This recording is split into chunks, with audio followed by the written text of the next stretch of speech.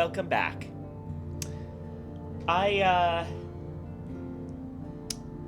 First off, hopefully you can hear me. Ah! Hello, base. Am I coming through all right?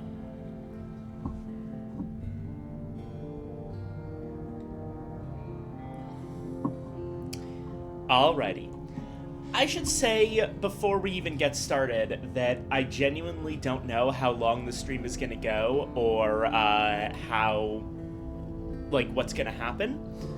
I had a very tough time sleeping last night, and I ended up staying, awake far later than I normally do. And I am still a little thrown off because of it. Yeah.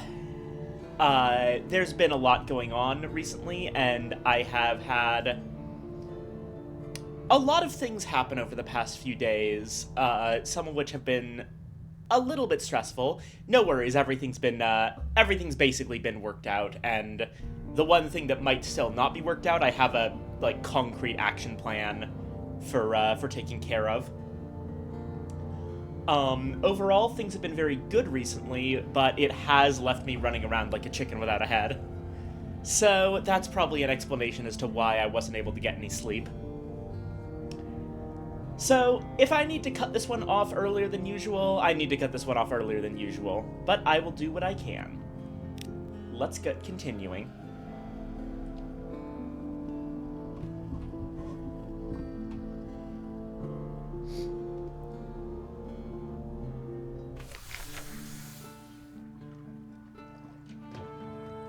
Alrighty. Now, where were we? Yes. We have a lot of advantages, all of a sudden.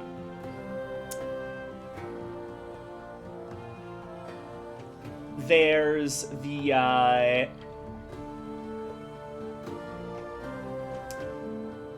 there's our Awakened Seal of the Red Science, which, right up until we take it to Station 3, is going to continue functioning as a bridge weapon. And rounding the island some more, collecting those Something Has Happened tokens. Also, thank you for the first. Good to see you, Evangeline. And yeah, that's gonna be a big part of it, but we actually do have a more concrete goal for rounding the islands now. We are, if you remember from last time, trying to track down either the original members of, or potential replacements for, the Seven Against Nidah. The original group that planned to lead a revolution against the Presbyterate and the College of Mortality, and seize immortality from the aristocracy. Because, I am being watered and stretched. I just sat down. As it turns out, the path to becoming immortal is a little bit more straightforward than we thought it would be. Turns out there are a bunch of people who have mortality, or immortality. They are hoarding the immortality, and the immortality needs to be redistributed to the people.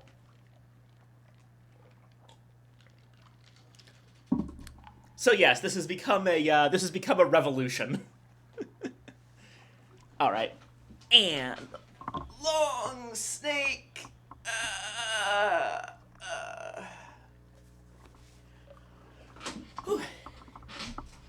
Thank you once again, Evangeline. You're always very good to me. We also last time got a really good engine, the Serpentine. That's because we finished the Genial Magician storyline, with him becoming the Satisfied Magician.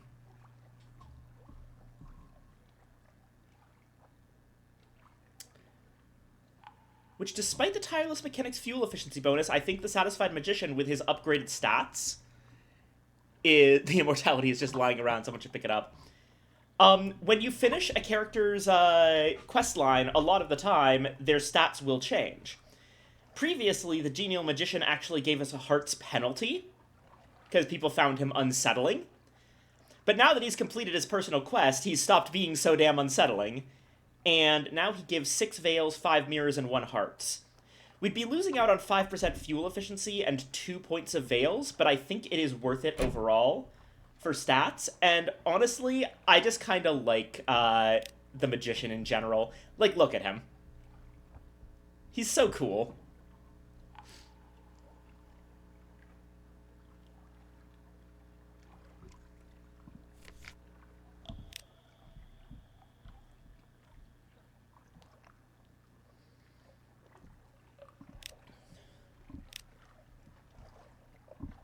Let's see here. Other things to do. We're still looking for Maybe's mother. Or Maybe's daughter's mother, I mean. Nacreous Outcast is tied to the Pulse of the Principal's storyline. Irrepressible Cannoneer is tied to that, whatchamacallit, the Seal of the Red Science that we've got, and I'm not going to be continuing that until we actually have a space on our ship for it.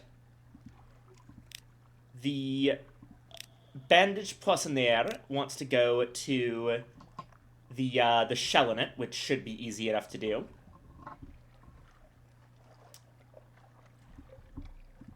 The Sigil-Ridden Navigator wants to go to the Chapel of Lights. None of the mascots have stories associated with them. They're always in their final form. We will not be completing the Carnelian Exiles storyline for reasons that, I actually can't explain easily. The short version is that her personal storyline is actually tied to a complete alternate ending that is much, much harder and riskier than immortality. I know how crazy that sounds.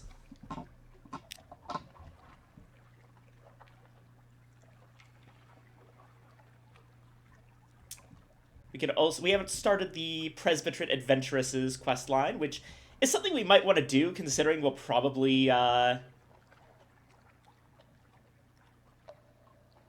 more context on the Presbyterate before we, invade it for immortality.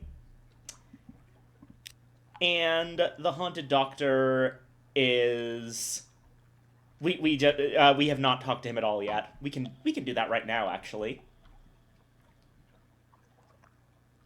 He is soft-voiced, courteous, rarely makes eye contact, but often stares at other people's eyes from afar.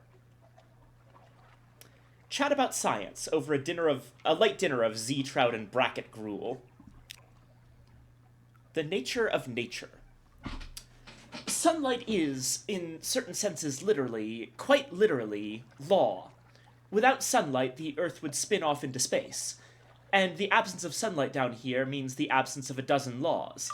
Death operates unreliably, though more reliably on the Z, as you know. Geography is uncertain and shifting. And dreams... He has grown animated. Now he seems distracted. He apologizes and composes himself. It was a particular interest of mine. Luminosity, the anatomy of the eye, the many liberations of night. Excuse me, this gruel is a little too rich for my tastes. Hey, Copper. He's well-spoken for a pirate. Okay, so I should actually clarify. He's not a pirate. The reason he has an eye patch is because spiders took his eye.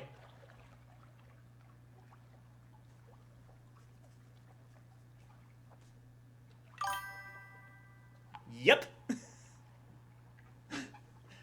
Of note, a couple things here. He's basically putting out some stuff that's actually fairly deep Fallen London lore, but for Sunless Sea and especially Sunless Skies, they basically just come out and say it. So, to go a little more in... Has an eye patch, that means pirate, you can't trick me. To go a little more into detail about the lore of the setting. and like the deeper aspects of the lore.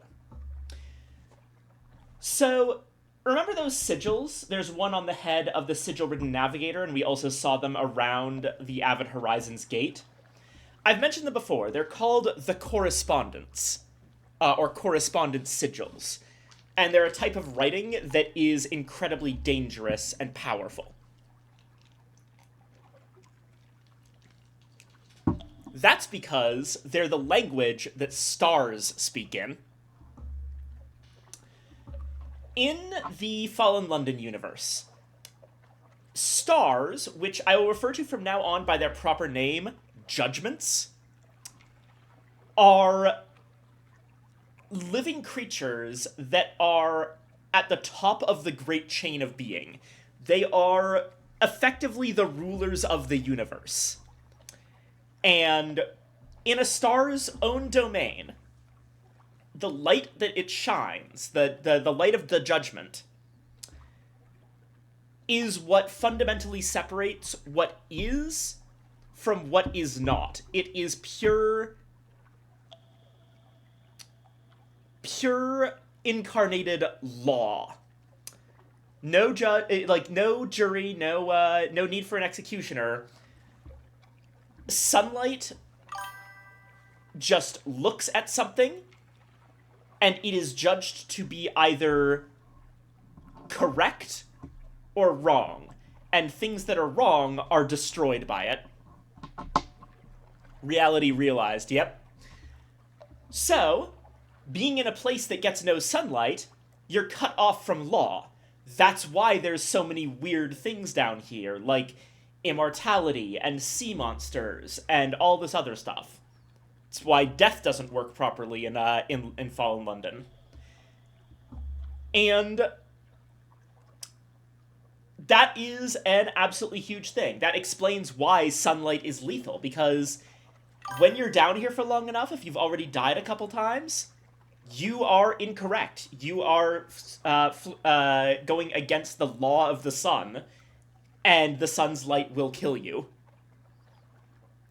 The rulers of the universe are people who are friends with He-Man. Those are the masters of the universe. Slightly different thing. So yeah, he's kind of just giving all that away, but that is a major thing that we now know about. Also, if you remember last time, we found a very special type of soul called a Judgment's Egg that we used to create that seal of the Red Science. That is implied to be the soul of a star. It is extremely rare. Well, the things that are destroyed by light are maybe things of darkness. They would only be real in eternal darkness anyway. Pretty much, yeah. And yes, the fact that we're using a Judgment's Egg and something that fell to Earth on Eastival. Speaking of which, Eastival. That's a place that has natural sunlight because there's a hole in the roof, and the seal of the Red Science, which was represented by a correspondence sigil, was something that we found there that actually made the hole. That seal, the thing we have on our ship right now that has been awakened and is sitting on our deck, is something that was directly made by a star. Possibly the sun. That's a good point. I need to play Eternal Darkness on stream at some point. Oh god, Eternal Darkness is so good. I definitely should play that on stream. It's a favorite of mine. It's been a long time since I played it, though. But yeah, the Seal of the Red Science that we have on our ship was made by stars. And we're planning on turning it into a weapon. Another thing, for the record. This guy here. It was a particular interest of mine. Luminosity, the anatomy of the eye, the many liberations of night. The phrase liberation of night is a massive dog whistle for something in the setting. This guy is a revolutionary, and not the same kind as us. We are a revolutionary against the presbyters' hoarding of immortality. But the Revolutionary Council in Fallen London, the Calendar Council, those guys are anarchists, and they are explicitly against all forms of law, which means their enemy is the Judgments. The Liberation of Night is a code phrase for their ultimate plan, which is to extinguish all light in the entire universe so that we can truly be free. At least that's what they say. Other people think that that's a terrible idea and would result in basically everyone dying. But, you know, make an omelet, break a few eggs. So yeah, this guy's not a pirate. He's a revolutionary. And he also lost an eye from spiders. Or possibly was a revolutionary. It seemed when he was picked up, like when we grabbed him off off of Savior's Rocks, that whatever he was part of, he's left it in some capacity. Let's talk to him some more. Chat about politics over roast lizard and cabbage in the Kaganian style. It's true, I fell in with restless elements. The usual reasons, of course. Watching the bazaar devour London, year by year. The iniquities of the rich and the pities of the poor. But more than that, I thought London needed darkness. Do you know what I mean? I thought the city was safer in the dark. Do you understand me? I applied my arts to that end. If you do, I need say no more, and if you don't, I should say no more. I actually don't know if the ad is running right now. I'm gonna assume it probably isn't because I'm not seeing anything. But yeah. So this is confirmation. The Haunted Doctor fell in at one point with the Calendar Council and the Liberation of Night.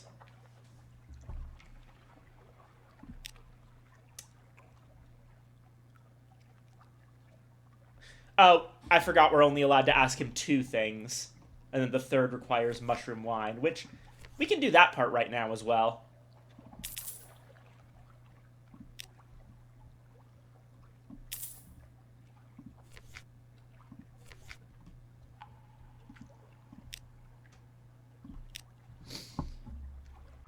The Haunted Doctor has kept to himself since dinner. Perhaps some wine will help him open up. I let most of them slip away peacefully, a drop of laudanum on their still on their tongues. For that sop to my conscience, I am most ashamed of all. The wine flows as the Haunted Doctor talks candidly of his past, of a status that allowed him to the bedsides of many of London's most infamous, and the black medicine bag that carried the tools of both his trades, doctor and anarchist poisoner. Oh, wait, hold on. There's the ad. I'll reread this when when it finishes up.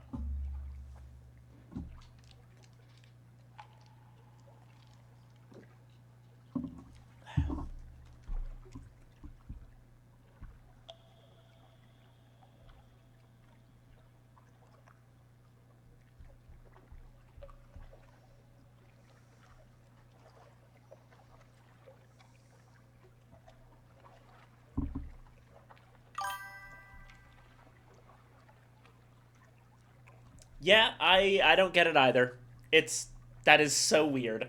My ads are ghosts.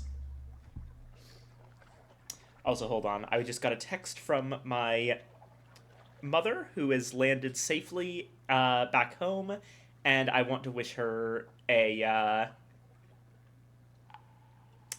want to wish her good luck with the jet lag.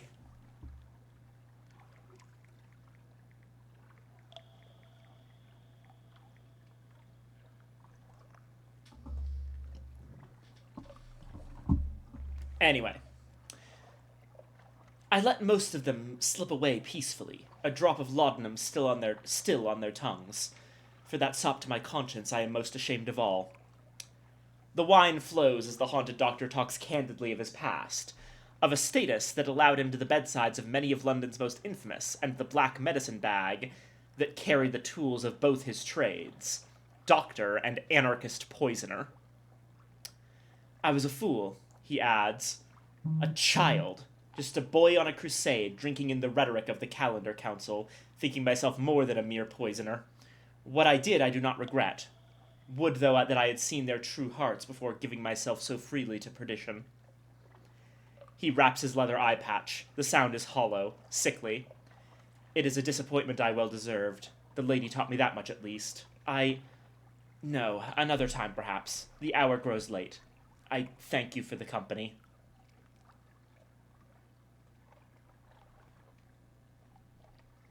The doctor may have more to say after you visited a place that touches his old interests.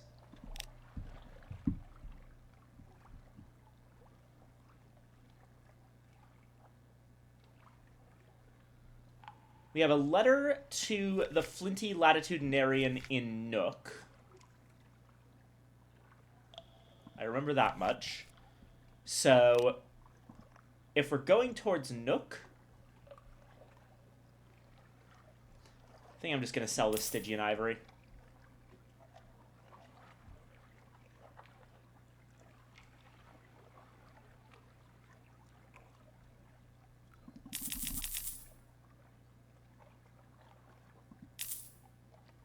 I'm going to grab some mushroom wine.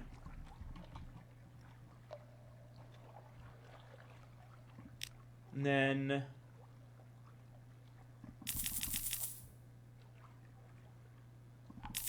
up to 18 fuel.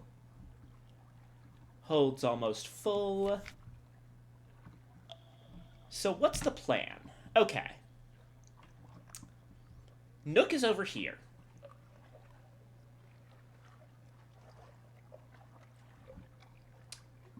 Do we have something to do at Rack? I don't remember from last time. I think we did pick up a new thing there.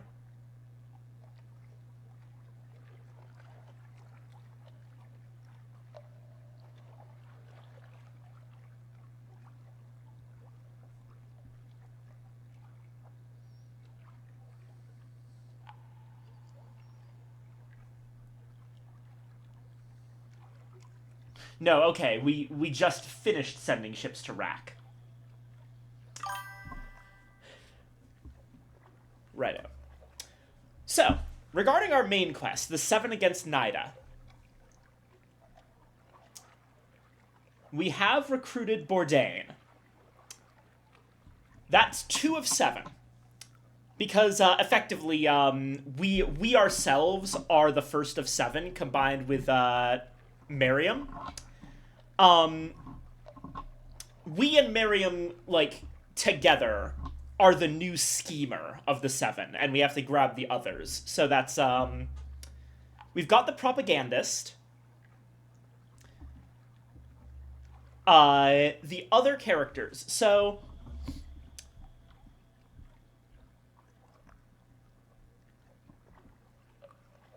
Lytton.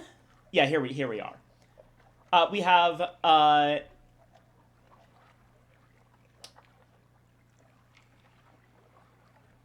6 people that we needed to get. The captain, the financier, the guide, the healer, the propagandist, and the soldier.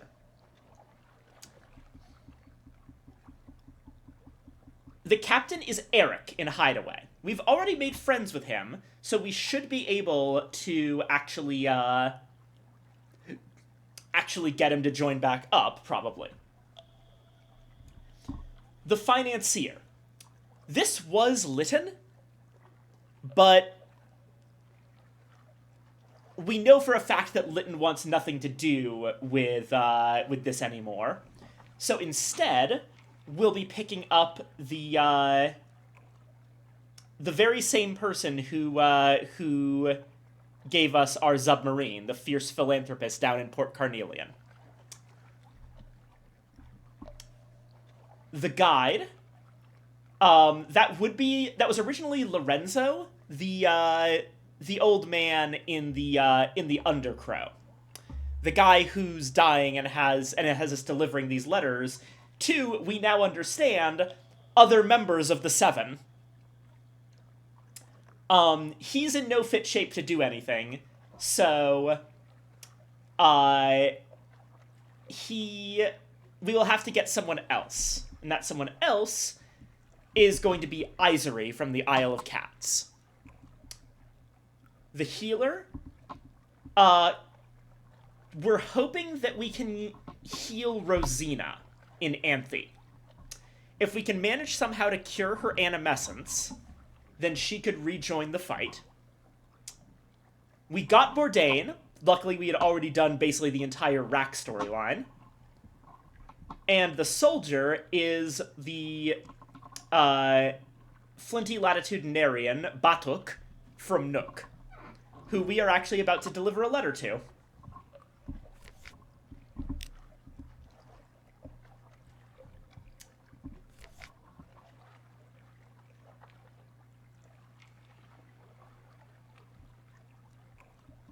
So, okay.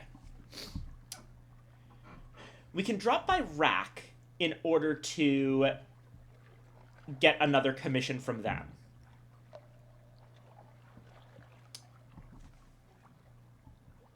We could also hop up towards Venderbite and hit up the Chapel of Lights before doing so, in order to help out the sigil-ridden navigator.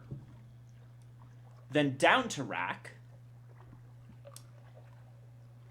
Probably over to Khan's Shadow, and then drop by Dahut. That point, we'll be able to refill on fuel at Mount Palmerston and also visit Anthe. I don't remember if we still have business in Irem.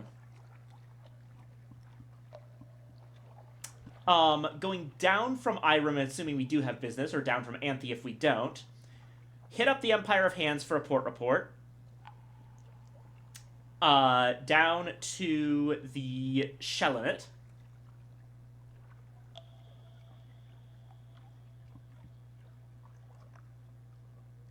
And then probably drop by Hideaway and the Isle of Cats.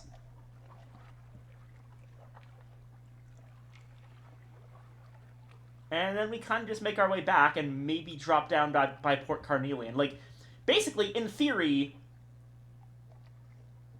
we could do a full circle of the edge of the map with a dip in the middle to get to Nook.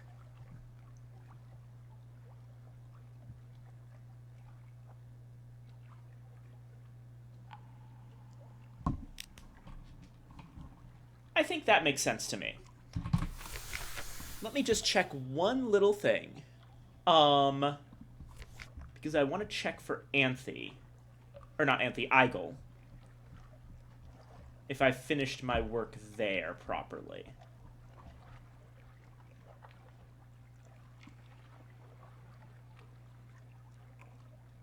Igel, there it is.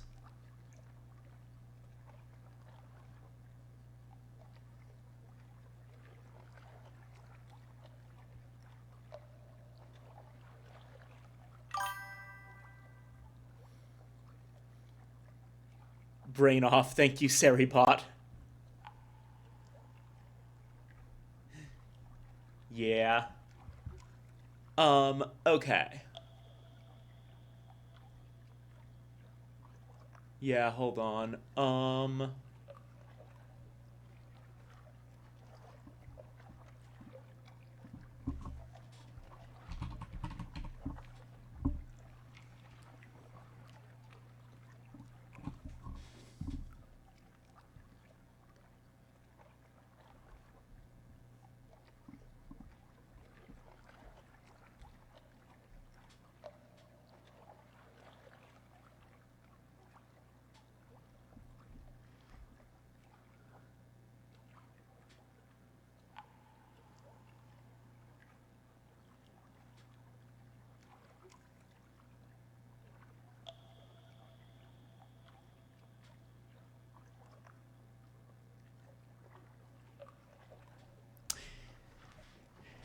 Yeah, okay.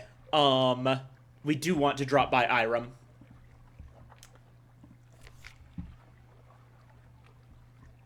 Righto.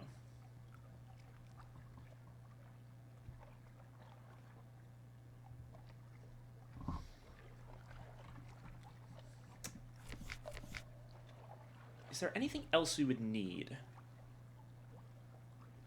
Oh, right. While we're at it, let me check something else.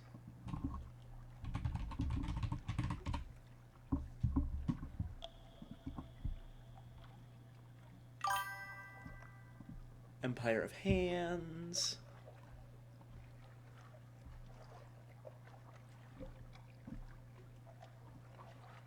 If you were a fungus, what would you be? I would be a fuzzy mold.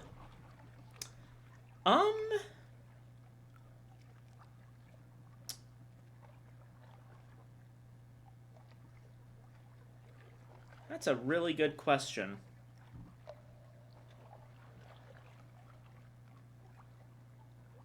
I like those shelf fungus, the ones that grow on the sides of trees.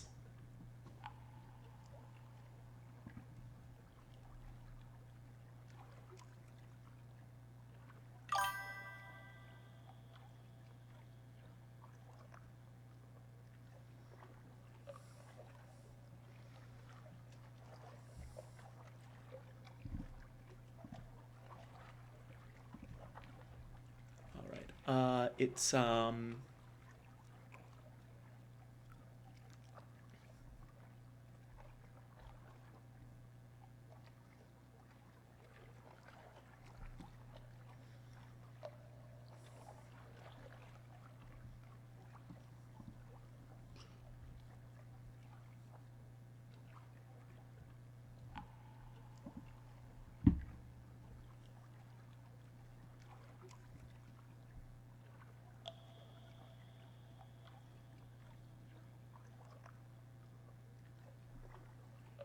where was it?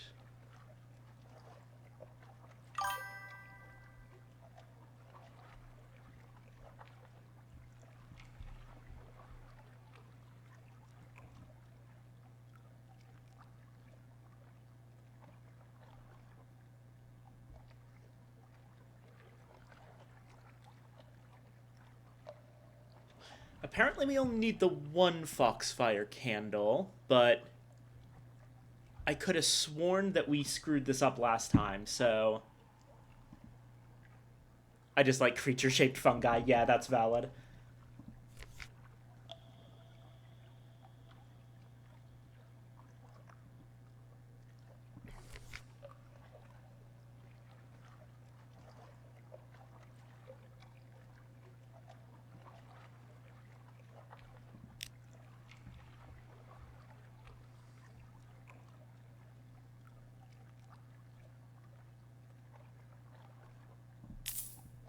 Selling the prisoner's honey in exchange for 5 Foxfire candles. There we go. Now we're ready.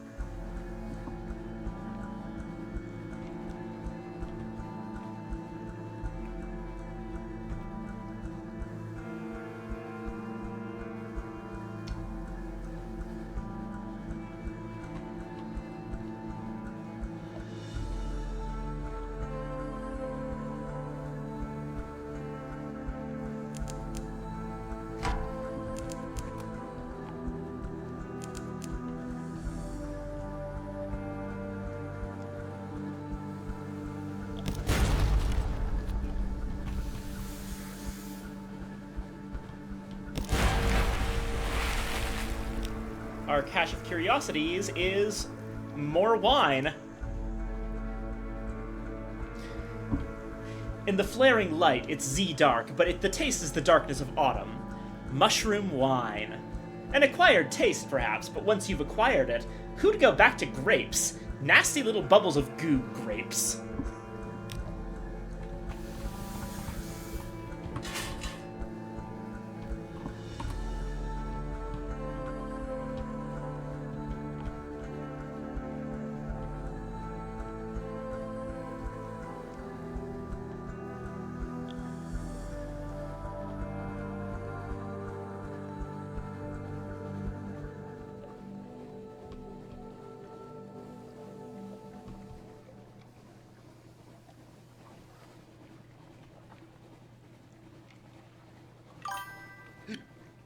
You could not get people to turn away from the sugar and grapes. Grapes are perfect food. That's fair, yeah.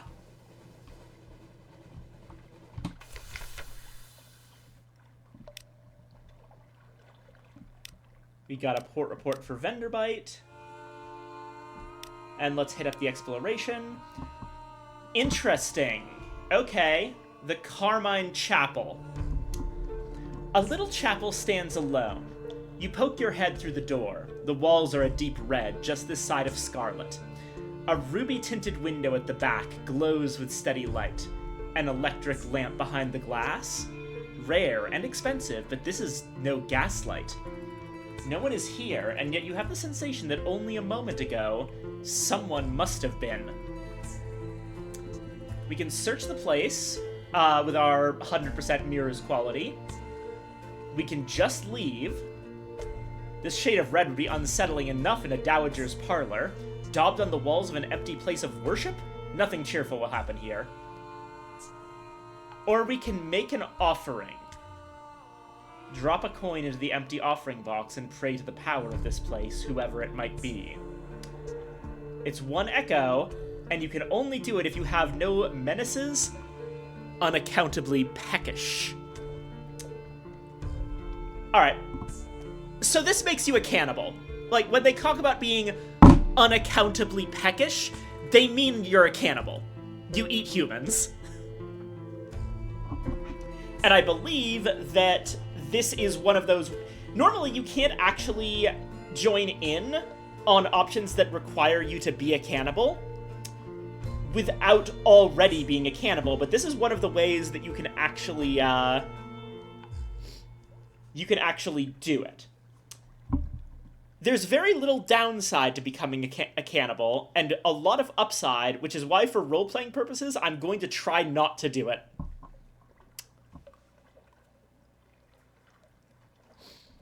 So let's search the place. Lame. Listen. Listen. I am role-playing. My captain is trying to not be too much of a garbage person. Your kid would love to hear this one. A huge part of the problem is also that if... So cannibalism in the Fallen London universe is almost explicitly a curse. And... not gameplay-wise, but story-wise, it tends to also infect anyone who's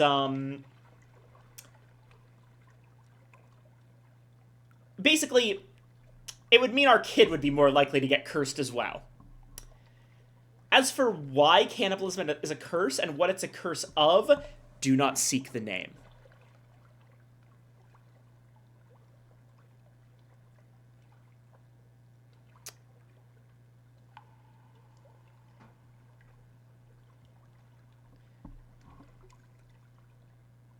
There's a storyline in Fallen London called Seeking the Name.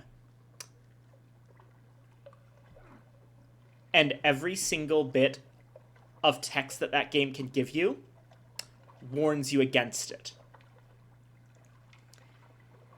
It's... First, they do it in character.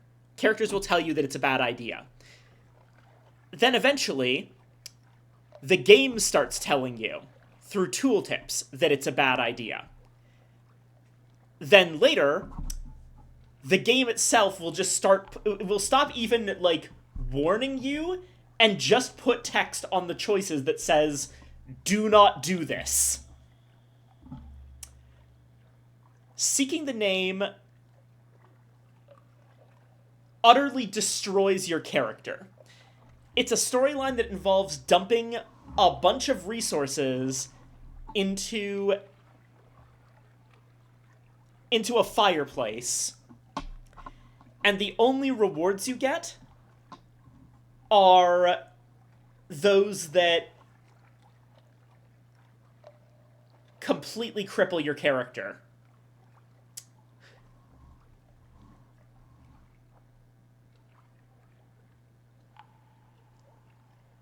And if you go all the way to the end of that storyline in Fallen London, you get one page of lore that has never been shared by anyone who's completed it, the page of which explicitly asks that you do not ever share what's on the page with those who have not sought the name themselves. And then your Fallen London character gets permanently deleted. It's a story about obsession and a downward spiral. And it's a bad idea. And fundamentally, it's a story about cannibalism. That's what Seeking the Name is. If you're wondering, I have not done it. At least not on my main account. I have a secondary Fallen London account that's only for Seeking the Name. It is slow going because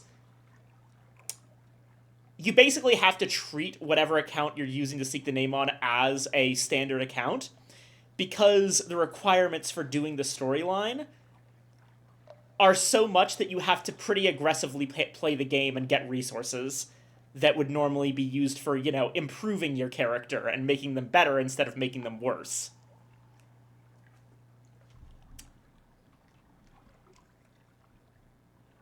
There is an altar, a block of basalt. There are pews, a pulpit. No Bibles, no hymn books. The stained glass window is the red of cochineal. An inscription on the lintel of the door reads, "For I was an-hungered, and ye gave me meat." That is all. Your crew are eager to leave. No one looks back.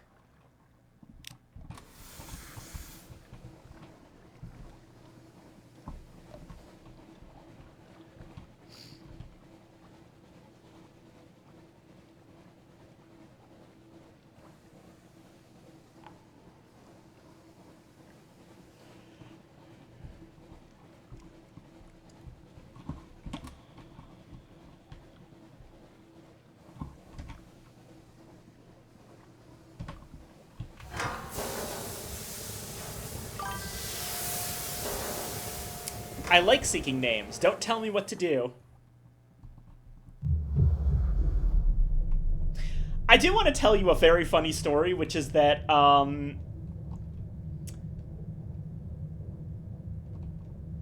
during one sequence of, Seeking the Name in Fallen London, you have to, like, make your way through a nightmare carnival.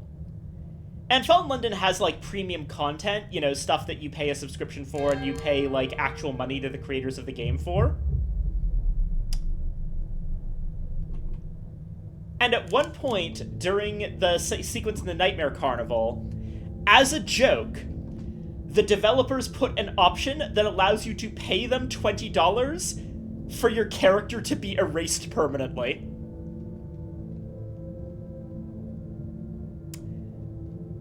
And the funny thing was that it was bugged. When they released it, they didn't think anyone would actually do it, so they didn't actually check enough to make sure that the option actually worked. And inevitably, when someone did actually do it, and didn't get their character deleted, they submitted a polite bug report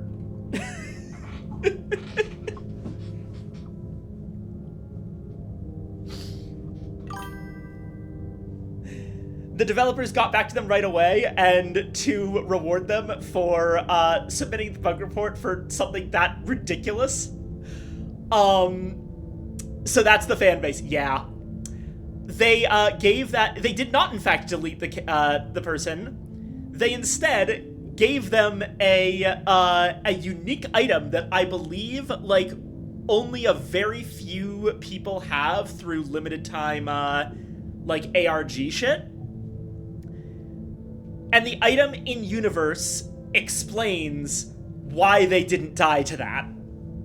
Specifically, they were given an apple of immortality, which basically says, like, yeah, the sunlight would absolutely have killed you if you like when you take that. Like, normally that's what's supposed to happen when you take that option.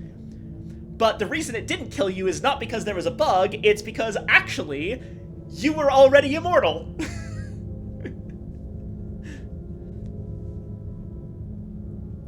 Anywho. Search a Connet wreck. It lies on the Z-bed like a closed casket.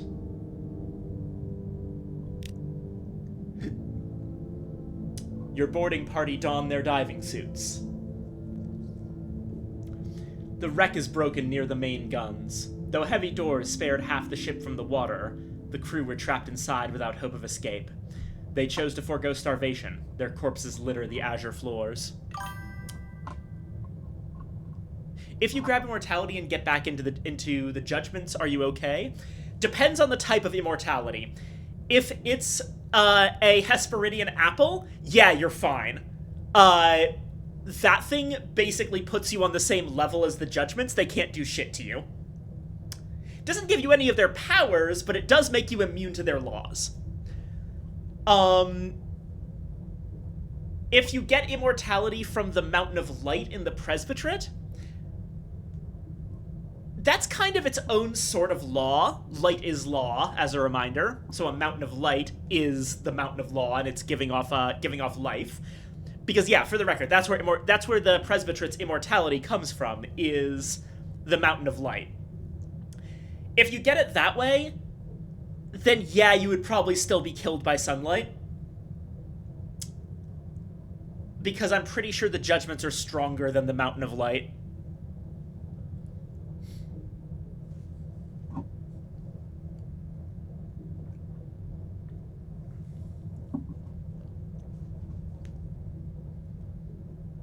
Your doctor kneels beside one.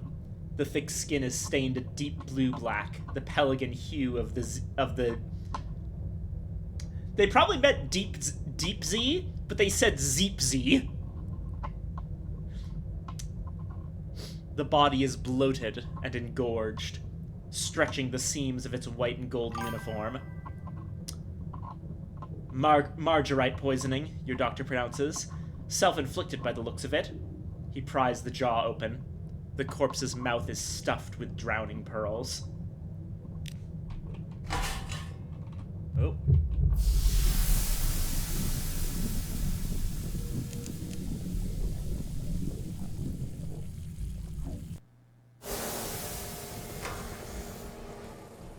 Alright, here we are. Chapel of Lights.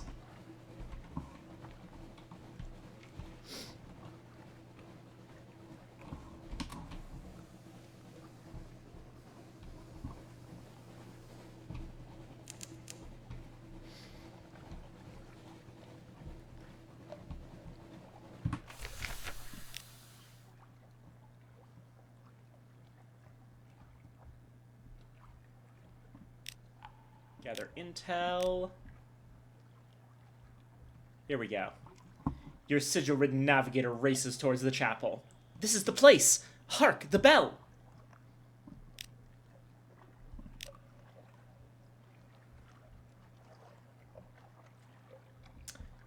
You enter to see your navigator shaking a smiling priest by the collar.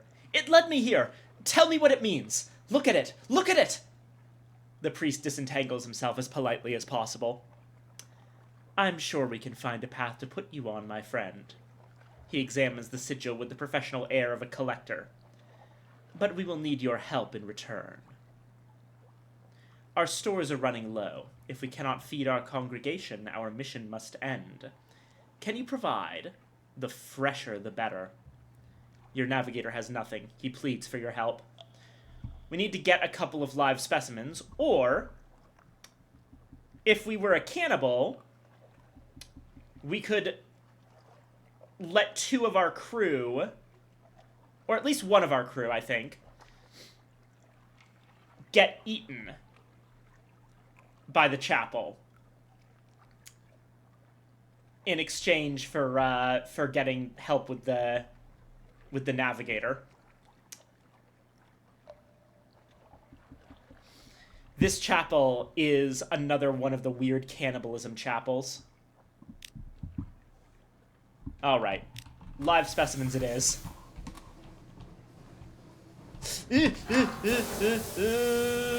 Mount Nomad, Mount Nomad.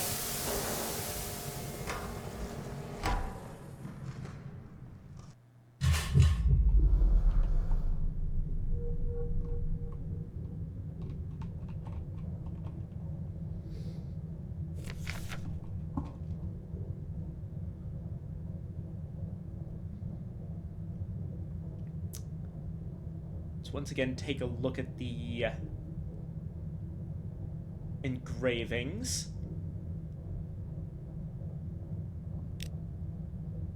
Yep, fragments and snippets.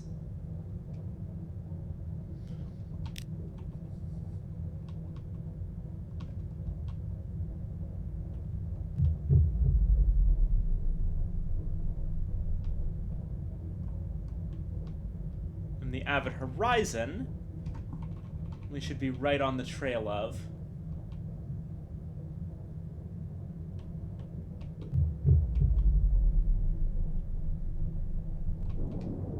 And yeah, the underwater of the Avid Horizon is absolutely covered in those sigils.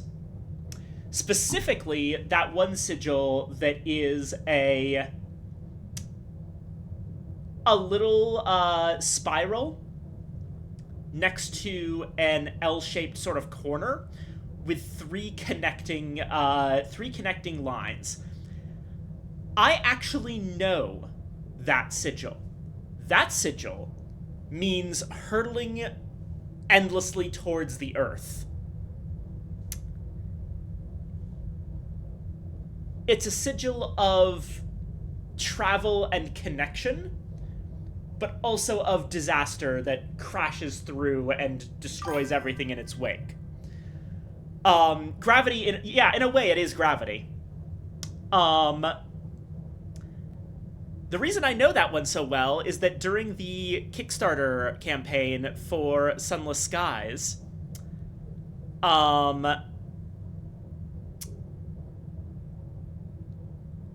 they actually had a challenge to take a picture of yourself with a correspondence sigil on your actual skin.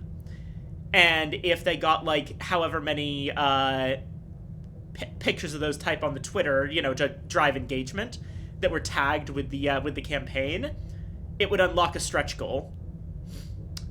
And I participated. There's a very old picture of me out there where I have used I don't remember...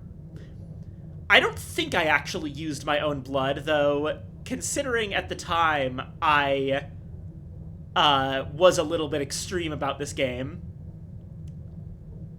I know I did draw blood for something silly once, but I don't think that was it. I think I probably just used a red skin pencil of some kind. But yes, I did in fact... There's an old picture of me out there where I have hurtling mercilessly towards the earth inscribed on my forehead.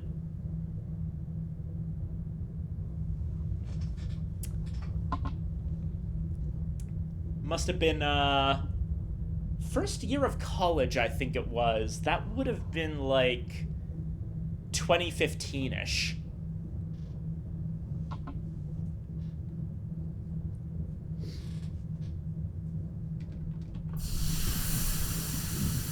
Anyway.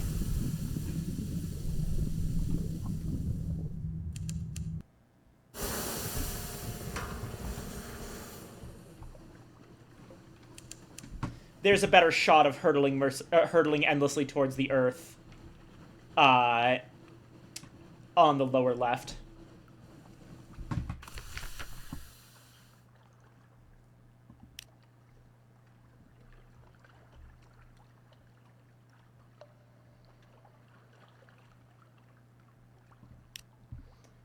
Avid Horizon port report.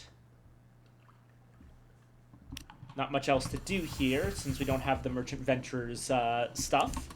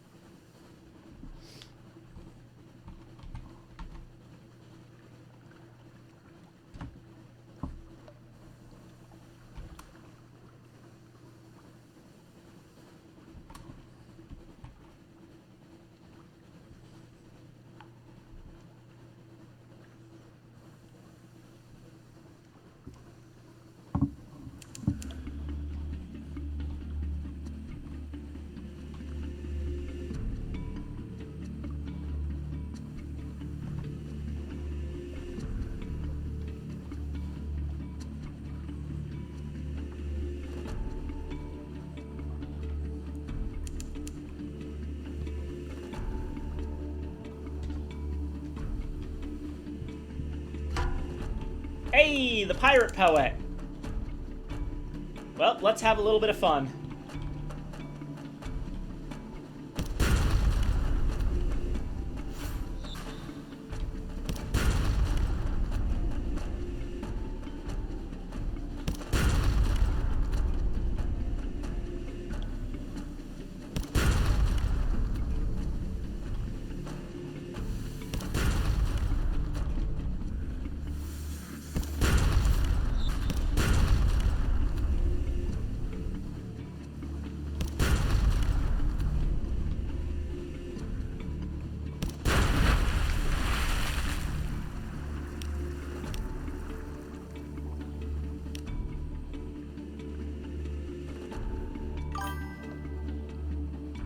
Hi, pirate nerd. Ooh, lots of supplies.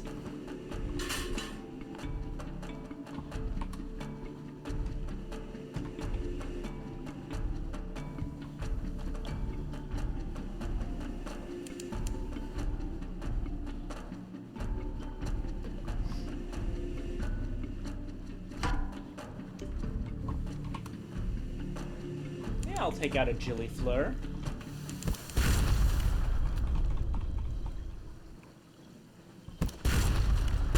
Damn.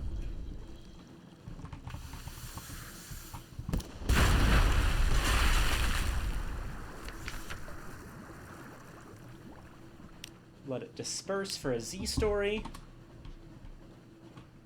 And also, I'm going to use some of those supplies that we just got to repair the ship.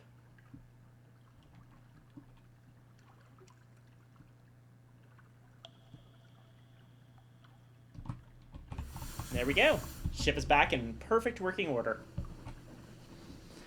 I found that on the east side of the map, because of Eastival, supplies are actually very easy to come by. So if you have sufficient fuel, you can, and you're at more than 50% ship health, you can just keep your ship in pretty good condition.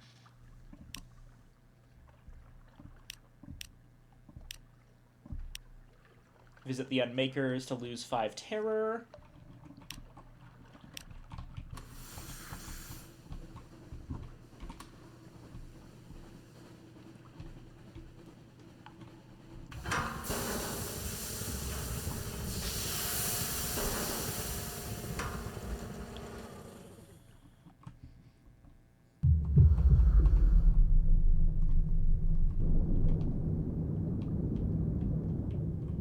Right. Okay. Reminder. If you see anything on the Zonar, don't look at it.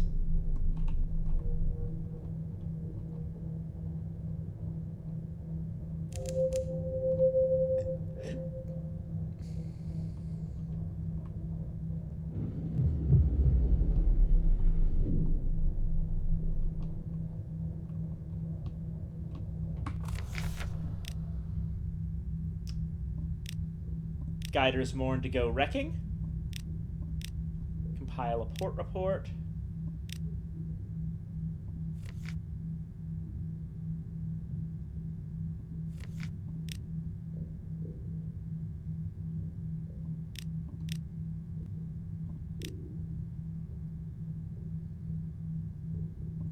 Get a scrap. Taste the tether.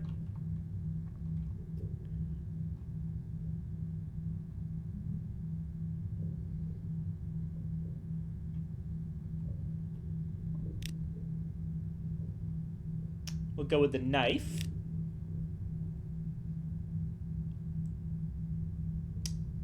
Our attention settles on an envelope, how it reflects the light, how it is to hold it at last.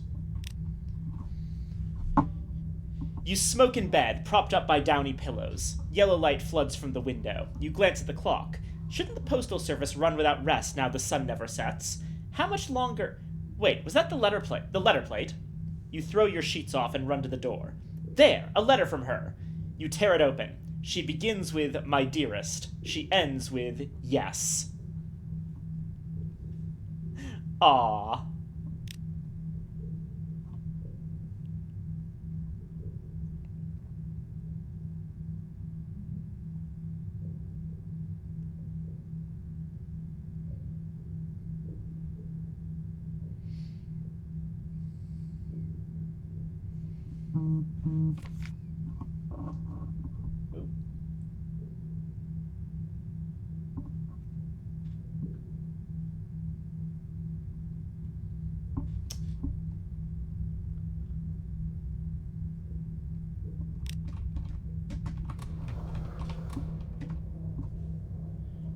Right.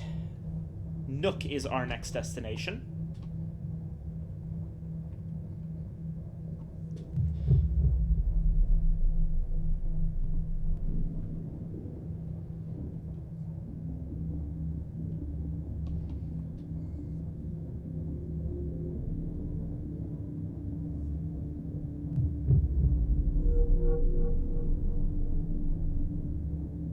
That's a wreck ship. Don't look at it.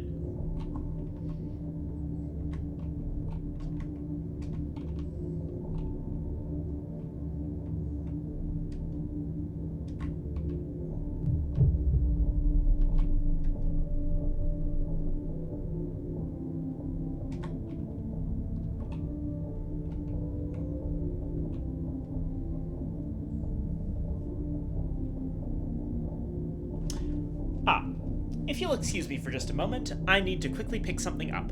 I'll be right back.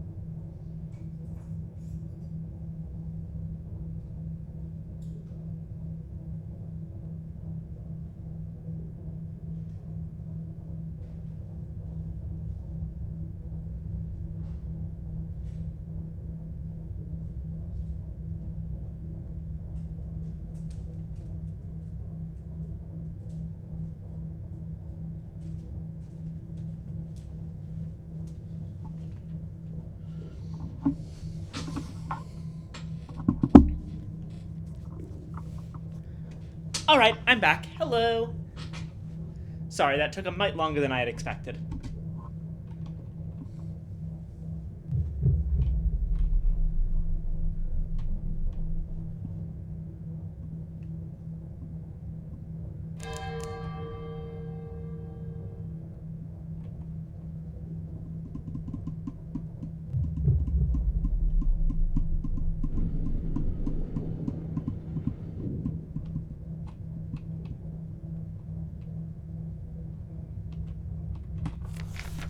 And here we are once again in Nook.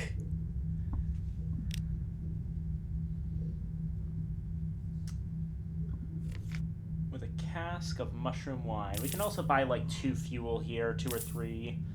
It's only slightly more expensive than London.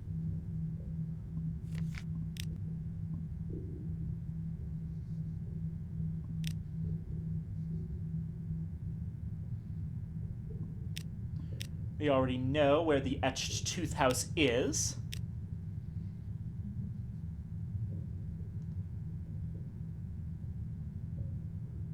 So let's start off by giving him the letter. Deliver the almost dead man's letter. The flinty latitudinarian takes it, suspiciously. He reads slowly. Correspondence is unknown in Nook. When he finishes, he reads it again. Fool, he says. His voice is rough and fond. Tell Lorenzo that Rosina makes her own choices. And tell him the route was never his damn fault. I took the decision to charge the gate. I missed the hyena's approach. He blames himself for too much, and I'll be damned if he's taking this one from me. It's my fault, and I mean to be buried with it. Tell him he can get his own failures, and tell him... No, never mind. Too late. Too bloody late.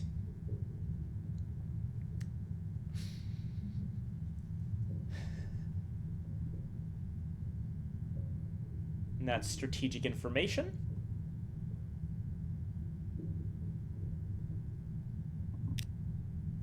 But also, hey, speaking of the whole, like, reminder of your greatest failure thing, how'd you like a do-over? 'Cause I'm offering. You recognize him from Miriam's statues. The same enviable chin, the same heavy-set shoulders, the same scowl. The gentleman protests too much. He squints at you. No, he says. No what? No, I'm done with responsibility and causes. I came here to be left alone. What goes on out there isn't my concern. Not anymore. Interesting, then, that he chooses to preside over the only place in Nook where people come to speak of the wider world. Perhaps if you shared some of your own experiences, you could remind him what he's missing.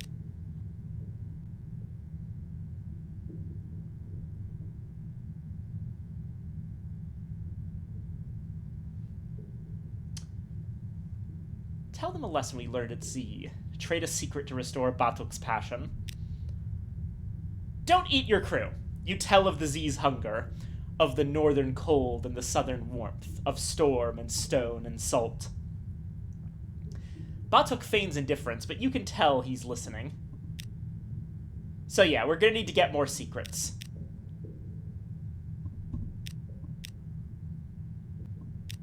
Port report. A vile place, festering, acidic. No laws but those of tooth and claw, written in scars. Civilization? Impossible. Making tea would be a logistical impossibility. Yet the inhabitants seem content. Many have come here from London, the Connaught, the Presbyterate, abandoning cultured life for this tenuous existence. They grin, their mouths full of stolen flesh, or float naked and carefree. Many have nothing, and nothing to lose.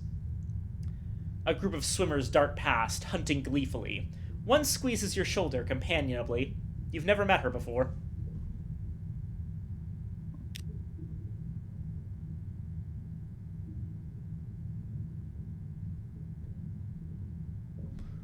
I'm a little bit worried about that taste of freedom quality. I've done all this before, but...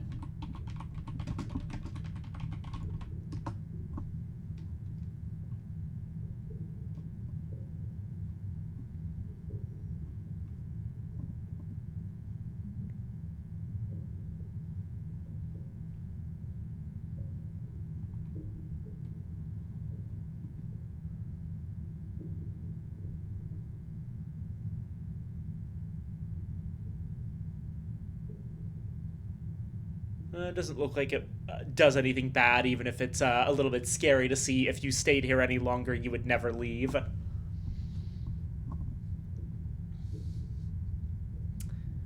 There is only one law here: survival of the fittest. You pick your target, a rangy man with a bag of the phosphorescent globules that provide light down here. He doesn't have as many scars as most, but he's missing an eye. You approach from his blind side and above, launching yourself from a nook tooth like a torpedo. He fights, but an arm around his neck cuts off breathable water as well as it would air. The other nook folk pay no attention as you claim his stash.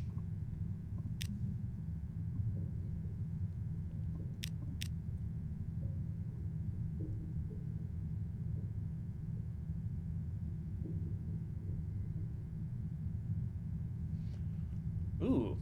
Accept a scandalous invitation.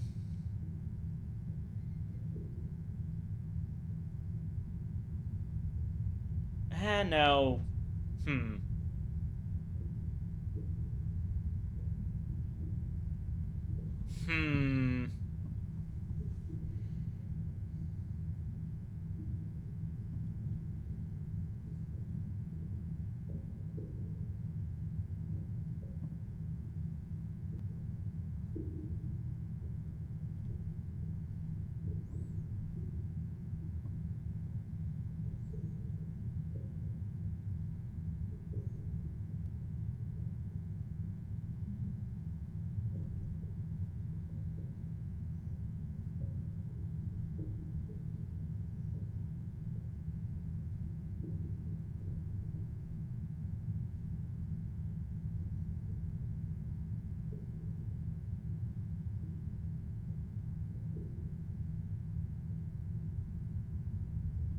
Apparently this is not considered cheating on our sweetheart in the same way that some things are. But...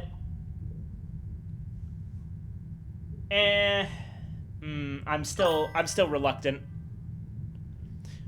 Oh yeah, the scandal's invitation. Basically, there's some Nook people who are, you just got back. While you were gone, we spoke to Batuk in the Etch-Tooth house. We delivered the letter, which he basically responded, tell Lorenzo that it wasn't, like, he blames himself too much. It was my fault that, like, I was the one who fucked up our charge and didn't notice the flanking maneuver.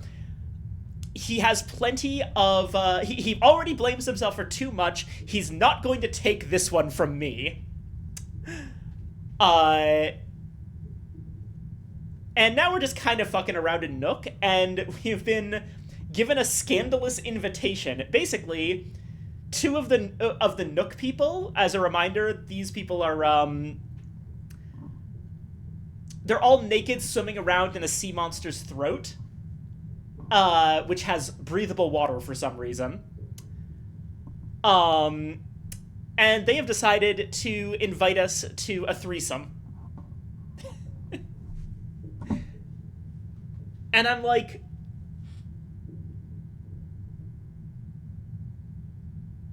I don't think there's any... there's no consequences for doing this, but it still feels like cheating on our sweetheart back in London.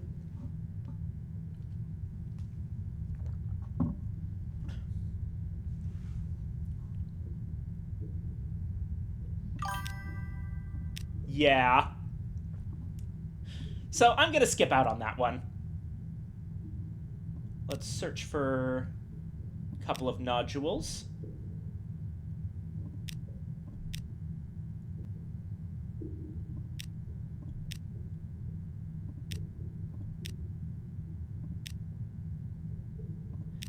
Actually, wait. I remember we get live specimens from this.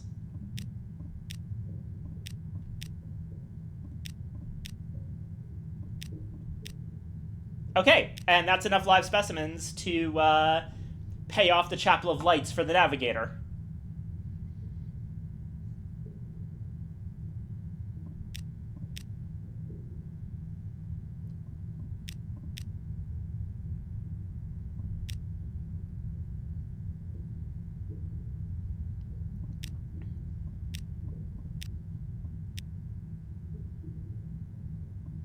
Unfortunately, this does increase our terror to do.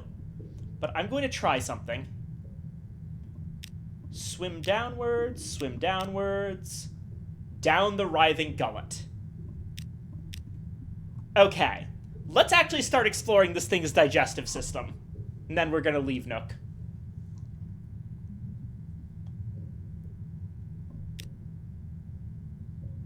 We lose phosphorescent nodules each time, as well as tolerance for Nook water. Festering bubbles burst against your skin. Every kick and stroke is a struggle. There's no treasure here, but a swift downward current promises a faster journey. We descend deeper for free. Another slipstream. Another slipstream. That gets us a secret, which we can use to get Batuk's attention. More slipstreams? What the heck is going on?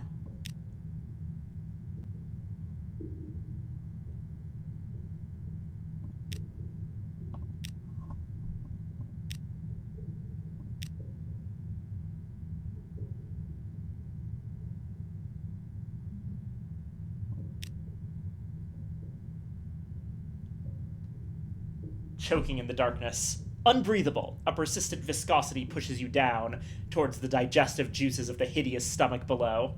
Only frantic kicking allows you to struggle free and rise again, gripping tight to a stomach hair to get your strength back. One thing is clear. This is as low as you can go.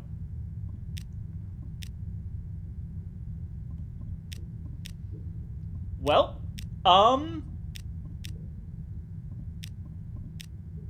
we got another secret. Hey, Batuk. When you finish your tale, Batuk asks a question. He contemplates your answer. You know, I'll bet you anything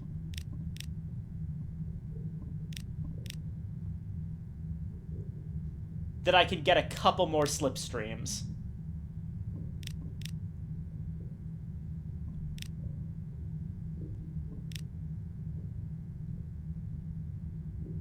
Oh, hold on. No slipstream this time. 80% mirrors chance.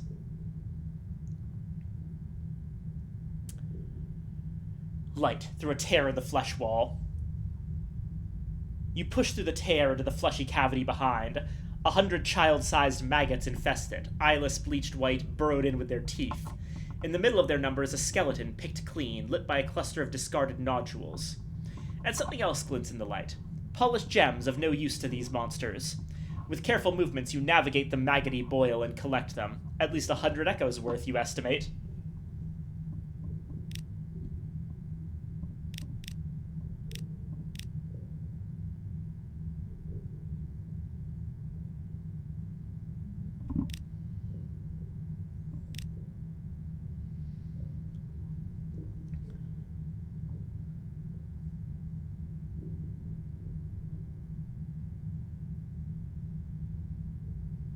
This one could potentially wound us.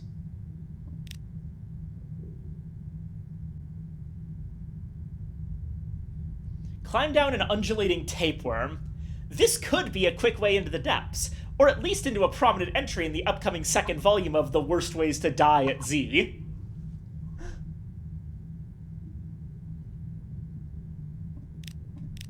Yeah, let's get out of here. I'll grab some more nodules. That's another 5 terror. One more attempt. Ooh, nookweed. A circle of nook folk scrape what looks like a thin algae from the smaller teeth and chew it like snuff. Their eyes flutter, then bulge, brimming with visions. A memory of space. Your vision darkens, then floods with light. Nook is not freedom. There is no freedom down here in the black belly of the earth. Freedom is above, beyond the thin blue shell of the sky, out in the stirring, shining reaches of the high wilderness. Once you surged between the suns. You recall swelling suns and golden thrones and the writhing world. A writhing world of something. Now you coil in this pit on the bed of this little sea and sleep and dream of the winds of nowhere and stir and sleep again. You are growing hungry. The vision fades. So this creature that makes up Nook, this gigantic monster, is actually from space.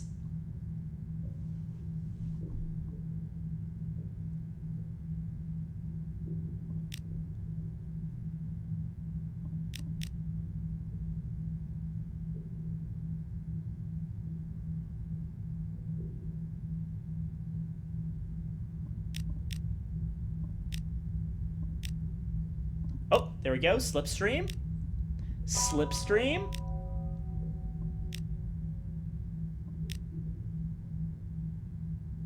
I see. We can just kind of keep following the slipstream until we, An ossuary of bone. What looks like horizontal ribs line this part of the stomach. Skeletal remnants hang from them.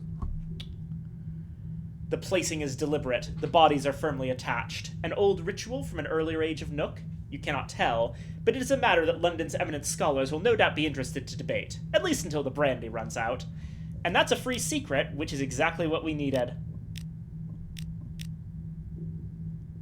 Upwards to the maw. Etch-tooth house. Stoke Batuk's rekindled curiosity. You have him on the line. He leans forward when you speak, his eyes misty with memory. Batuk attends closely as you speak. You tell of the great Nethi powers, the robed masters, comfortable in London's bazaar, the Khan, secure in his fortress, the presbyter, reigning for 1,000 years over his 77 kingdoms.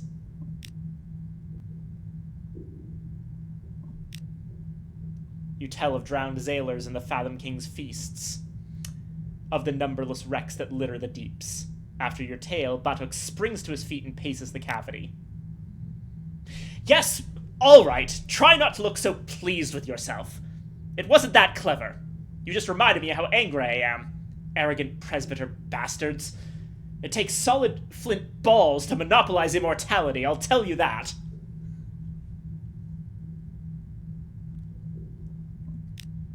You know, when we sacked Nidah, I broke one of their tablets, the ones they keep their precious laws on, smashed it on their pretty gemstone street. It said, "The Prester saith, none shall set foot in Nidah save he that was born there. He who violates the law shall be cast into the deepest deep and always forsaken." Well, bugger that! Tell Miriam I'll be ready when she calls me. In the meantime, I'll start looking for some soldiers. The 7 have found their commander.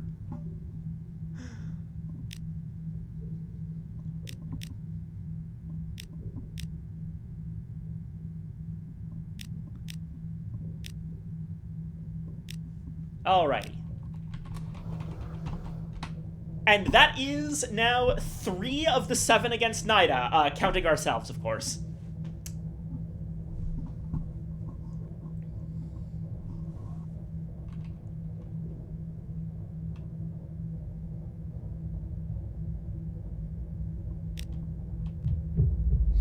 We did end up getting a lot of terror here, which is unfortunate. We probably won't be safe, in terms of doing stuff in Dahut. So instead I'm going to drop by Frostfound and then Mount Palmerston, and I'm going to keep the lights on.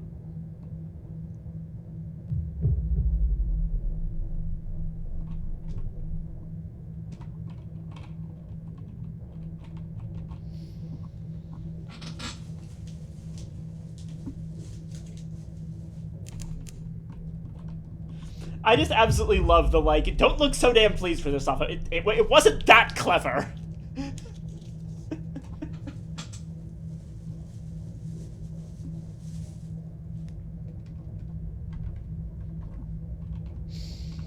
I love Batuk.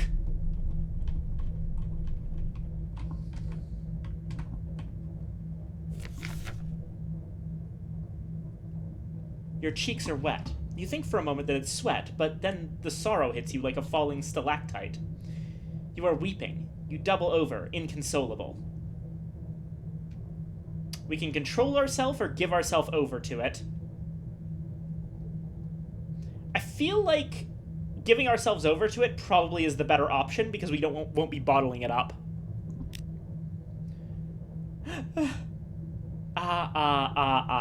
Your crew watch in alarm as you collapse to the boards. Tears burst from your eyes.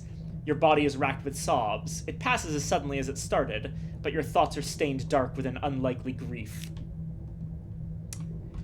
It's little things like that I really love. Like, there's no explanation, as far as I can tell, as to why that happens.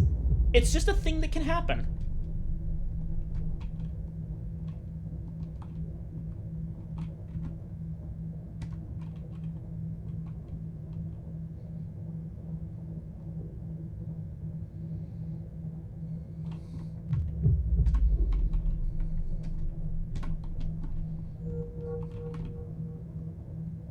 Is that something good? Yes, actually.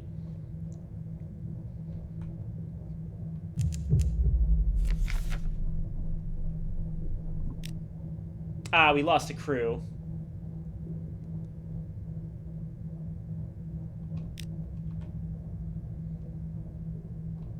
Though arguably that does reduce our rate of supply consumption.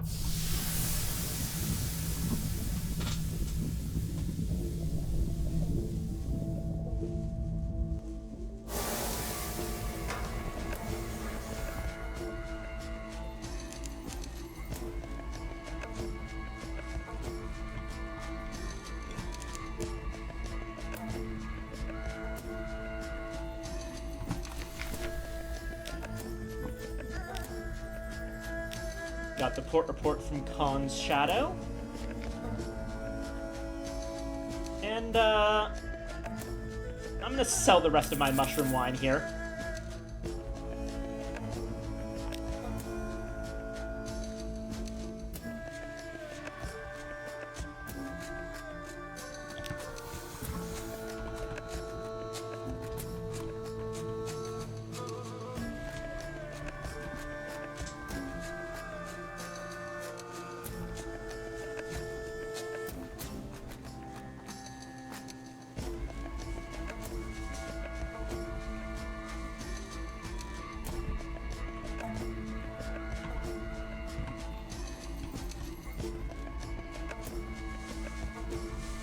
Sail past the Connet,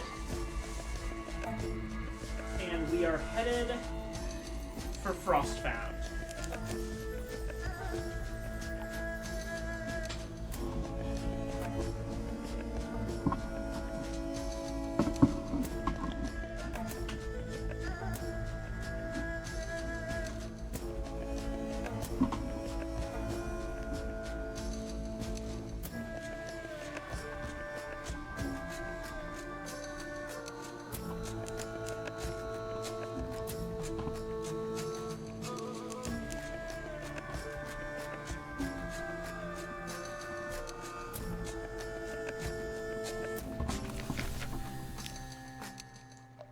Tea with the squatters at the dock to lose terror and gain supplies and fuel.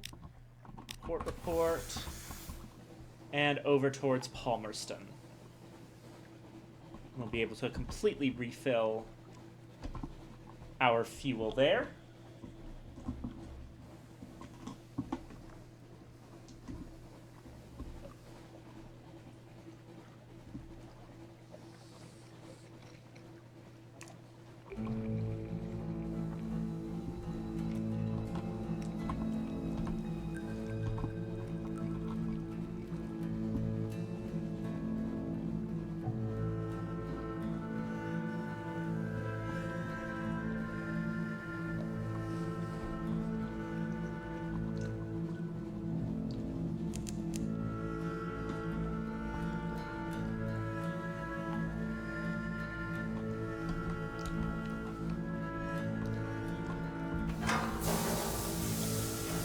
We'll drop by Amphi.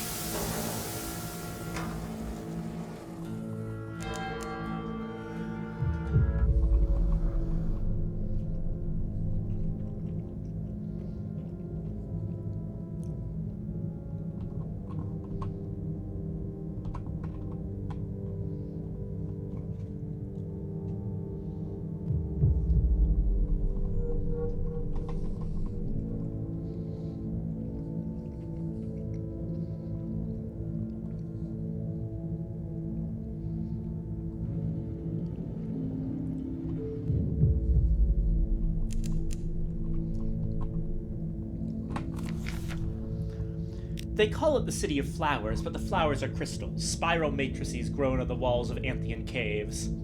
The inhabitants of Anthe are at least partly crystal too. They call it going sharp, becoming more perfect and clearer and colder. Anthe Port Report. Right, Rosina. This is a rough one.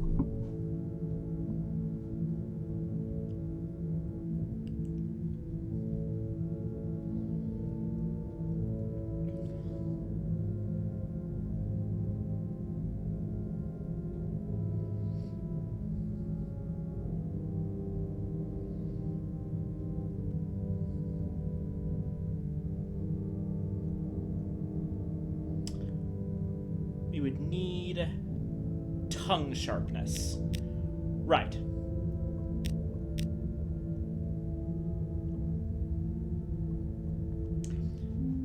Our current heart's quality should be fine, though actually I can make it better with the monkey foundling.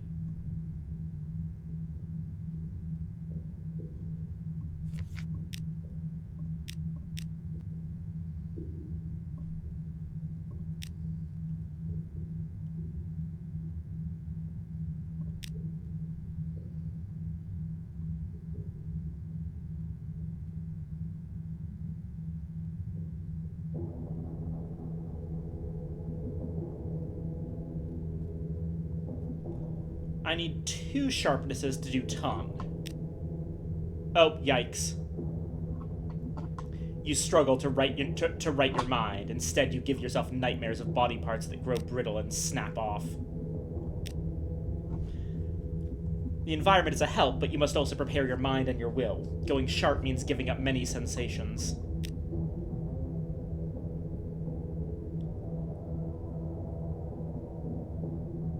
All right.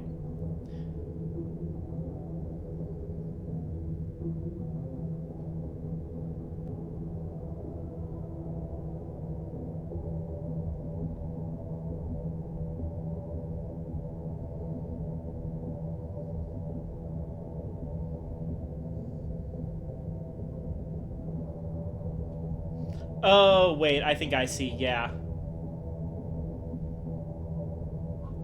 I need another sharpness first.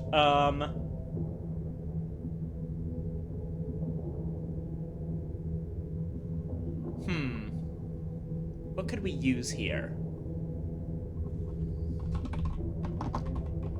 Our ultimate goal is healing Rosina.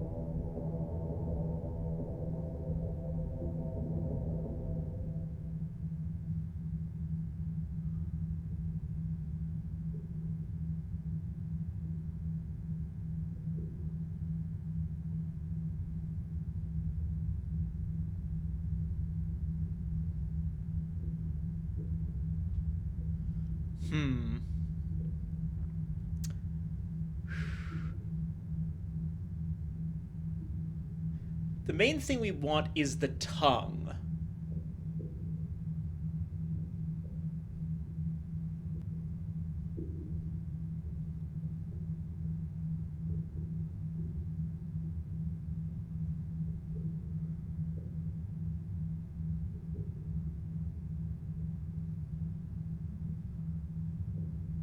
Ah, we definitely want lungs. Lungs could potentially be huge for us. Because that would let us possibly heal Rosina very quickly if we know what we're doing. We can't do that right now, but it's good to grab it first. Breathe less. Let your lungs become a chamber of crystal. Breathe less often and more purely. take on the companionship of divers, opera singers, coal miners, and producers of poisonous gas. The Salon of Incense. The chamber is lined with black crystal. Braziers are lit, and a low haze hangs in the air, troubling none of the inhabitants. Your respiration slows. Your exhalations are cold and dry.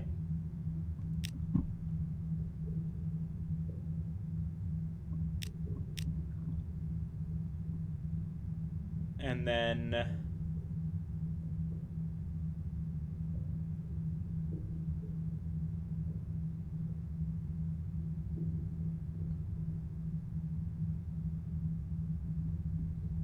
What?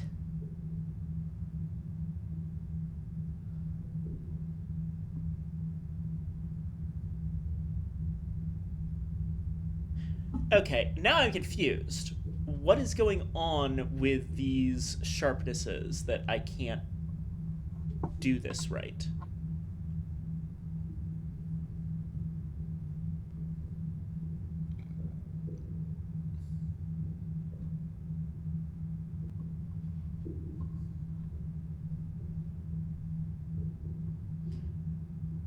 So we have capacity for sharpness and number of sharpnesses.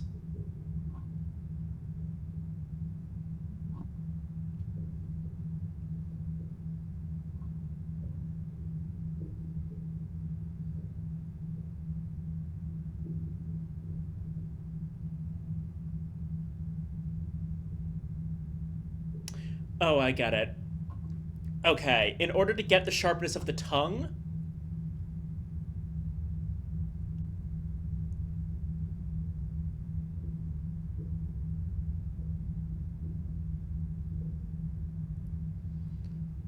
we have to have effectively 2 extra capacity for sharpness, which means that we're going to have to take a risk here that I'm not a big fan of.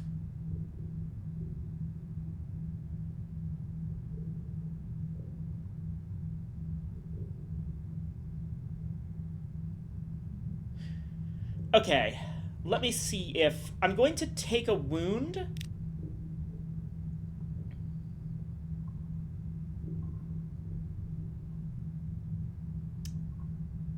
To get rid of our sharpness of spleen and lungs. And then see if I can... I'm obviously going to still need spleen, because otherwise I can't actually visit Rosina's chambers.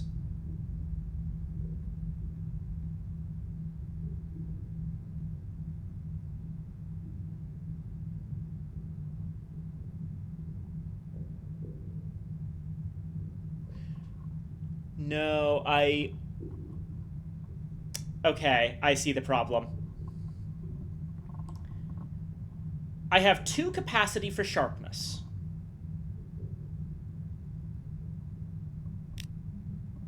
Lungs, it was the right thing to do. I just fucked this up.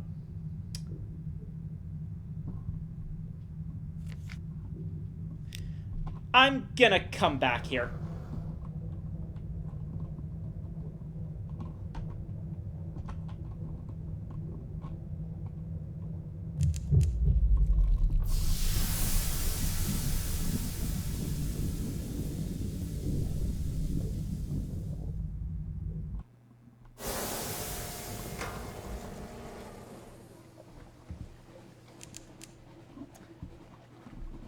Anthe is, as you might have been able to tell, really complicated to deal with.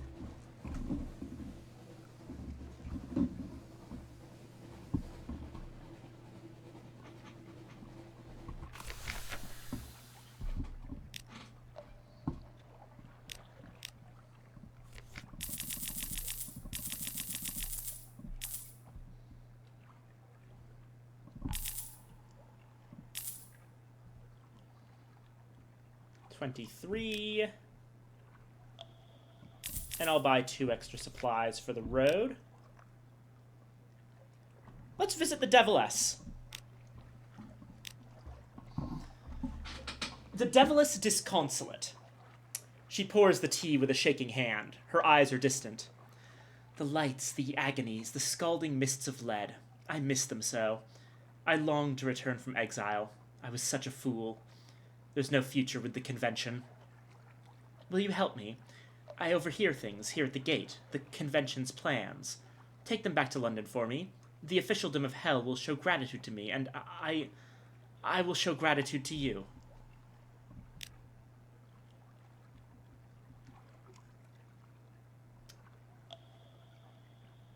She hands you an envelope. Unsealed, she points out. I choose to trust you. She's certainly lying. Devils do not trust.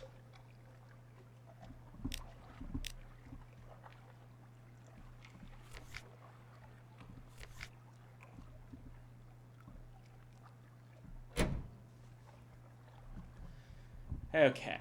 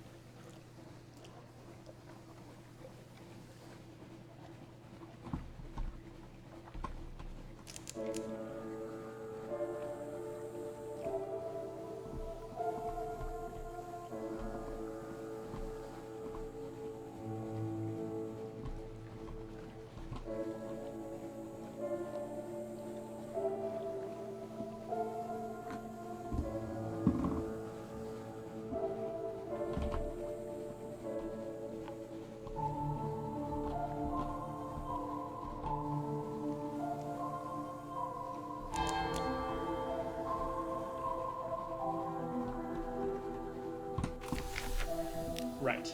Irem. Send word to the Imperious Sister. For a fee, the Finger Kings will craft a dream that will tell the sister her brother's regret.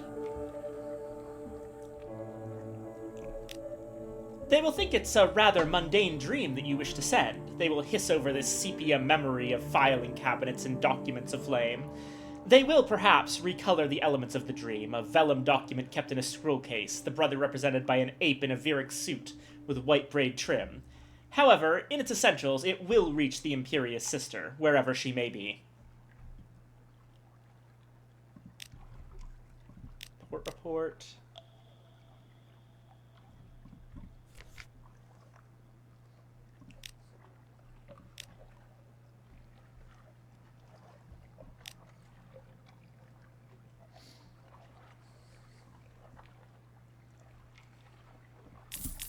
I'm gonna balance out my Z stories and Tales of Terror a bit in the other direction.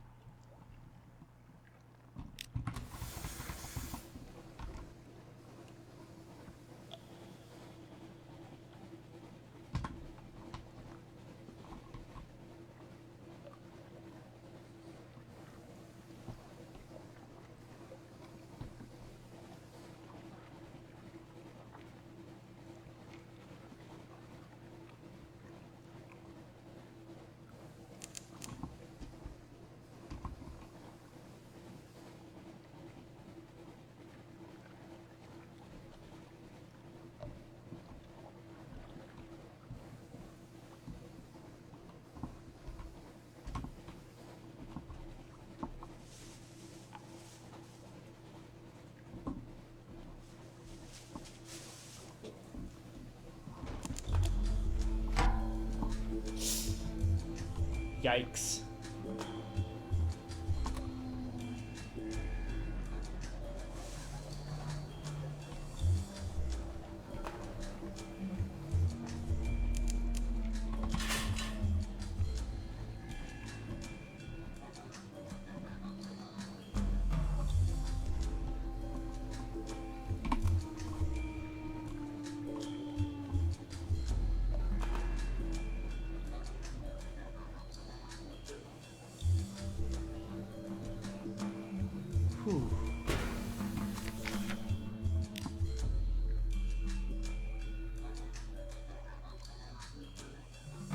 Oh, hello. Shore leave. The parasynthetic jungle holds many dangers. Step carefully. There is no authority beyond the fence. Oh no! I didn't realize that would give me 10 terror.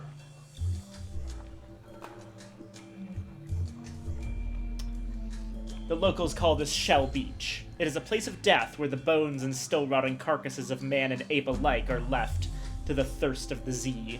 The charnel history of the Empire of Hand stretches out among the flies and the maggots of the apes who would be men in their stolen civilization. Something glints around the neck of a skeleton, a locket. You pocket it, though it does not look like it is worth much.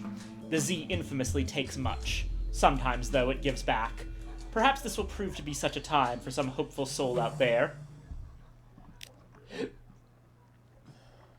Port report.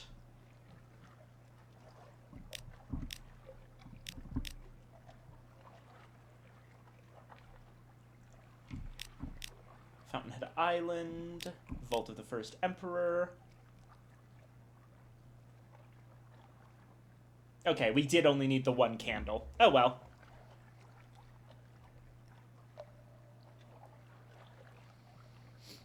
This tribute to the Empire's first and greatest has been constructed over generations by monkeys working with stolen ideas of what an ancient tomb should be.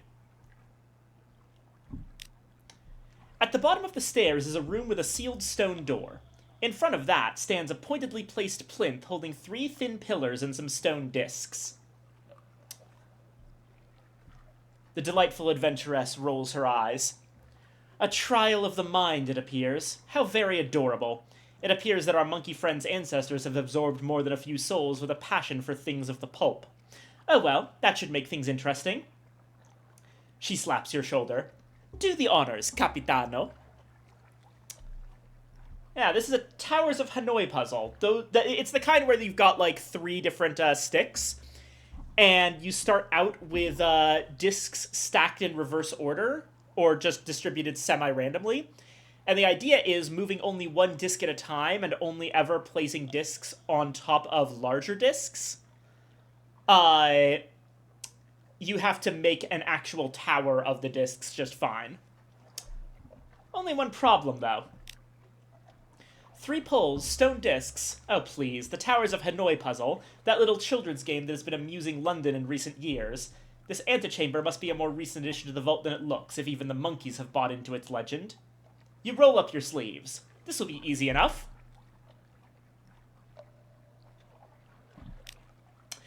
"15 stone discs. Ah. A minor problem suddenly reveals itself. Well, I see that you have this under control, declares the delightful adventuress, heading back upstairs. I leave it in your evidently very capable hands. So the thing is that the Towers of Hanoi puzzle, when you add more discs, it increases the amount of total moves that you need to solve the puzzle multiplicatively. And doing it with 15 discs instead of 3 makes, well, as you can see, the remaining moves needed to solve this puzzle are 32,767.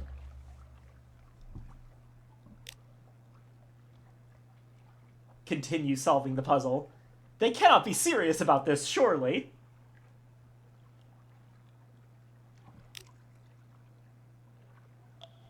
One move at a time, one move.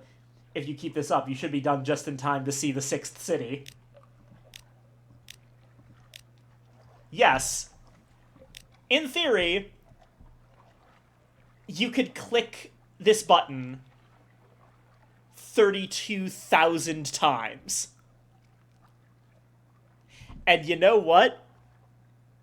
It doesn't even work. The monkeys forgot to wire the damn door to the puzzle.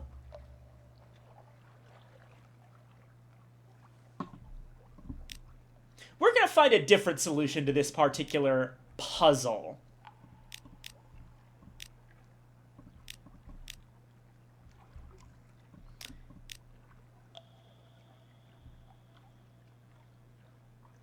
Hey, Mr. Lost Treasure Hunter, I've got some recent news.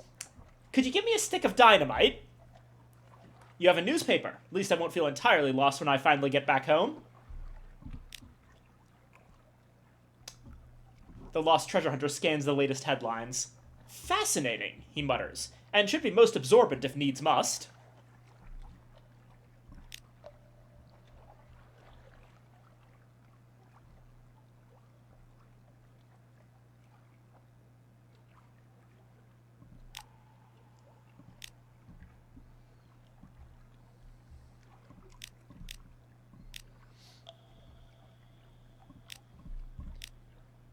Alright, back to Fountainhead.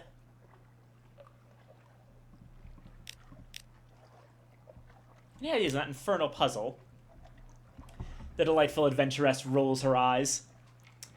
I would say, darling, that if the monkeys are not going to play fair, then there's no reason we should do any different. She taps the table for a moment. It is, after all, not solving that little toy that matters, but getting through the door. Perhaps there's a simpler way? Yeah, there is. Blow the door open with dynamite. There's more than one way to show your intelligence. Boom. Bits of rubble and clockwork fly. The stonework trembles slightly as if about to collapse, but then settles with just the occasional plink-plink of metal and the tinkle of falling shards and gears of all sizes. Well, that is certainly one solution, declares the delightful adventuress, unplugging her ears. I think, though, darling, I shall be taking the rest of those. Cannot fault your thinking, but we would rather reach the center of this quaint little tomb without ourselves becoming buried in it, would we not? Still, splendid resourcefulness. Splendid. Top marks. What trials await through the, technically a doorway, over the melted cogs and fallen rubble?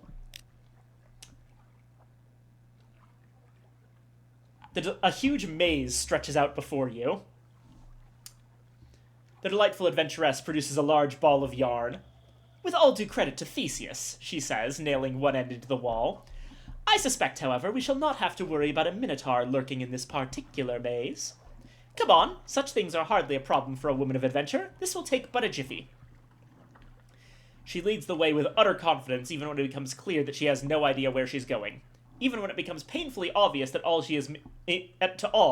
she is merely turning left at every intersection, confident that eventually this will lead to the exit. The string runs out long before the maze does, yet somehow this does not feel like an insurmountable problem for returning.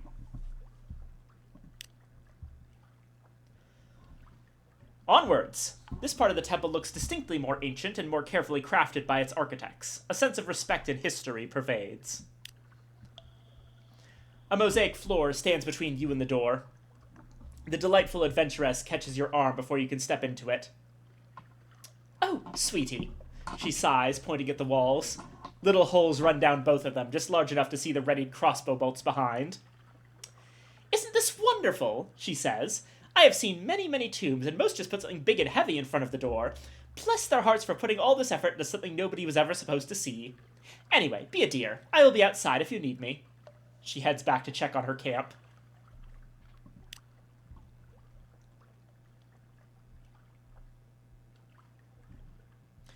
Attempts to read the inscriptions. The language is unrecognizable. Is that a bit of a pictogram? Why is it by the cricket stumps?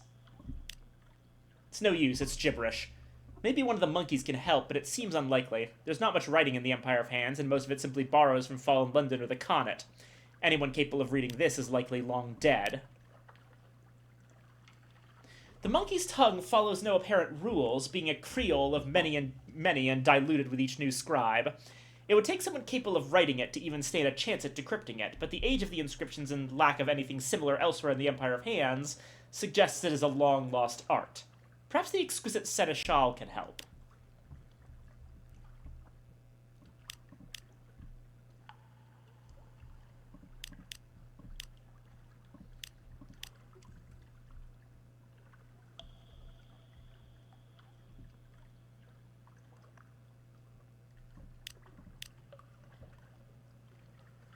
We would need to increase our status in the court to continue this bit.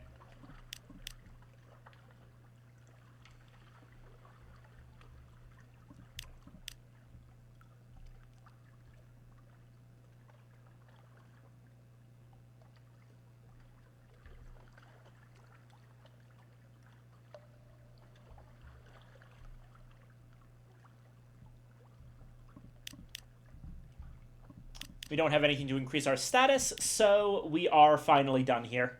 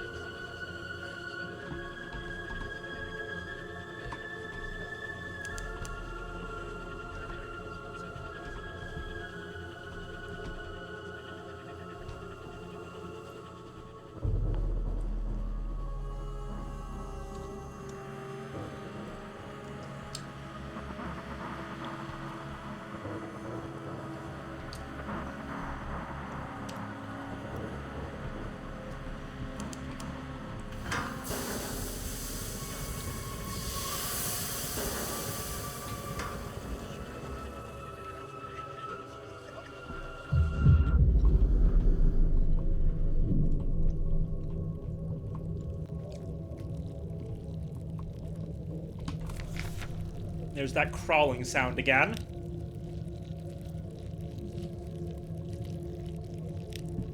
Can't pull port report.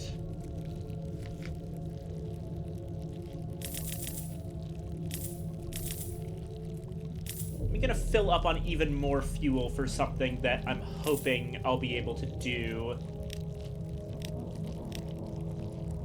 to help us out in a bit.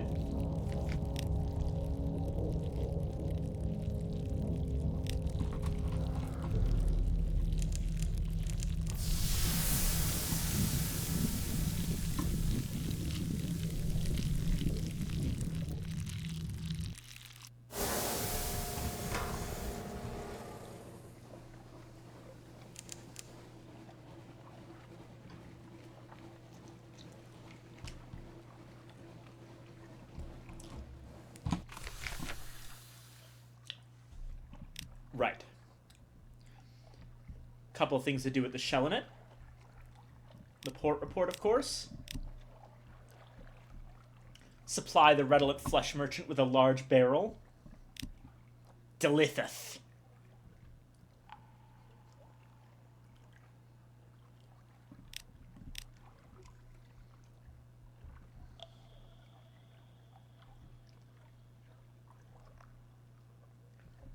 Oh, for the love of God. I forgot we needed hunting trophies. Ah! Okay. Bandage plus an air will have to wait.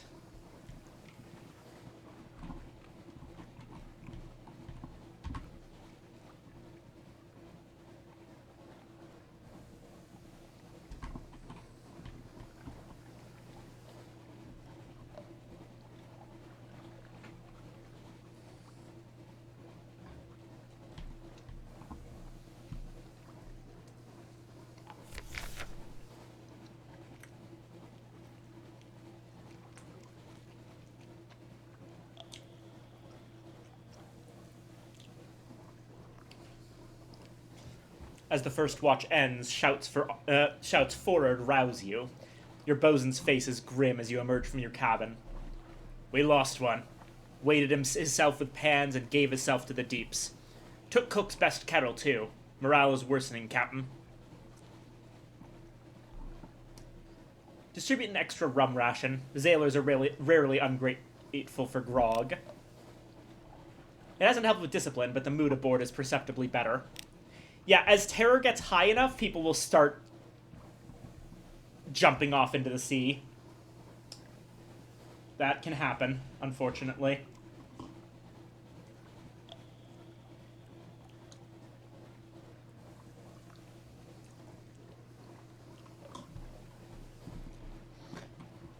And, I apologize, my hearts, but it's gonna get worse before it gets better because we're going through spider territory.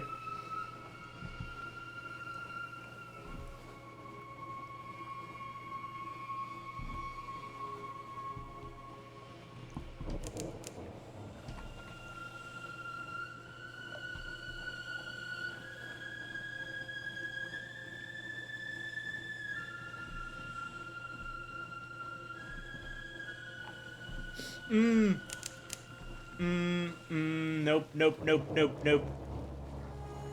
Bad. I can't easily go underwater to dodge it. I'm gonna have to skirt around.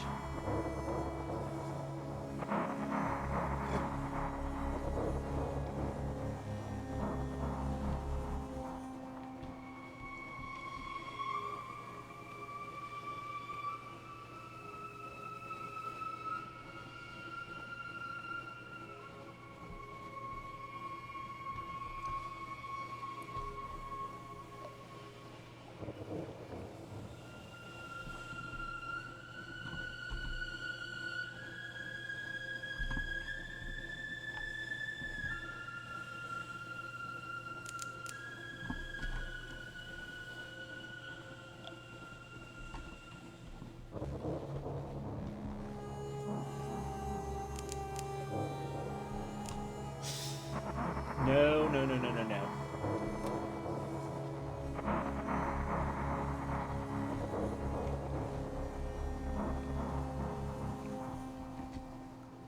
There is just scary shit everywhere today. But I'm hoping...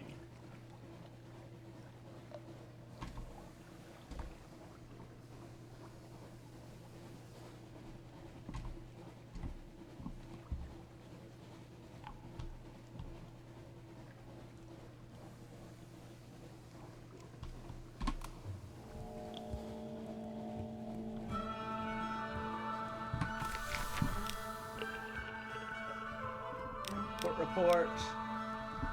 Gather supplies. Yikes, we lost a crew member. I'm dropping the candles. You fill your stores with breadfruit, sugarcane, coconut, soft-shelled crabs, and plump birds too stupid to know a hungry sailor from a tree. But on the way back to the ship, one of your crew topples over with a groan. She's smiling blissfully. "Go on, Captain," she says. "I've missed the sun." Her eyes close.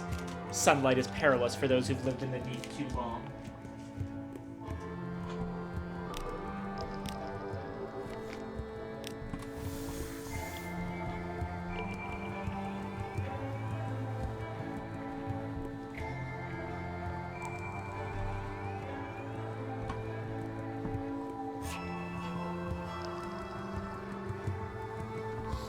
The fundamental problem we have right now is not fuel or supplies. It's actually the fact that our terror is so high. I'm going to see if I can do something about that. And unfortunately, that means visiting the Sea of Statues. And unfortunately, that means dealing with glorious dreadnoughts. God damn it.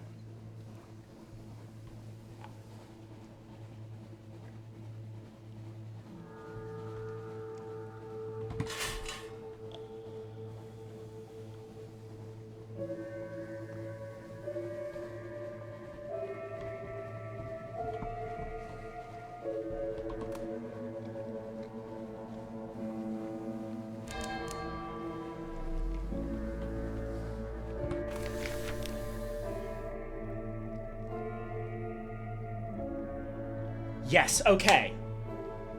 Okay, we are good. There's one very important thing you can do at King Eater's Castle.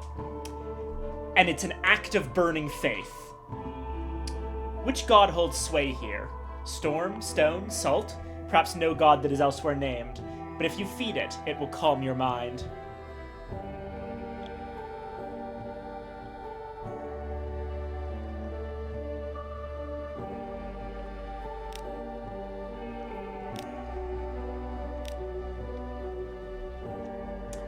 A red and roaring light. At King Eater's castle, one finds unexpected words rising easily to the lips. You speak them, and so do your sailors as they build the offering pyre. The heart is destiny's engine, the bosun mumbles. He looks embarrassed. We shall all return, you find yourself reply. You light the pyre and stand back.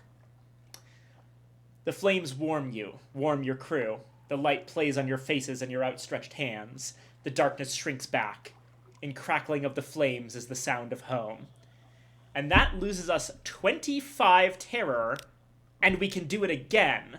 We're now down to 35 terror at the cost of 2 supplies and 2 fuel. That's a good deal. The unfortunate thing is you need to have 50 terror to do this.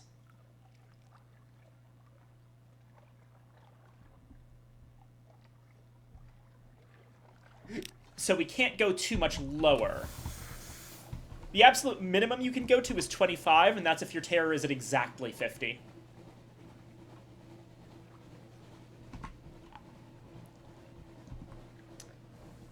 But now we're fine. Aside from the Glorious Dreadnought, let me dive.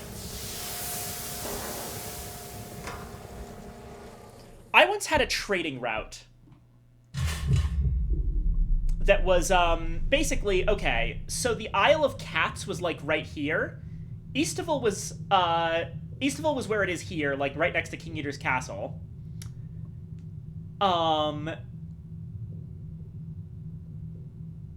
And I believe the Isle of the Isle of Cats was around here. Eastival was around here. And the trade route went in a funny little circle. I don't remember where I was selling them, but I think that the Connaught was a little bit lower, like around where Nuncio is right now. So what I would do is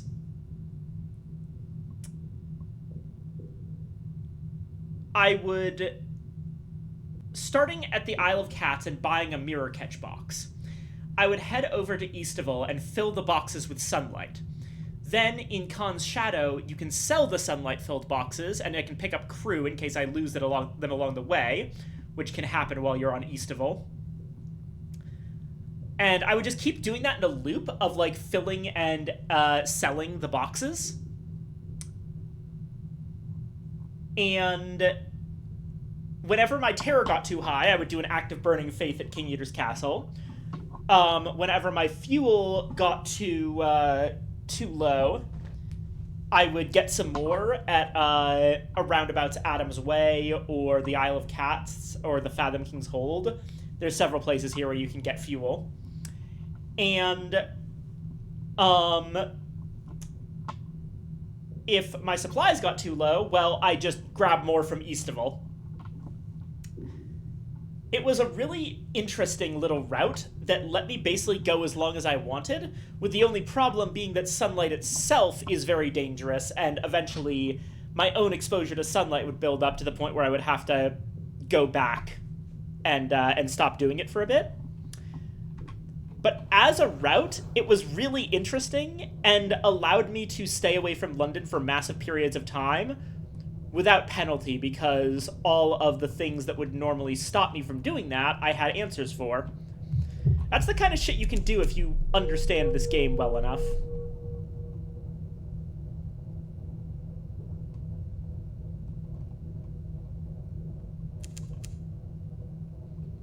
Ah, fuel, yes.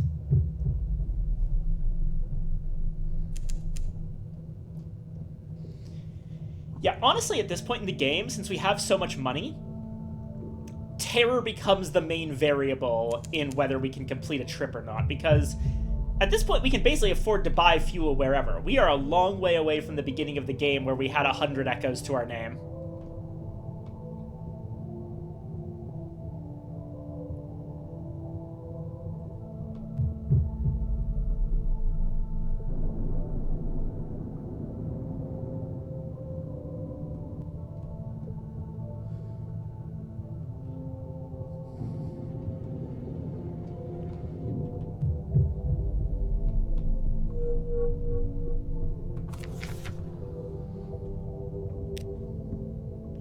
report.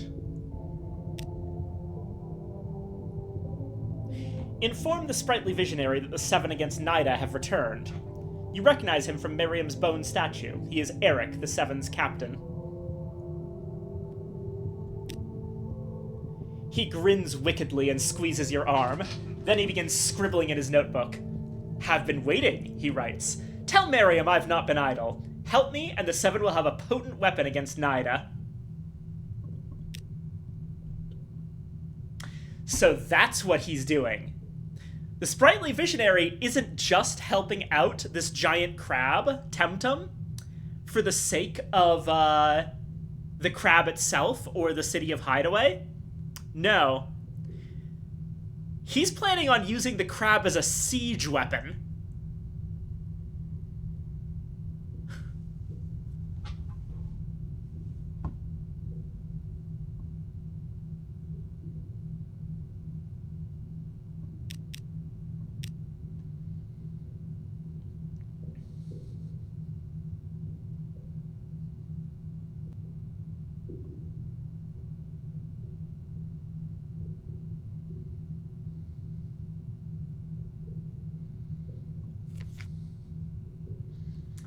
And, you know what? I'll just go ahead and sell the rest of the candles.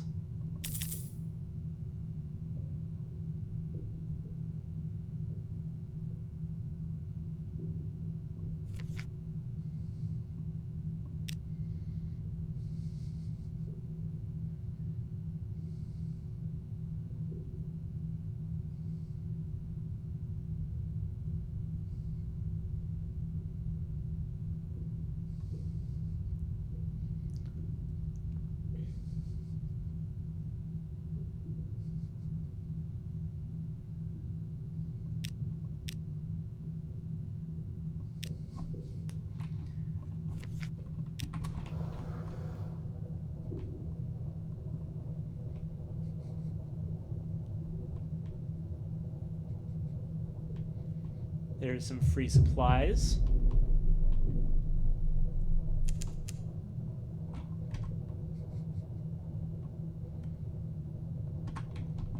Let's swing by the Isle of Cats. Yeah.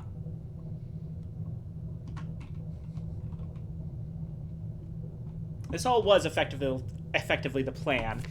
In terms of the 7 against Nidah at this point, we've recruited Eric the captain, Bourdain the propagandist, and Batuk the soldier.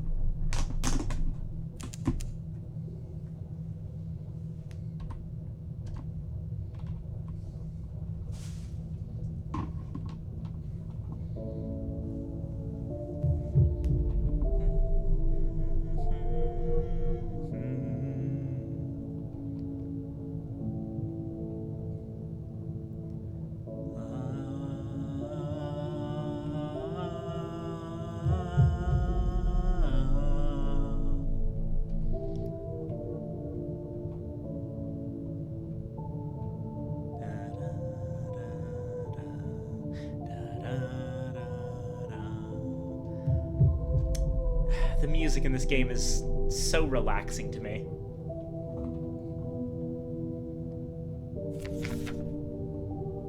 Scattered bones. Bones lay scattered and gnawed on the Z-bed. Rib cages yawn open, breastbones shattered. Fragments of skull litter the sand like pearls. Take a closer look at the bones. What killed these people? Many of the bones are blackened with cannon fire. Others are scarred as though by swords or machetes. Scraps of tendon still cling, severed or cut to broken fibula. A row of skulls bear round bullet holes between the eye sockets.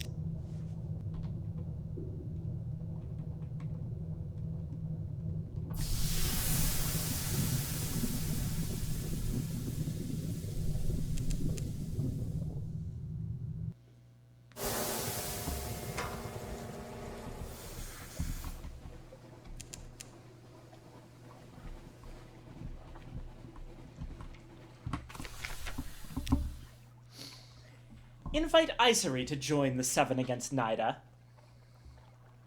Given Lorenzo's misfortune, you find yourself in need of a new guide.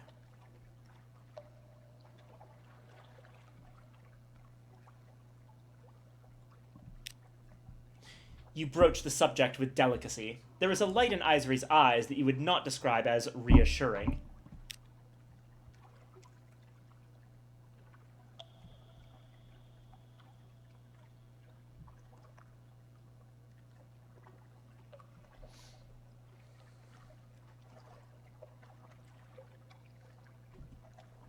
Isari is somewhat acquainted with Nidah and the Seven from the memories of the well-traveled notary. You fill in the gaps, but leave enough unsaid to entice. Isari considers your offer carefully. I am intrigued, of course, and flattered. Who would not be? But the stakes are high and the prey inconceivably dangerous. I am selective in my alliances, madam. They lean back, considering you. All right.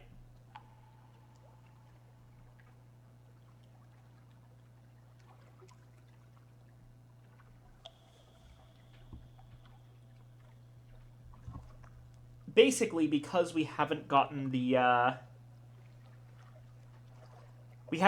help of the we haven't done the whole gift for the Pirate King bit.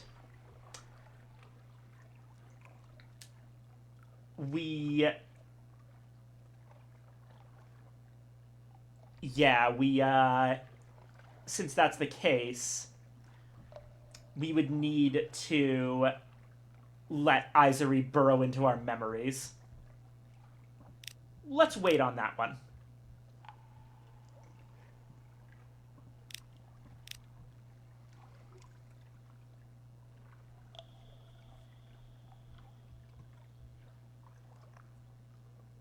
Right, yeah, this is where it was.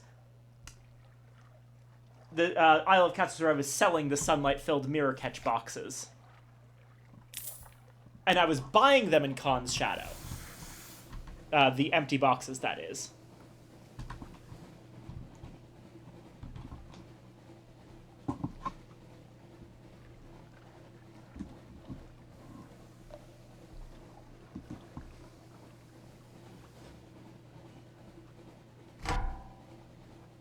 Ooh.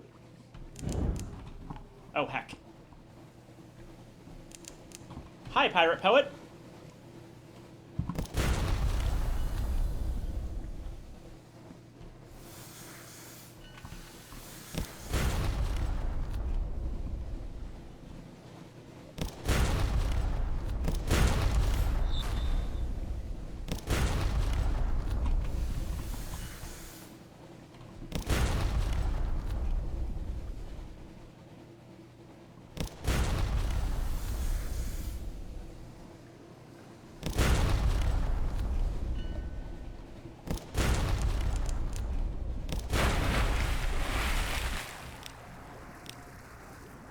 $400 echoes, and 1 fuel and supplies.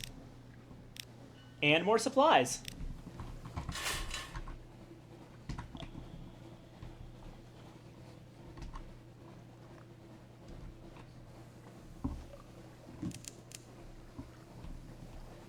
And back to Visage.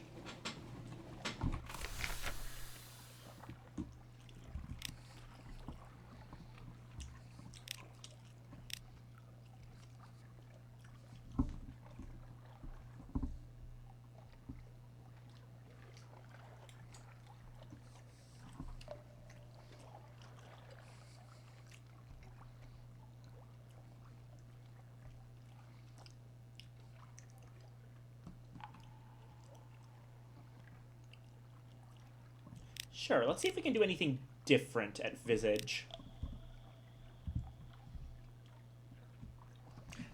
We did the frog mask last time. Let's try the locust mask. The one that, those who seek profit envisage and would carry away as many goods as possible. Moonmoth settles the locust mask over your head. The eye holes are covered with a thin gold film through which valuable objects gleam more brightly.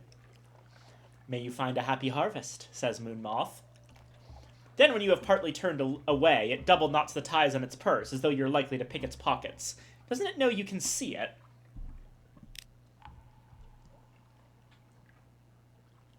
Library of Parts.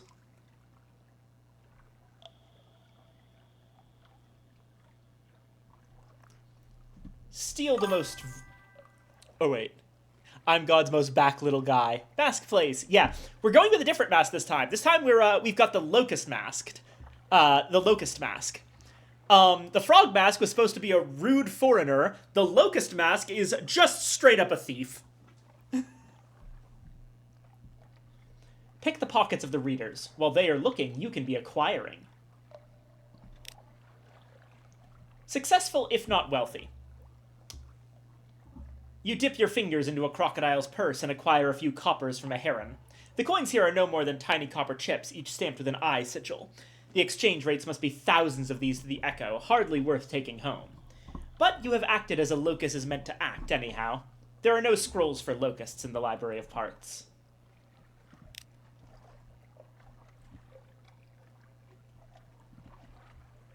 Then after doing one thing, we get to trade masks with the Moonmoth again.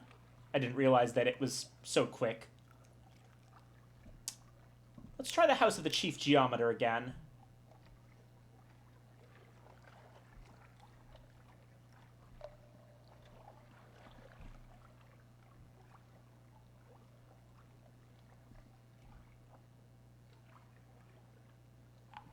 Bring a necklet of lapis beads. If they do not suit him, they may suit a wife of his. If they don't suit her, he can use them for an offering. He gives them to a servant with orders that they be crushed and the powder made to pigment and the pigment used for painting. It is uncertain whether this is a deadly insult. You aren't thrown out of the house at any rate.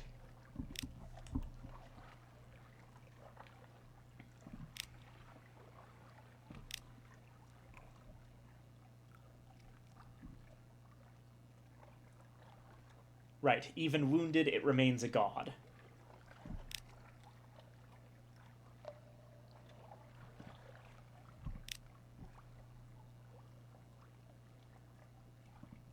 Side of the face.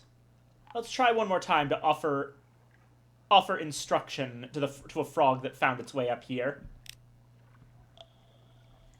You tell the frog a partially true story about how this face was carved.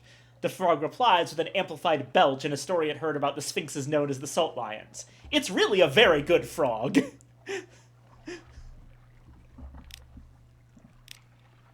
We don't get to do the whole thing again with the going into the side of the face and lighting up the flare and all that.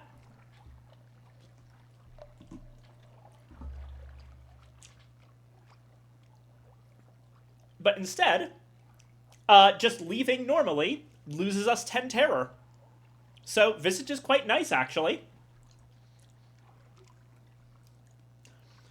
When the other citizens are distracted, you find your way to the familiar customs house and rid yourself of mask and robe. There is satisfaction in laying aside a role well performed.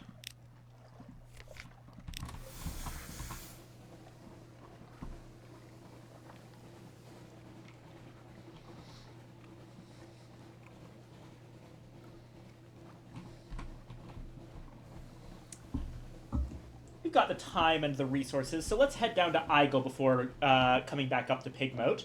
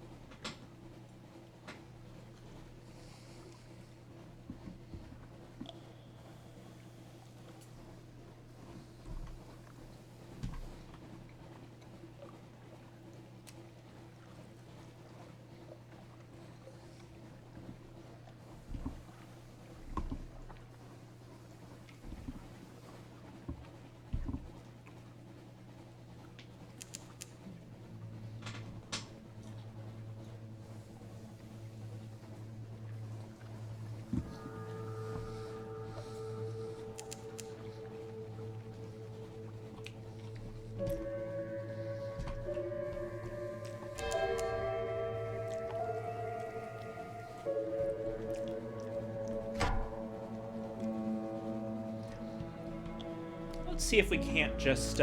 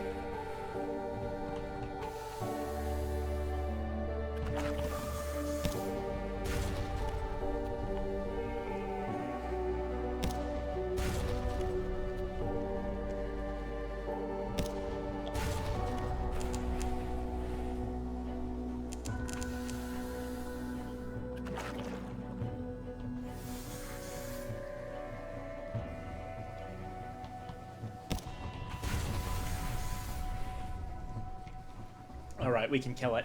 Even if it hits us once, we'll be fine.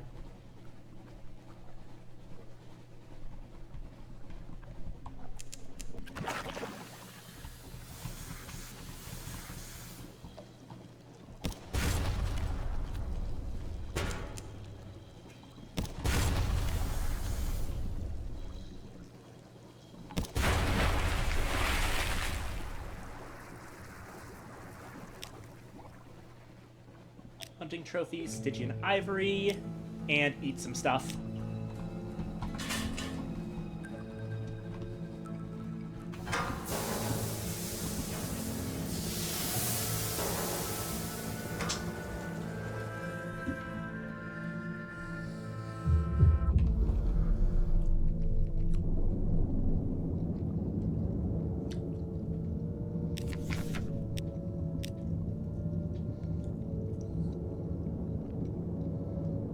No, not that one.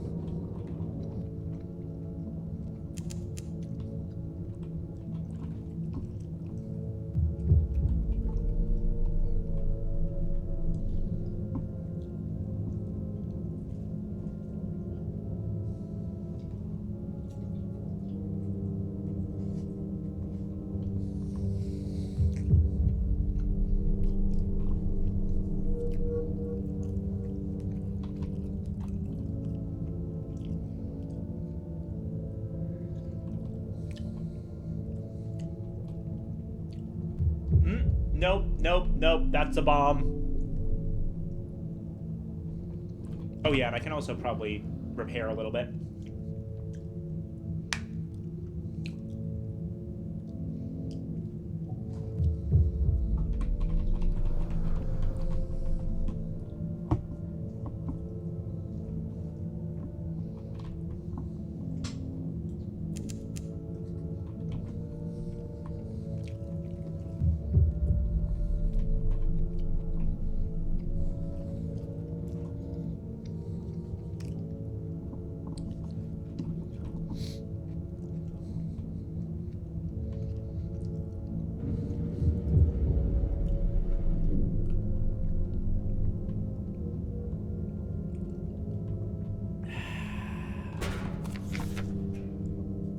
Right, back to Igel.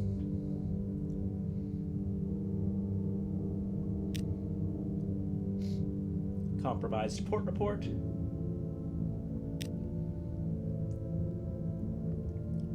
Drink with the crew. Conversation and cheer, that's what's needed. They've all been there. They tell you stories that happened to them, and then stories that happened to their shipmates, and finally stories that happened to the shipmates of shipmates. Those people most likely never existed. And the giant face came down from the ceiling of the Untersee, and visage kissed it, concludes the tomb colonist, thunking a tankard on the table.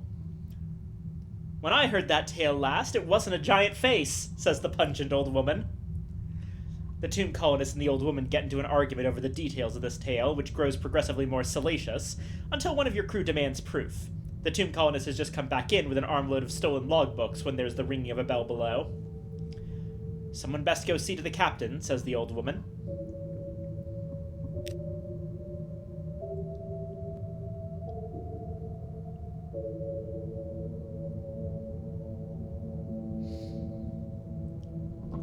consume 3 needles of Fortis. 3 is more resonant than 1.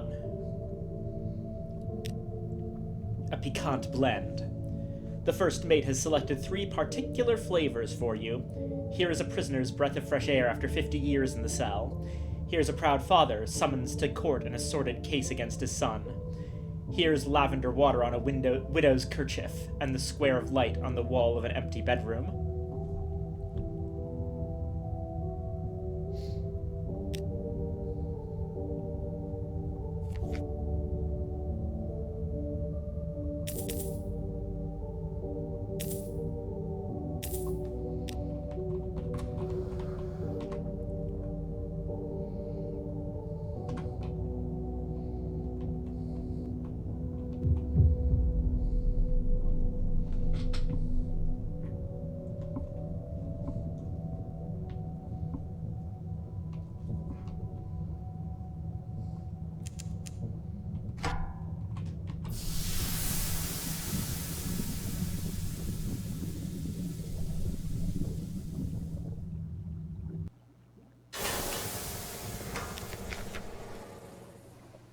Spend 1 supplies to heal a wound for free. Good deal.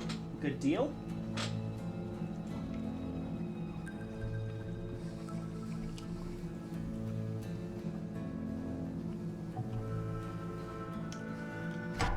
We got flutes.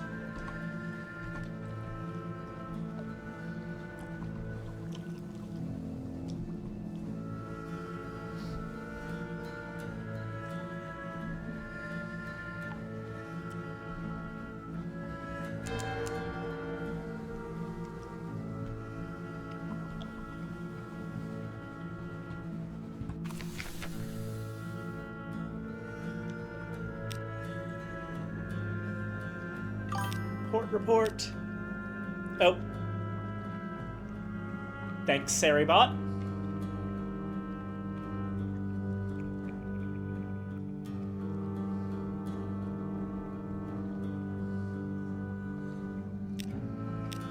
Spend a Z story.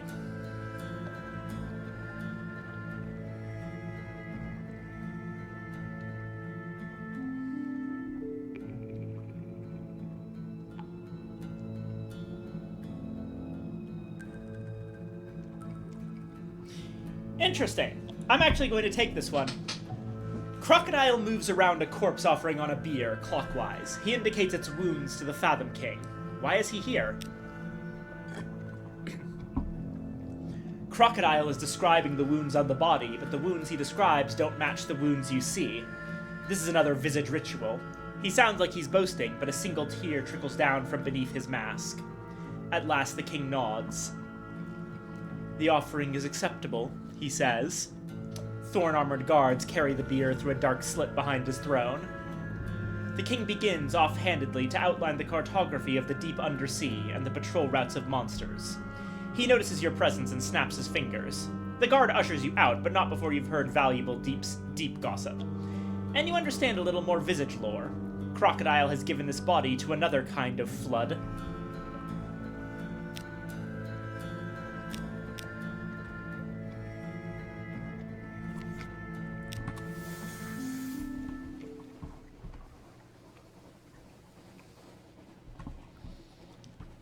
Now up to pig mode.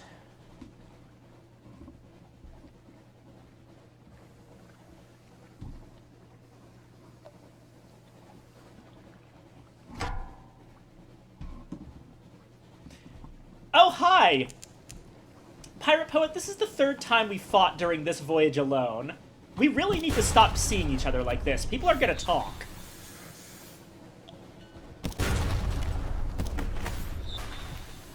You missed.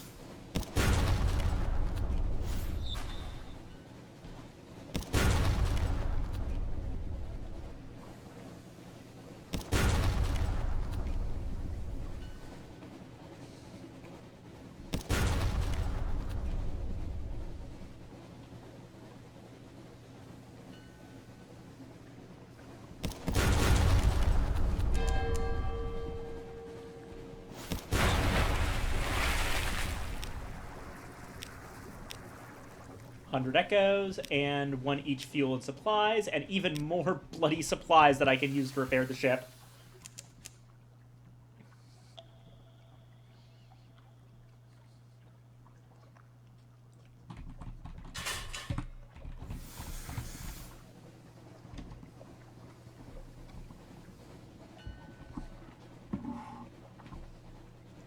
At this point, I can start turning the lights off again. We're fairly close to home.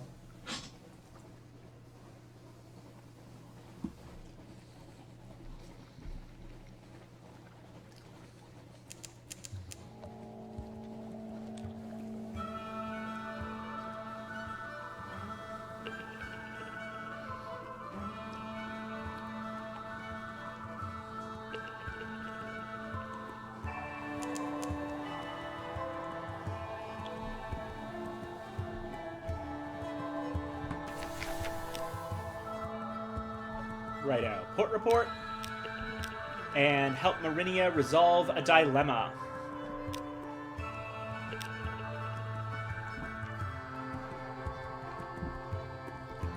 Rats and cavies lie quivering on canvas sheets in this part of town. We think it started from something in the water, whispers the aide. We thought we'd contained it, but it's spreading. Our medicines are powerless against it. What do we do?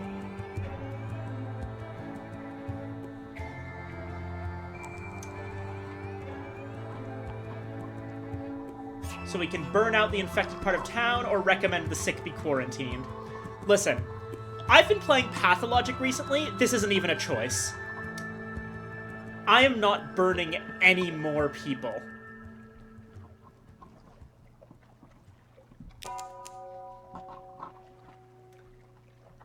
Away from the contaminated water, the symptoms of the disease soon fade, but it will be considerably longer before the sufferers are ready to return to work. Our civilization is at 5, but spirit is at optimistic. But here we go. Now for the choice. 2 vessels are docked at Saints Haven. From the island of Visage comes a commandeered pirate ship. Its figurehead is a dying bull transfixed with a spear. Next to it floats a decaying wreck barely held together by barnacles. Tales of Pigmote Isle have spread, and the powers of the Z have taken notice. A rotting drowny and a woman in a crocodile mask stand on the docks. Both loom over the rodents, deciding Marinia's response. Hairless Advisor, your timing is impeccable. Please, grant us your counsel one last time. They both demand our treasures in exchange for their protection. We cannot decide what would be for the best. The rodents surround you, noses pressed to the dock in supplication. Guide us.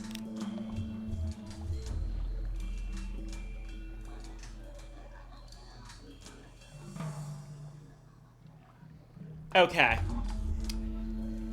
Here is the critical point. We have 3 options, and they lead to 4 outcomes. We can support the Fathom King's claim to Pigmote Isle. The Drowny bows. His complexity's blessings upon you. My lord will be pleased to see the glorious Thalassene return to the deeps. In gratitude, he will reach his soggy hand over Pigmote in justice and protection. He looks expectantly first at you, then at the rodents. You could then support or you could support the Visage claim. The ambassador bows. The left eye of flourishing of years called to us from across the waves. It is ours by birthright and ours to claim, yet let none say we are not generous. In exchange for its return, we offer both our friendship and our wisdom. Secrets, Captain, that can guarantee the prosperity of a nation. Both of these options result in Pigmote Isle losing the very lump of blue scintillac that was the start of all of this. The treasure that the rats and the cavies fought so hard for. But in exchange, Pigmote Isle is protected as a vassal of another power of the Z. Or we could advocate for independence. This runs a check that involves all the things, spirit, civilization, and might, and has a chance. there's a chance that Pigmoat Isle could survive and be a truly independent nation that can fend for itself. Or it could be utterly destroyed.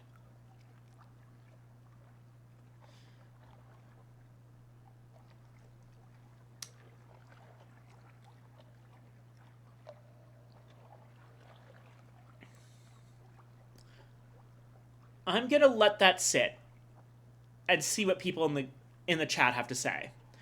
I'll just say, I always lean that it's better to try to be independent.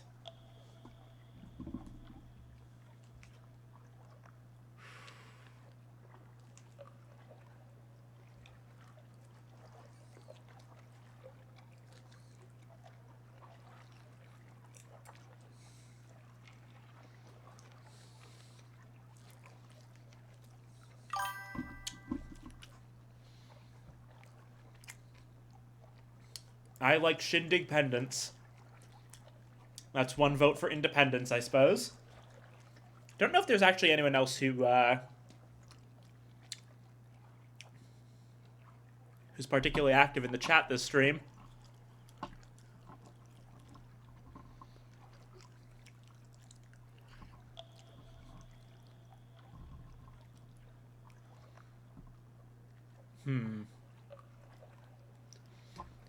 We'll let people continue to decide over the ad break, and when that's done,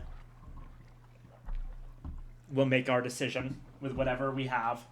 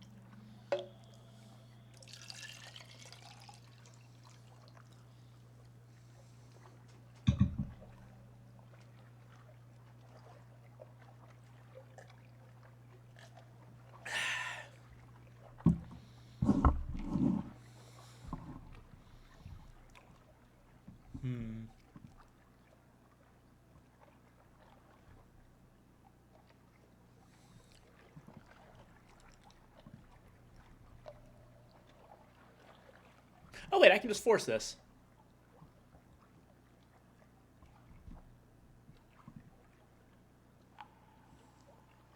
There we go.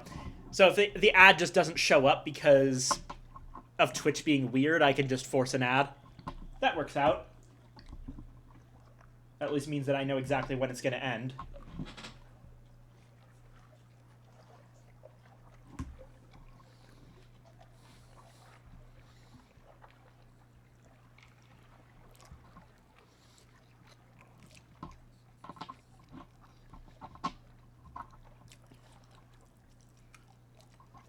Alrighty.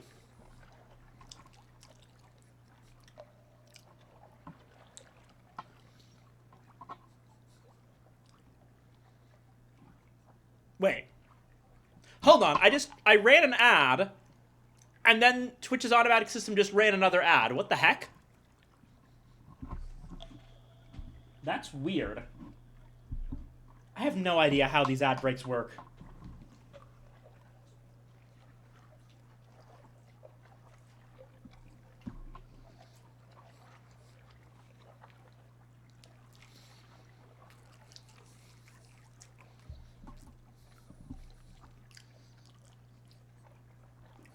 Well, advocate for independence. The die is cast. The drowning returns to his vessel, his bloated feet squelching with each angry step. The visage ambassador is silent behind her mask. Neither of their masters will let this insult go unanswered. Marinia fights for independence, and the war has begun. The gates of town are closed. Two rodents stand guard. One of them, a rat, is trying to light a cigarette. The other, a guinea pig, holds the rat's whiskers back from the waxy match flame. Both yelp as they see you approach. 1,000 apologies, hairless advisor, but this is our fight. We must fight it alone. They exchange a nod and escort you respectfully but firmly away from the gate. It is not safe to be here at the moment. The Z bubbles angrily around the hull. The air crackles with hate. You've done all you can. It's up to the rodents now.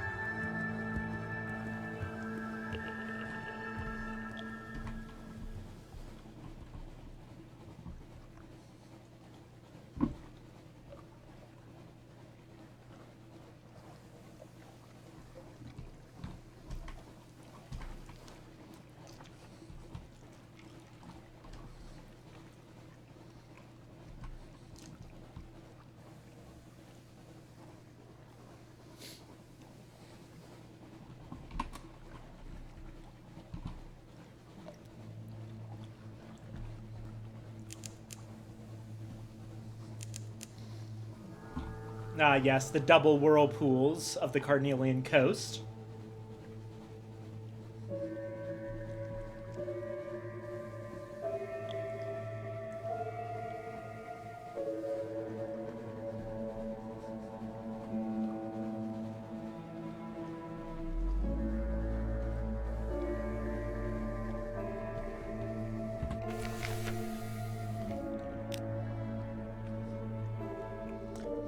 It is drawn up at the dock, waiting for its owner. No one dares touch it, but the ships that berth near her travel faster and less steadily thereafter.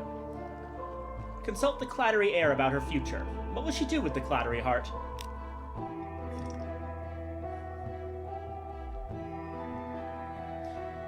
You find her deep in the engine room of the Clattery heart. She is wearing oiled gloves that go above the elbow, for safety, but the floor is slick with ichor. Hand me the spreader, she tells you sharply when you walk in. I need to see what is in the ventral chamber. Later, back on your own ship, you consult her about her intentions. She looks bleak. I am becoming involved, she confesses.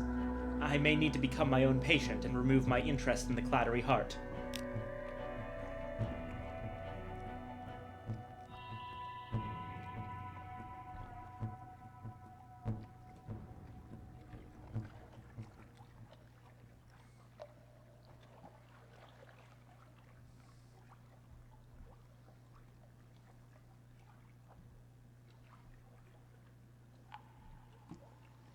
So this is where it's interesting. Basically, based on our Clattery souvenirs, how much she's done her craft, we can get the ship but lose the heir. Lose the ship and the heir. But only if we're in a romance with her. Sink the ship and keep the heir. Or if we're familiar with the Clattery heart's father, at rank 3, which involves telling her about her father, then you can get this guaranteed.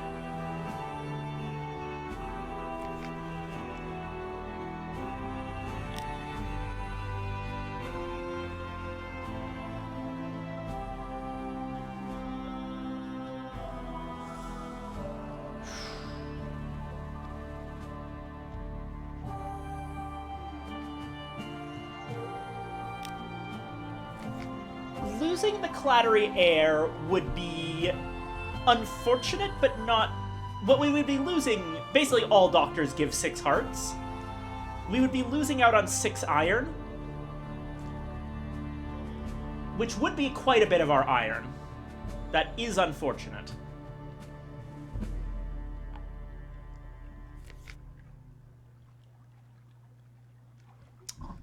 Let me check something.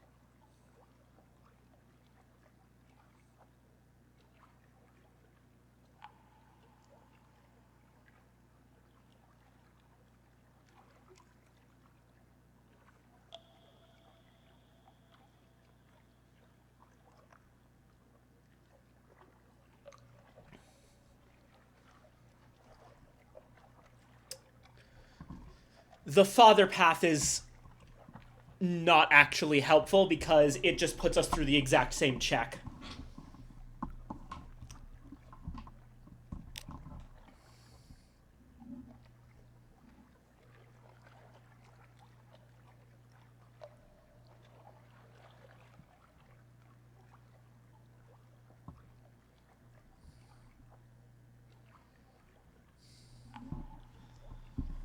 Whew.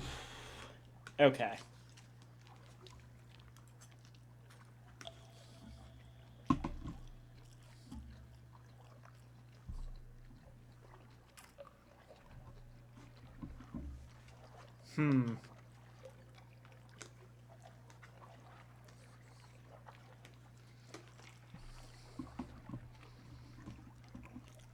Between this and Marinia,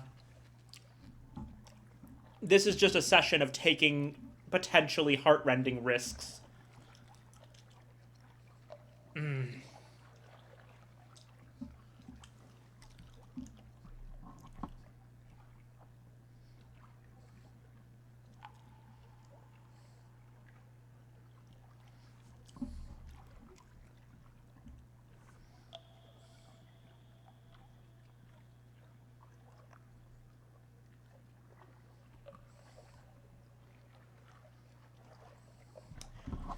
A couple of ways we could potentially get more Clattery souvenirs to make this easier.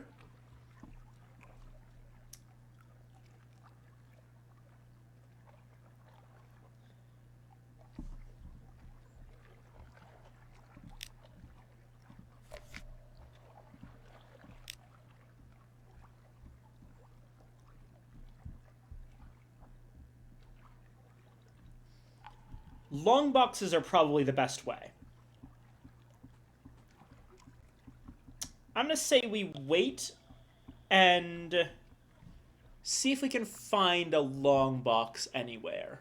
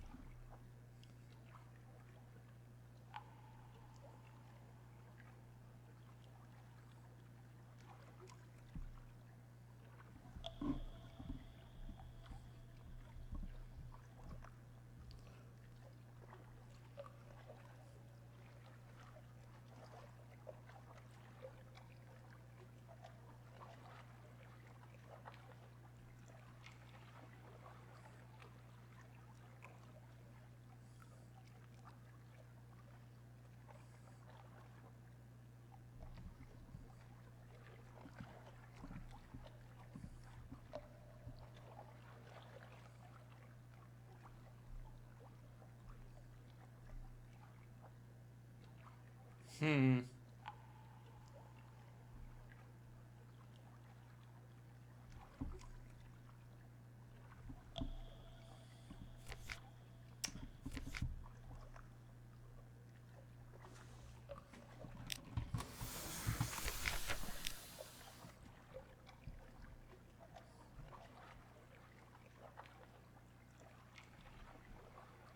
Okay, yeah.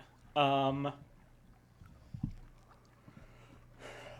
gonna see if I can get a long box in the near future.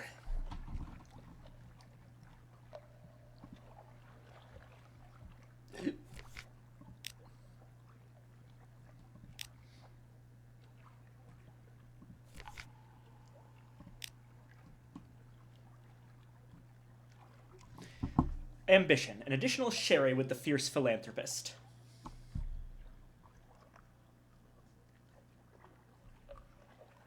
Ah, we would need parabola, linen, and zoop, so we're gonna have to come back here anyway. Yeah, okay. Okay.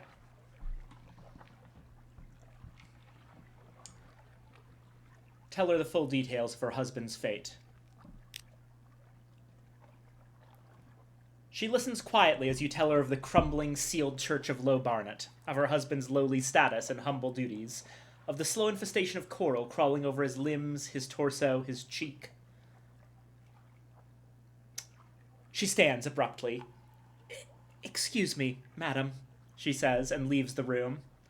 A while later, a servant arrives to escort you out. "The mistress hopes you will forgive her, and will be happy to receive you on another evening, madam. But for now, she is indisposed." Yeah, no, I get it.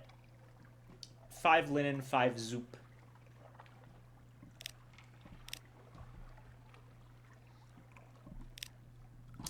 The diplomats of the Khanate were expelled from Port Carnelian following the Galatea incident. Only one remains behind.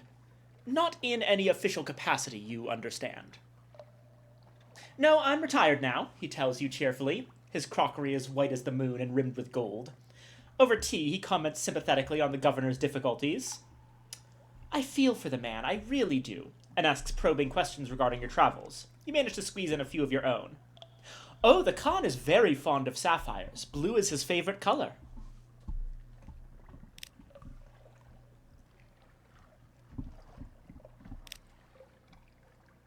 Five terror from Murgatroyds.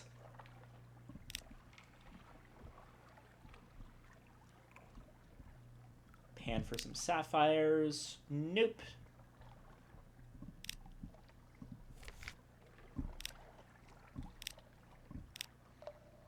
And let's take, we have room for about, if I leave room for about 5 to 10 more fuel.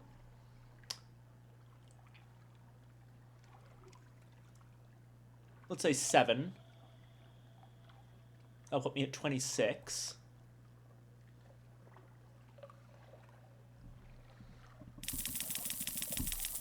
I can afford to buy 10 caskets of sapphires and bring them back to London.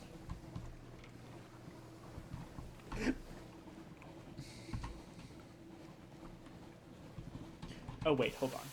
Actually.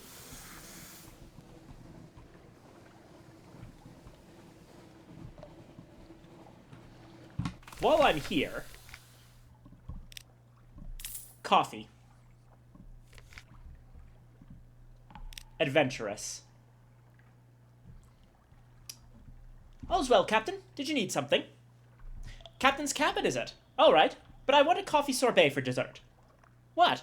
I like coffee sorbet." "No sorbet, no dinner. Excuse me, someone's caught fire again." A pleasant evening.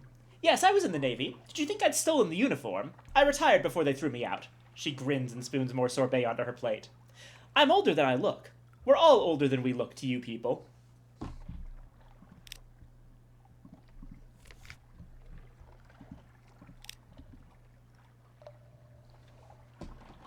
Meh.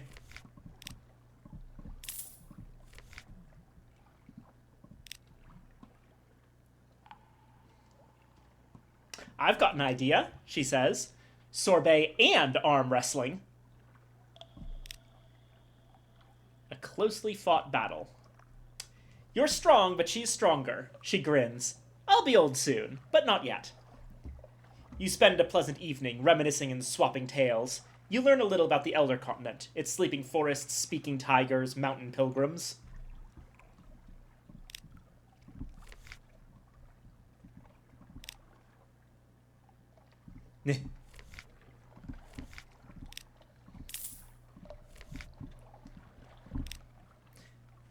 One day I'll be tired of coffee sorbet, she smiles. Not today. She's obviously distracted. Halfway through a dessert, she loses the thread of conversation. Snaps her spoon in half, apologizes, flings the spoon across the room, apologizes again, and pushes the rest of the sorbet away. Sorry, she growls. I can't concentrate. You know why? I'm getting old. Like bloody father. You know what the College of Mortality is? Our very own elected hell. They choose our king. They tell us when to die. He cheated them, so now I'm getting old. She drains her glass. Old. Too old. I'll see you in the morning. She rises to her feet with uncharacteristic clumsiness and stumbles out, but not before you've seen the tears in her eyes.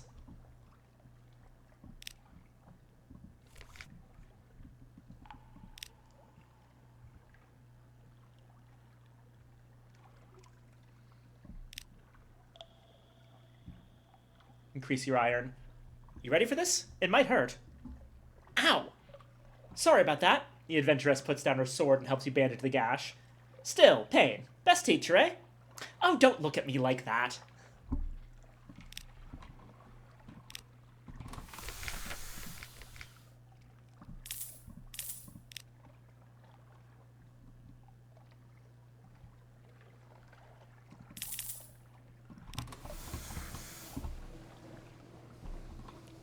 Okay, now we head for the Iron Republic. Just to give us that last little push.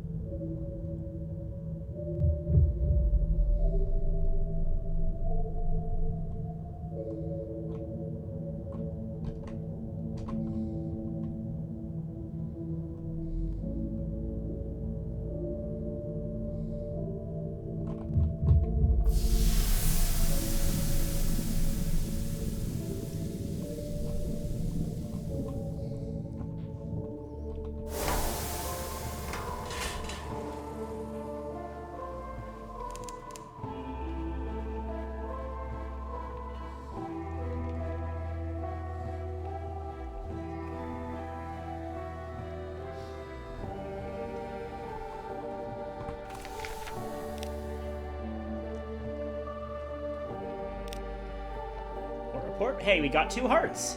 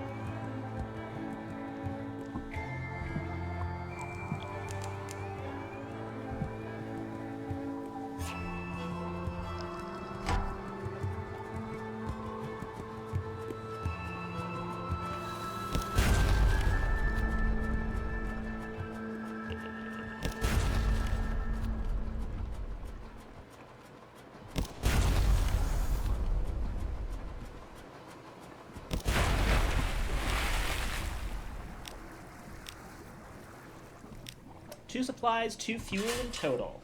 Not bad.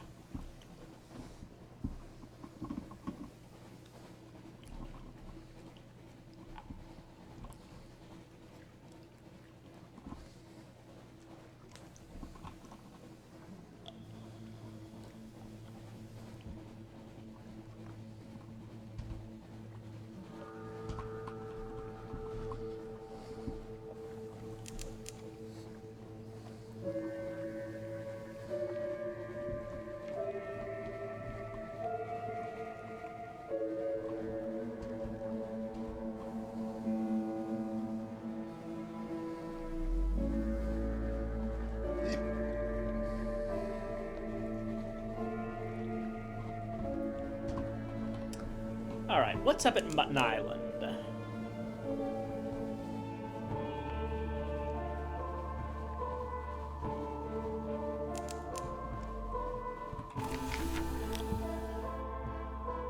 Lovely.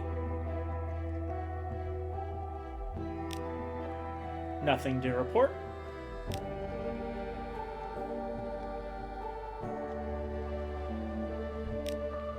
From a stony bay, you watch as a swift corvette draws into the harbor. The men and women on board are dressed in naval uniform and walk as if they were balancing the good book on their heads. And though the gas lamps on the dock blaze as if to burn the work, not a sailor squints.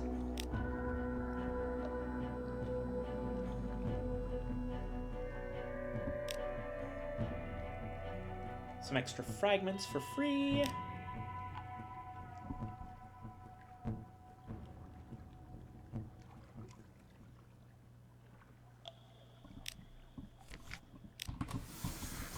Everything's good here.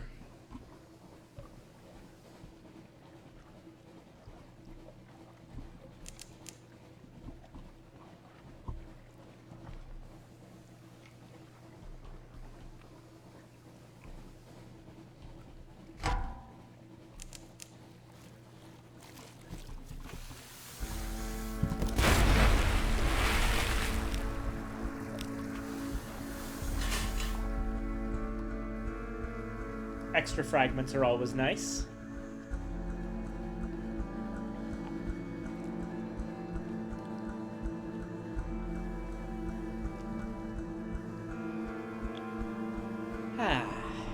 And back to London.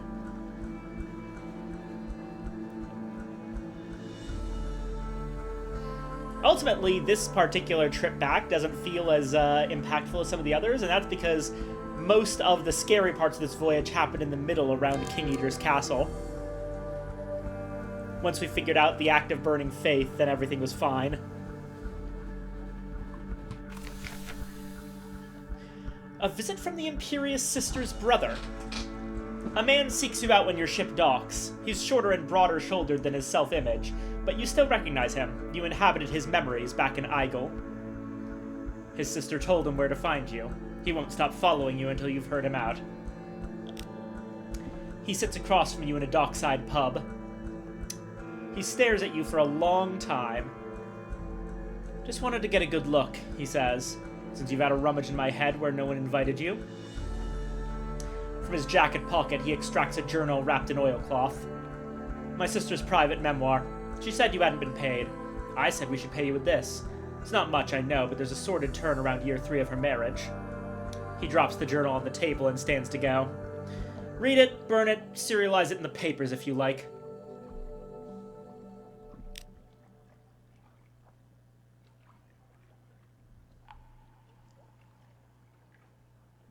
A sudden boil of bodies at the rail. While your sailors were sighing over the sights of London, armed foreigners were slipping up the side of the ship.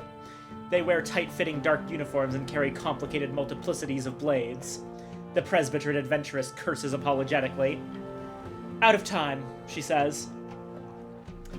Assassins from the college. Yes, they're here for me. No, I didn't mention it. Yes, you're right to be cross. If you want to give me up, that's fair. She offers you her pistol. I'd listen to her, one of the assassins adds in perfect English. This is a sacred duty. We'll pay you a sacred price. Absolutely not! What's a gang of unexpected assassins between friends? Have at them! We did lose almost all of our crew. Oof. The assassins fight fiercely in a near silence. Your crew makes up for it with yells and shots, and the adventuress outdoes them all with whoops of fierce delight. At last you drive the assassins back over the side.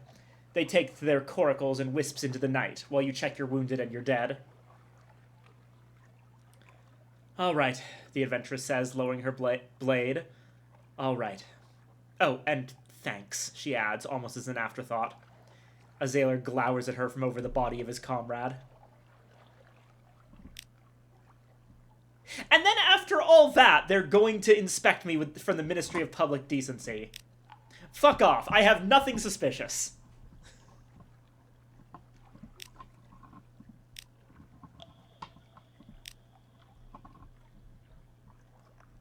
Okay.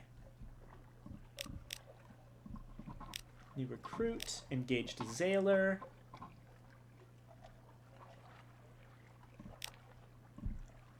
Hire on more crew. Hire on more crew. Now we're back up to 7.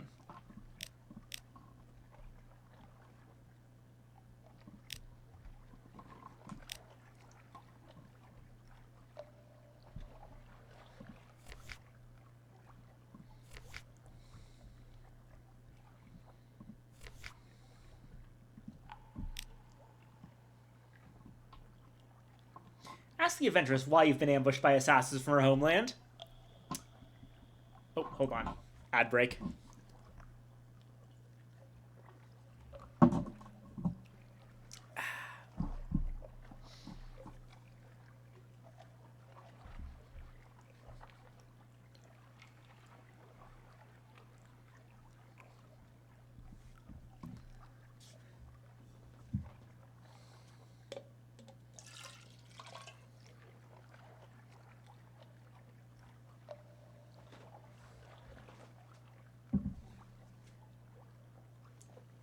Funny thing is, she says she's about to tell us a secret, but frankly, I think we actually already know what it is. We've already learned about the College of Mortality from our own stuff.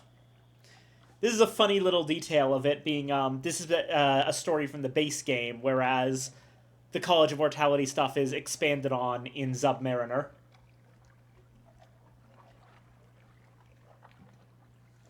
There we go. I owe you an explanation, don't I? What I'm about to tell you is a deep secret. A college secret. But people have died. I owe you an explanation. None shall live 1,000 years. In the Presbyterate in the south, we're close to the mountain and far from the sun. So we could live forever were that permitted. It isn't. The law is none shall live 1,000 years. My father made it to 1,011. She grins with shamefaced pride. Good for him, bad for his children. The law for me is thou shalt not live 100 years. I'm out of time. That's why I left the Navy. The college will get to me, they always do in the end, and I can't keep letting other people die for me. She stands to go. Will you help me find a way to die well? In battle would do, or a duel. I don't want to be, just shot by a pirate, eaten by a shark.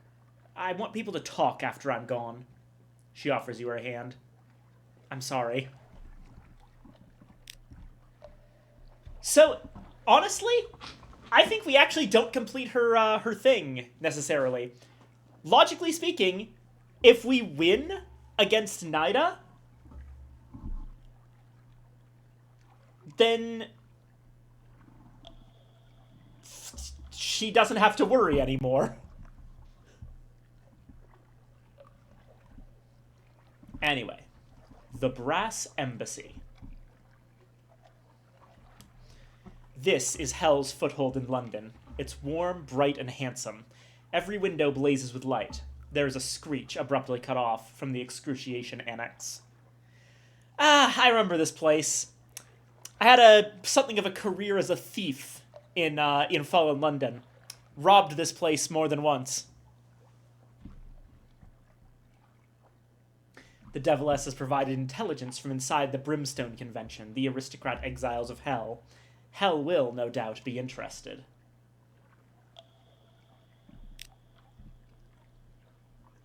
An urbane devil ushers you into a copper-paneled interview room. There are hunting prints on the walls, but the hunters are devils and their quarry women and men. The devil listens, fingers steepled to your story, nodding encouragingly. That's terribly helpful of you. Terribly helpful.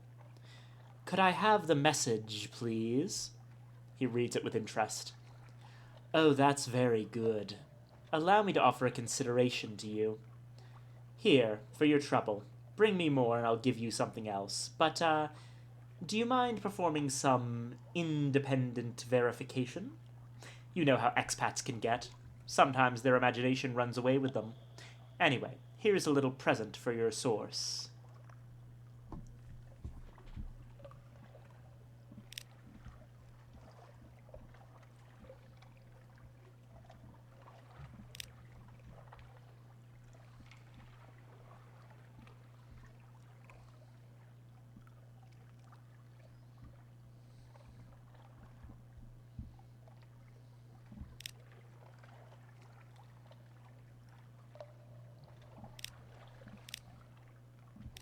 All right. Port reports. Palmerston, Vanderbilt, Pigmoat Isle, Chapel of Lights, Avid Horizon, Iron Republic is blank, Isle of Cats, Visage, the Empire of Hands. Oh! I forgot to actually sell my sapphires.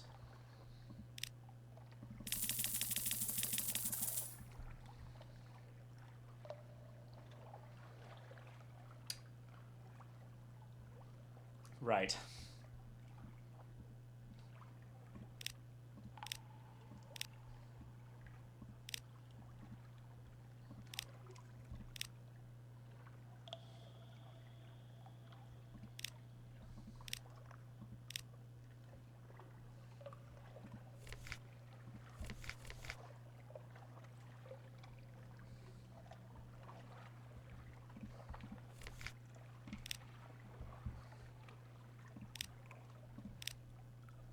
Time with the family.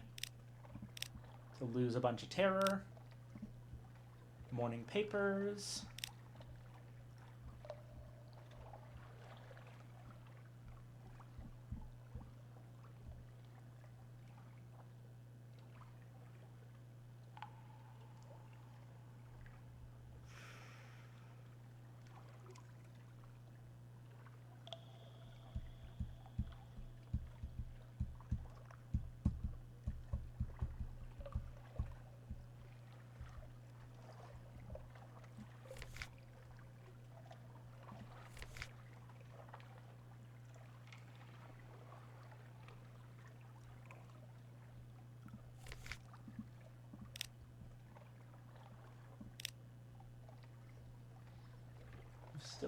We've got a couple more secrets.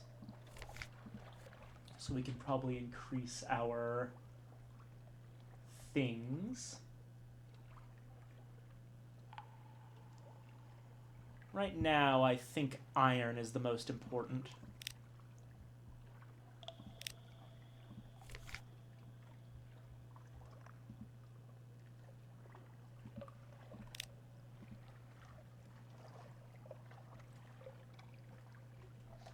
There's 2 iron from 1 secret at the cost of some hull. And there we go. Iron up to 48.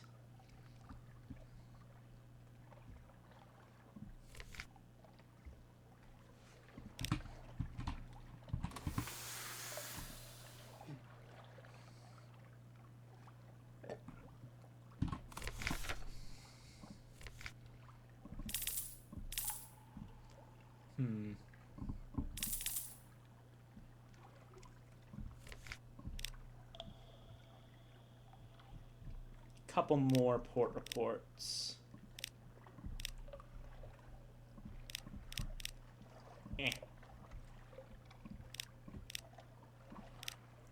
Frost found.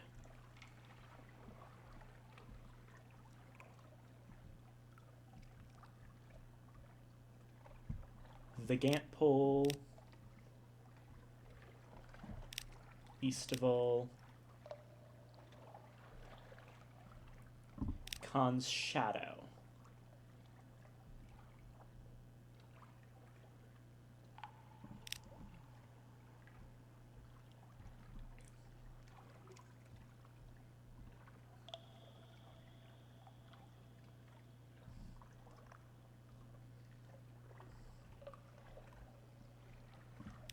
Salt Lions, the Shellinet, Fathom King's Hold. Alright, we have almost too much fuel.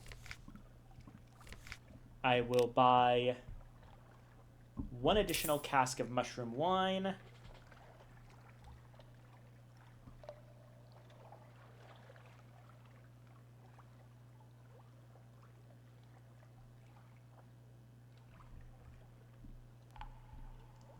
And that's it for now.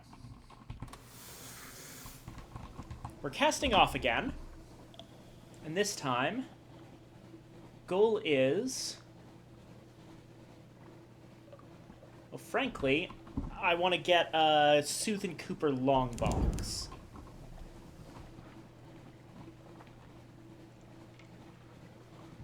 So this is going to be a bit of a different trip. I'm gonna see if I can get strange catches. Because that would be ideal, I think.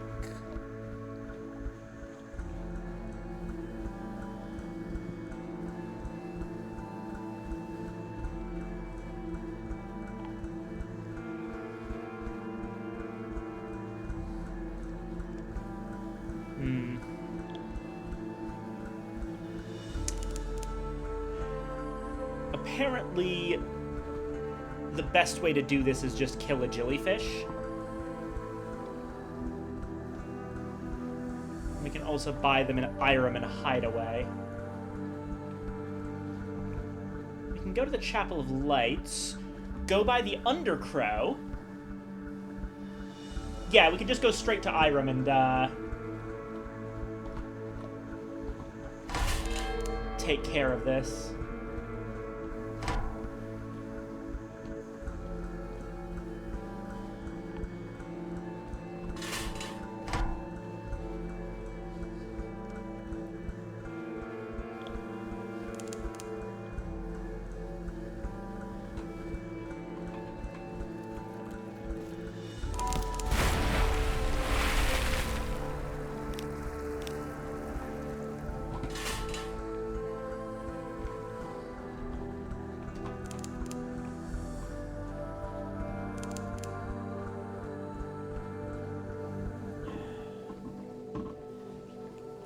The plan, to explain it better, is basically head over to Irem, get strange catches, or get strange catches from random events before Irem while getting there, then head back towards Demo Island, and exchange those strange catches for Sooth and Cooper long boxes, because I believe we can do that at this point.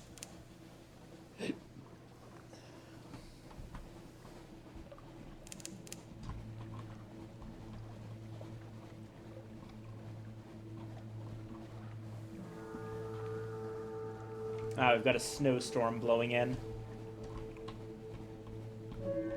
And also a Mount Nomad blowing in.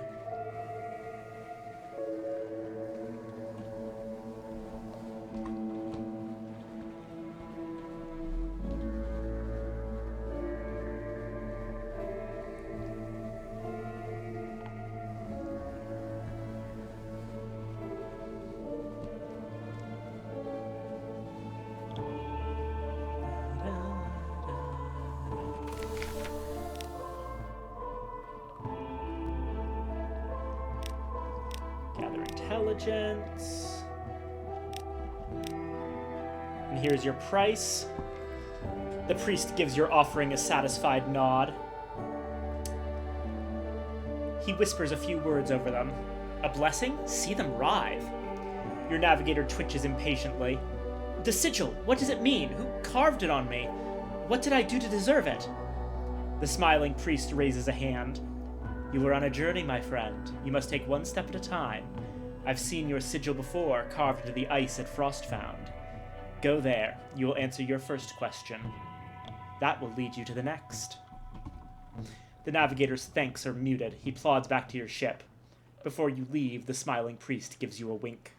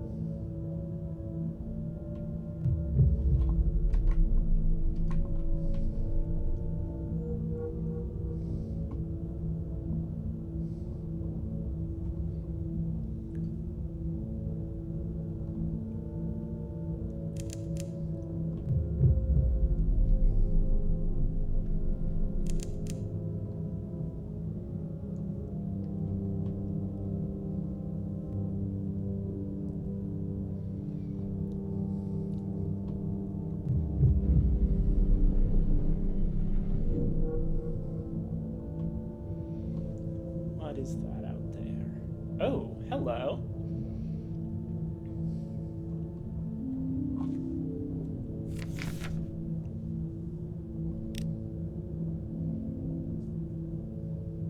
Hey, we managed it this time. Your crew watch from the observation deck as you reach for the skeleton, speared like a hooked fish.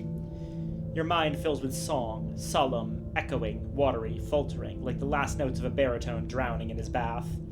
You know you will never see that place where you sang of your shameful disgrace. Your crew reel you back inside and pry the skull from your hands. Gradually, your ears empty of song.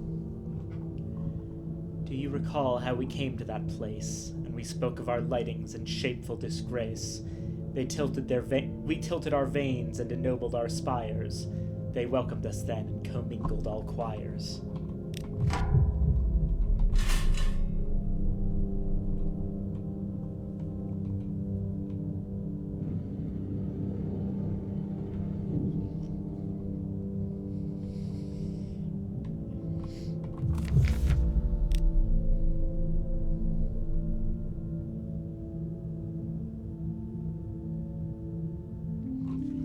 Bestow the latitudinarian's forgiveness. The almost dead man has less to apologize for than he thought.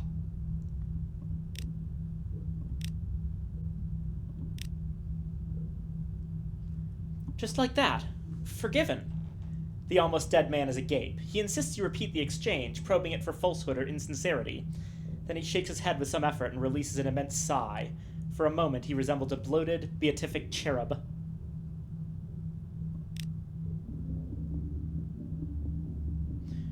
Deliver a final letter to the burning lady in Anthe. One last message. The almost dead man clutches it to his chest. She was... The man's voice catches. With a trembling hand, he caresses the decorated R on the seal. I never should have left her. The old man's fingers are loath to release the letter. When they do, the most moth trembles in his chest. The incomparable Aurelian has the decency to look away.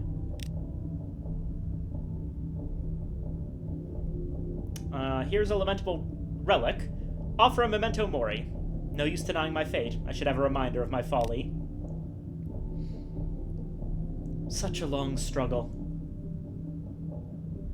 The almost dead man stares resentfully at the empty eye sockets. I chased immortality down to the Neath and south to the mountain's foot. Didn't bloody catch it, though, did I? A scraping sound can be heard from within his ribcage. He shifts uncomfortably. Damnable waste.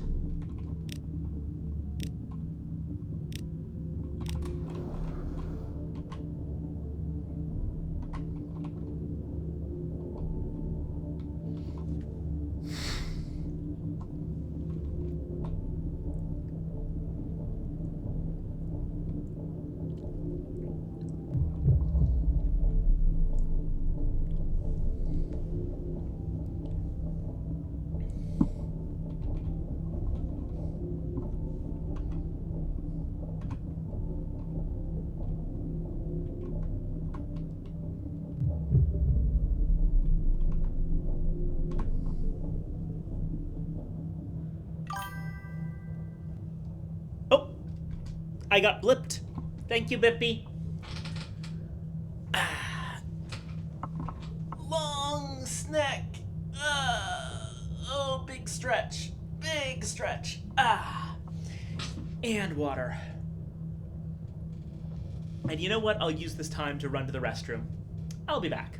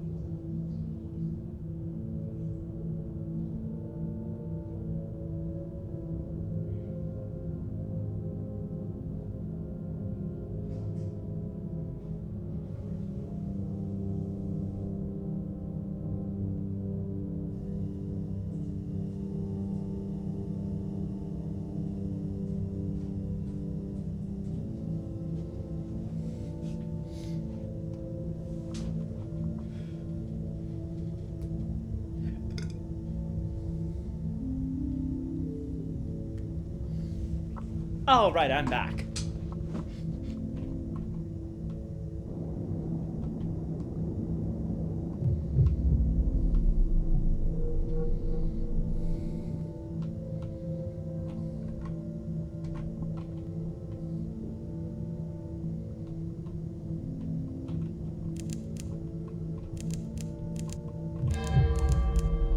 What? Oh, the lamp.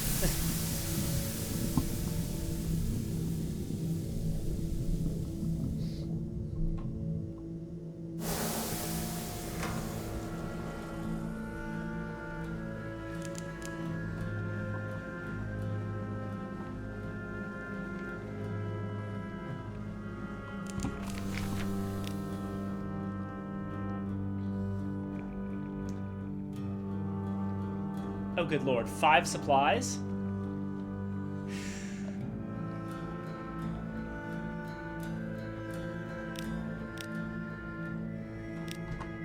Okay, where can I easily get supplies from here? It's a little bit expensive, but I can get supplies in Mount Palmerston.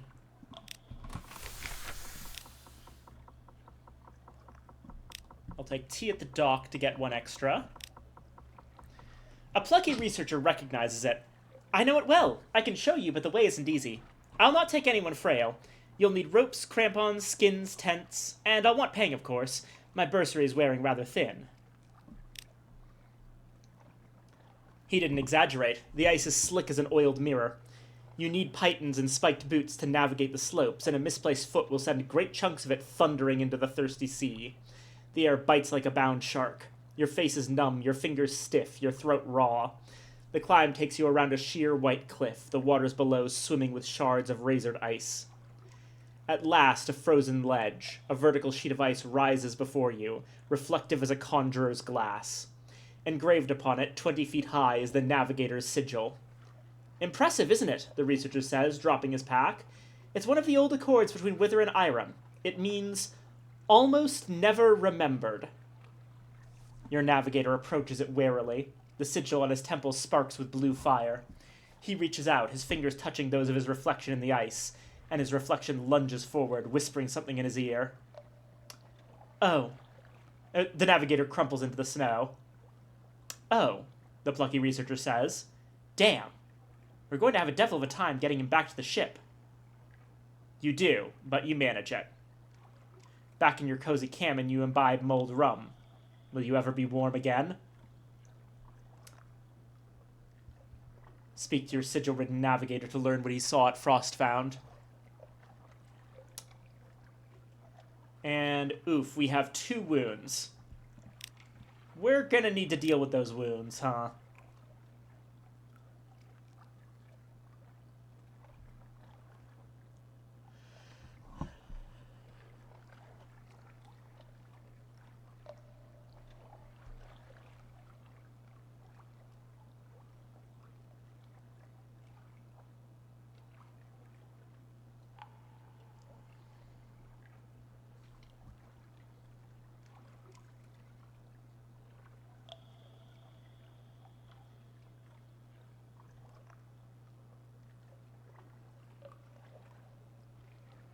This might be a good time to take care of something.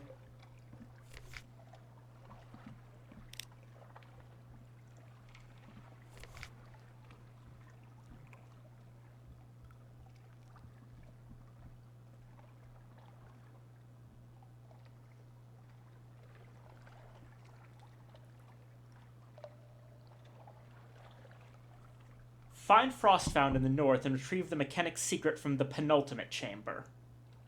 Let's see if we can make our way through Frostfound. We have a reason this time. You cannot enter Frostfound if your terror is greater than 20, and you should not enter Frostfound without a good reason.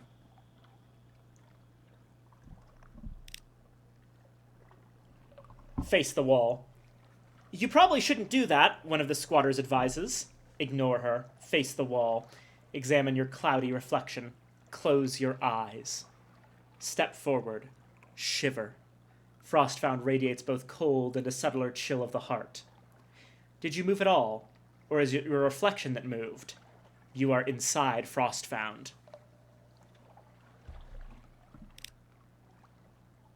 Light! 100 rich and blinding colors filter through the ice.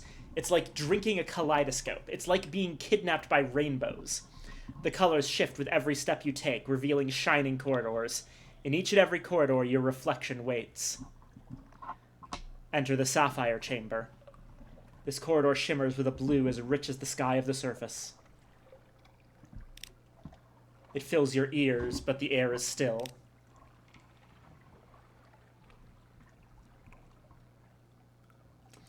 Every facet of the ice crystal wall is the hard and depthless blue of a desert sky. You take one step further in, and that blue plucks at your senses. Vertigo spins you. A voice intones, "This was the sky." Recall other places where there is no sky. You are far from any sky. Stare fiercely into that fierce blue and call to mind your memories of skyless islands. Hey, we succeeded. An accommodation. Yes, this blue is a brittle, savage barrier. Press against it and it will shatter, spilling you into the high wilderness. But you are safe in the dark. You are afraid, but you have mastered your fear. Enter the Amethyst Gallery. Over here, a corridor is the deep violet of the more colorful Untersee corals. Dappled shadows drift like fish. Predatory shapes. You are in the center of Hunter's attention. Things like and unlike sharks. Long, sleek, half-visible behind the walls. You have the sudden sense that they are vaster than sharks. Vaster than Frostfound itself. Perspective confounds you. This place stretches away every direction through a dusty purple haze, as if you float in a cloud. The air is chill and crackling.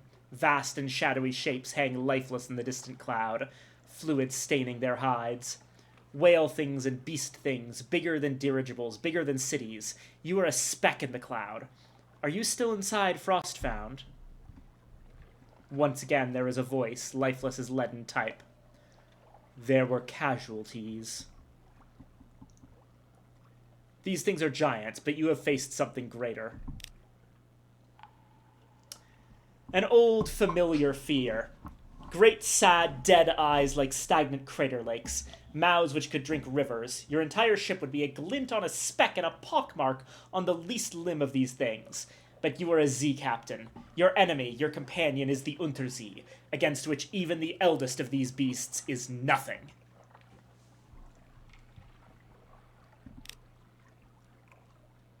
Enter the cavity. As you tread the corridor's crimson facets, you almost expect your feet to come away sticky.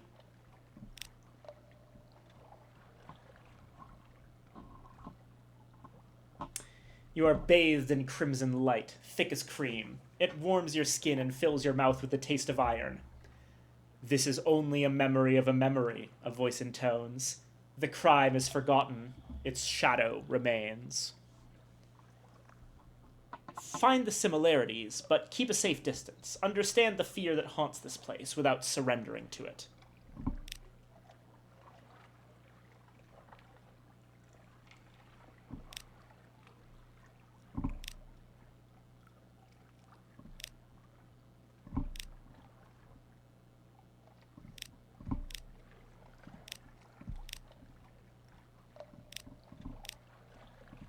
Well, we had to get unlucky at some point, but here we go. All living things are joined in the chain. Men and apes, bees and roses, messengers and stars. When the red science breaks it, even time is scarred. It happened, and it is a terror on the sky, but it's only another story, like your story. It is past. Oh, hold on. Ad break. It'll take a moment.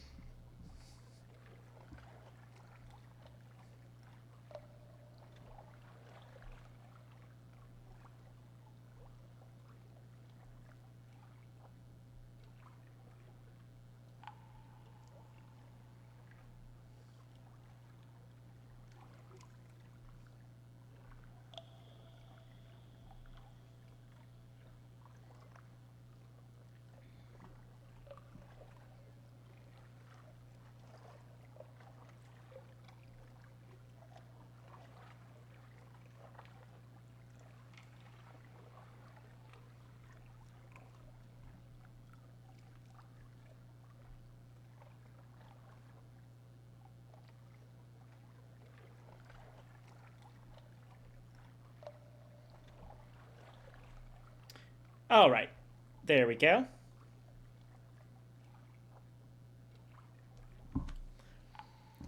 All living things are joined in the chain. Men and apes, bees and roses, messengers and stars. When the red science breaks it, even time is scarred. It happened, and it is a terror on the sky, but it's only another story, like your story. It is past. So that seal of the red science is a way to break the chain of being.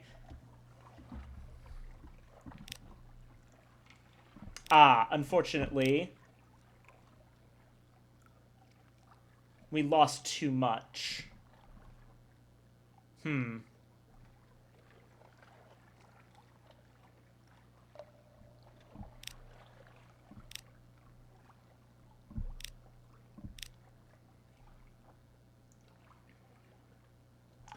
just gonna have to sacrifice a point of hearts.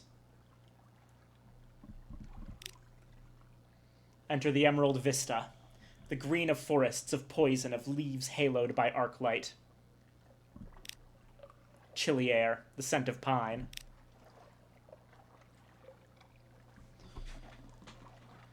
Rich, deep, fresh green of infinite depths and tints. If secrets had a color, it would be this. It baffles and delights the eye. A chilly wind brushes you. Something sought, the voice intones. Something lost.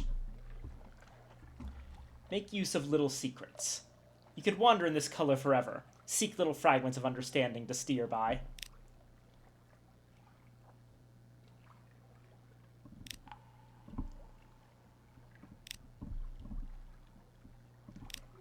No, okay.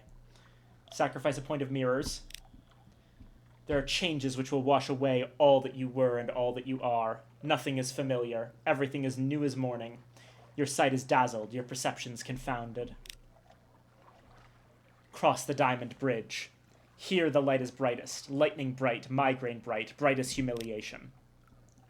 Even when you close your eyes, the light does not diminish. A narrow space of blinding light, all colors and none, between the towers of Bright and the towers of Teneb. Once on the bridge, you will be exposed, like an insect in the desert, like a fresh carcass on the operating table, like a jewel in the sun. You remember the sun. What is this light? There is no sun below. A trick, an illusion. Frost found is nothing real. But there's a success. Our terror's up at 95. We're almost there. Enter the iridescence. A softer, pearlier, mirror fog glow coils from this corridor. If this is Frostfound's pearl, what dark inclusion provoked it? Retrieve the mechanics... the light here is very different. The ice crystal walls are invisible behind a soft and luminous fog. Even the air is warmer. Your shadow paces you, stalking the boundaries of the fog. Know yourself, a voice intones. Retrieve the mechanic's secret. This, the mechanic says very quietly, is as far as we go. Let's get what we came for and get out. I don't want to see what's in the fog. Not again. Has he been here all along? Nothing is certain in Frostfound.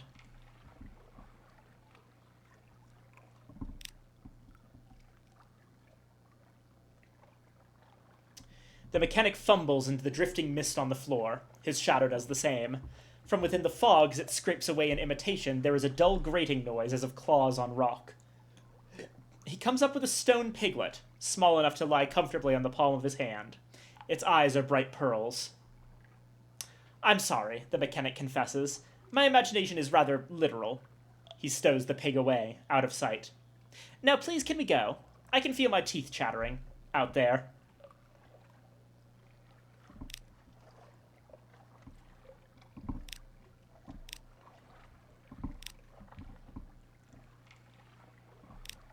Back down to 50 terror. And we're getting out of Frostfound.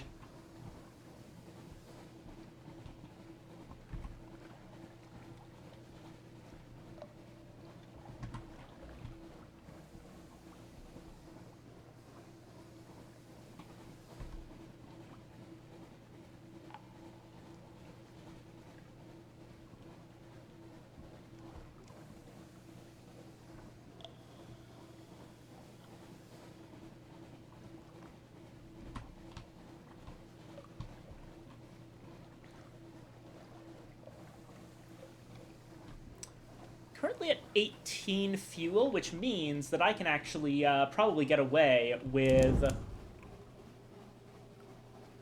pumping the engine harder than normal to move faster.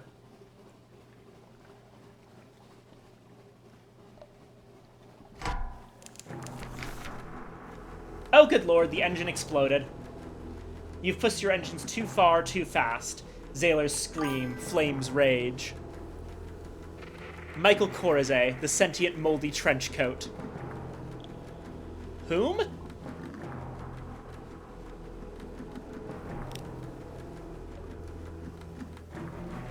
You've saved injured Zailers, but the ship has suffered terribly, and somewhere, serpents are laughing.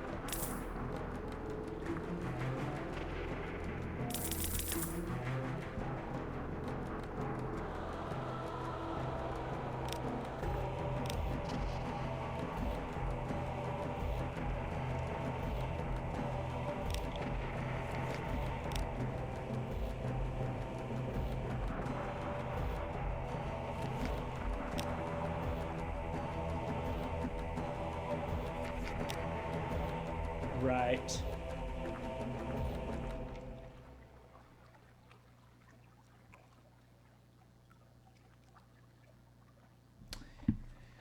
Independent verification, eh?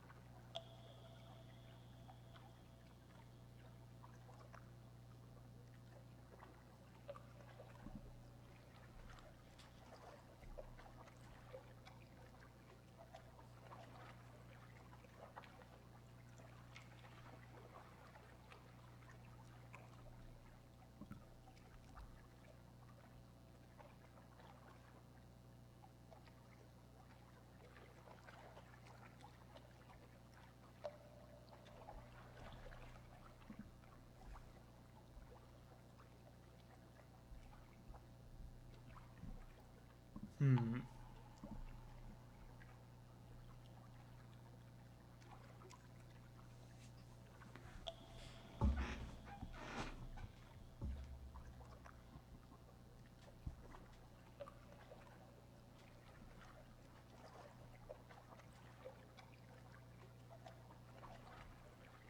We'll give it a shot. The Brass Embassy has asked you for independent verification of the Deviless's intelligence. It's possible that you might be able to eavesdrop on the convention. Somehow. Alright, let's focus on mirrors here.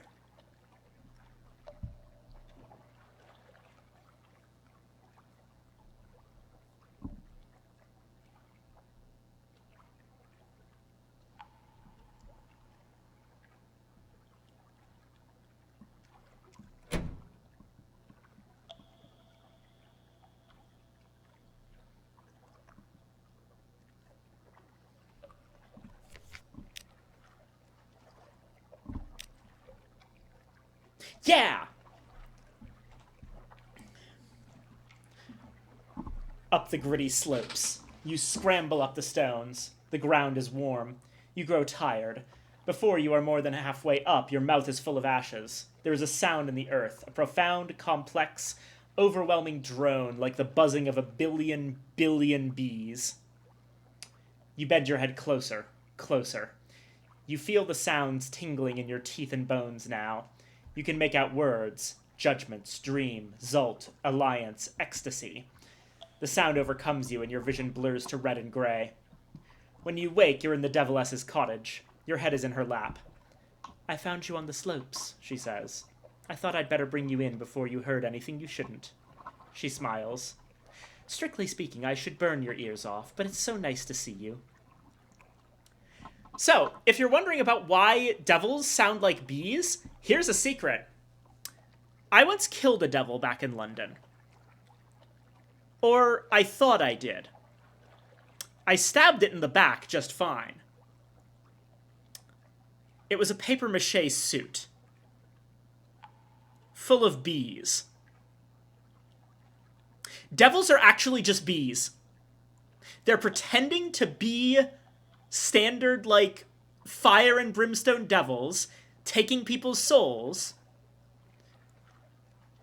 in order to cover up for the fact that they're actually just bees and they're harvesting us for soul honey.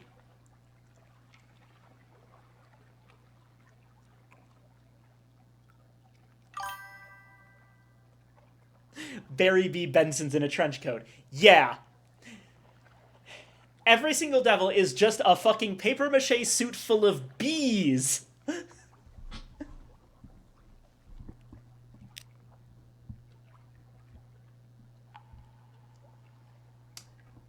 The Deviless keeps little snakes as pets now, each no bigger than her little finger.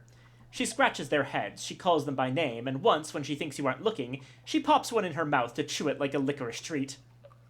What did they say? She asks. Don't eat your snakes. That's not good. Delight. The Deviless opens the parcel. Amanita sherry. She pours you each a splashy glass, chattering giddily. She blushes when she sees you push the glass away. Oh, force of habit. I don't really want to poison you. It's such good news, isn't it? Do you really think they trust me? It's such, I would so love to get away from this ghastly little rock, back to where the souls glow and the dances never end. So, listen, I have something more valuable for them. The names of 7 devils back home who remain loyal to the aristocracy, to Brimstone. Here, take the names, give them to the embassy, ask them if I can come home. Sail swiftly, my brave captain. All my hopes rest with you.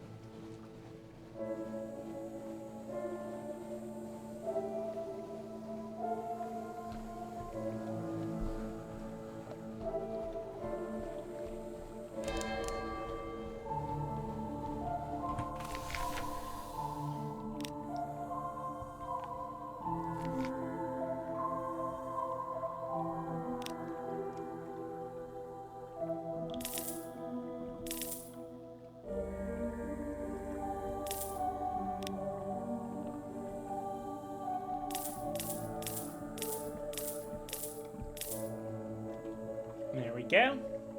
Balanced out again.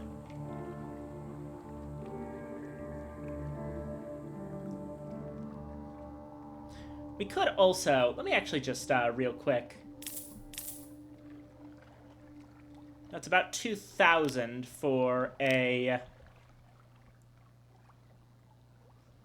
Oh, not enough room in the hold. Right.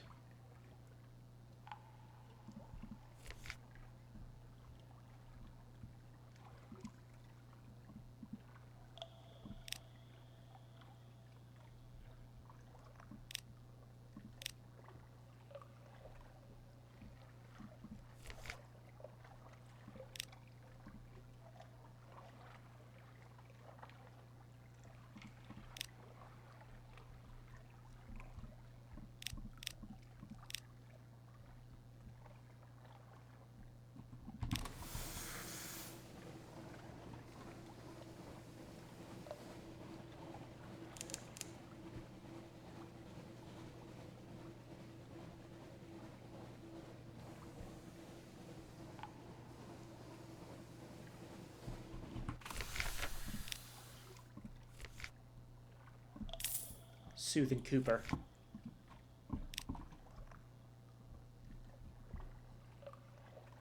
This will produce a clattery souvenir and may have additional results.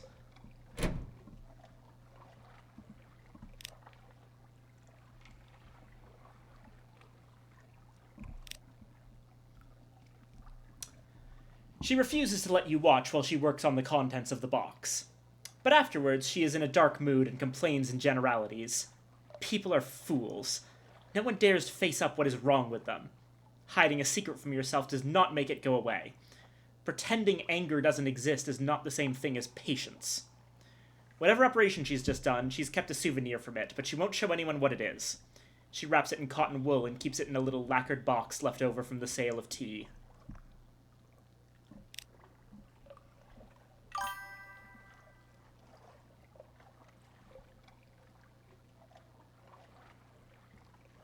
Okay, I don't normally comment, but that's the best name I've seen for one of these bots. Scientific Aggrandizement.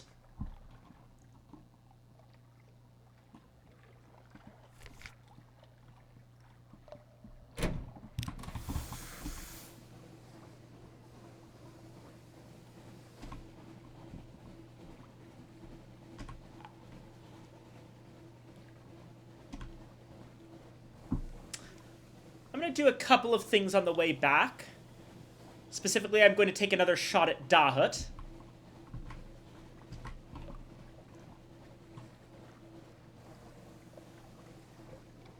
I'm going to trade for the Sooth and Cooper long box at Demo Island. And then when we get back to London, honestly, I'm thinking that I wrap up the stream. I am feeling a little bit,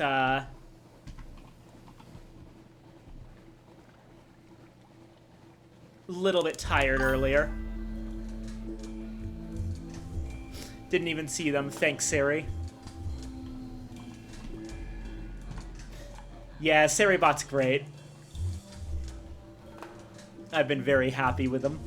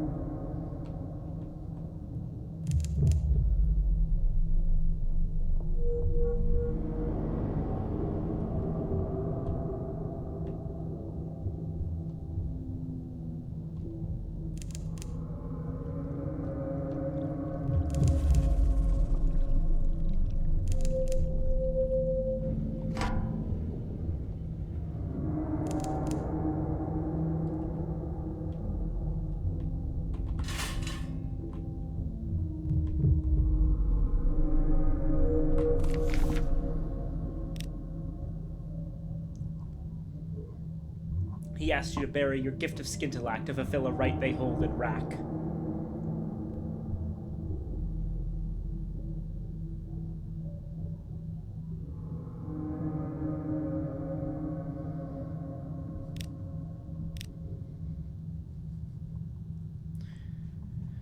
Find a patch in which to bury it. Who knows what it could grow into? The Fair King has made a request of you, and you will honor it. Here, where the colorful petals are scattered so nicely over the green grass, you dig a small hole and plant the Skintillac. Who knows what it could grow into? A gemmed flower, a tree with coral branches? A bird might hatch and sing a crystal crisp song. Time will tell.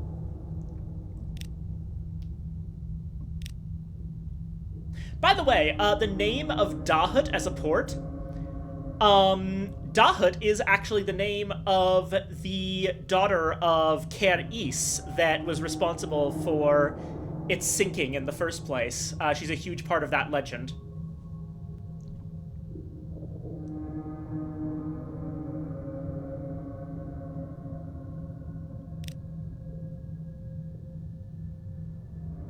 Oh, apparently we lost a clarity. But okay. Now, in exchange for our recent news,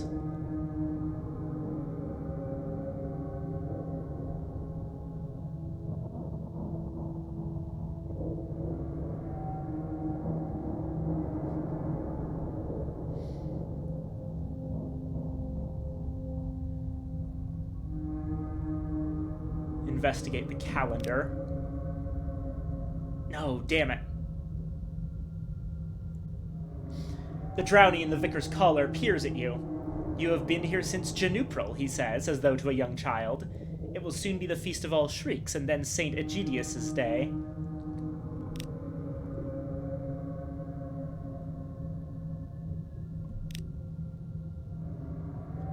It is every season and none.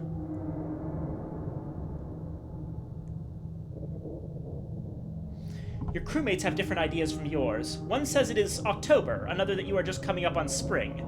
Another points out that the roses are blooming, so it must be summer, but they've been blooming all year long, haven't they? How long have you been here? Okay.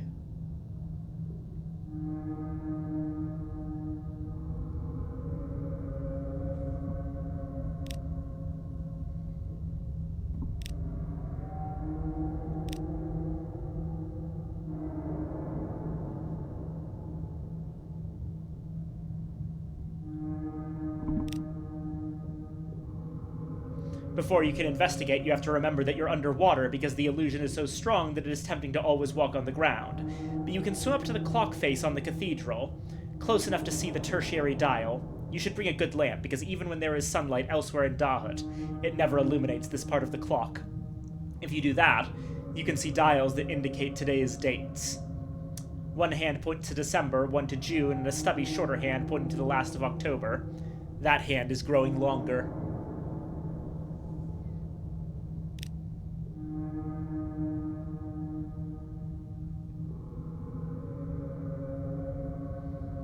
Okay.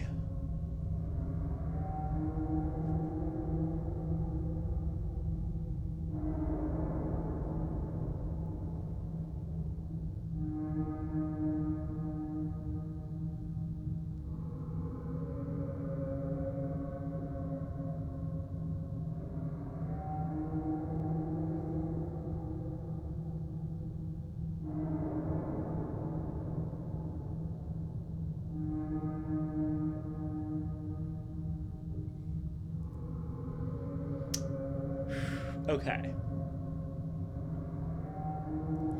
Consider attending the midwinter emptying of the prison. That's what we need to do. The Drownies gather at the iron latticework gate. Will you join them?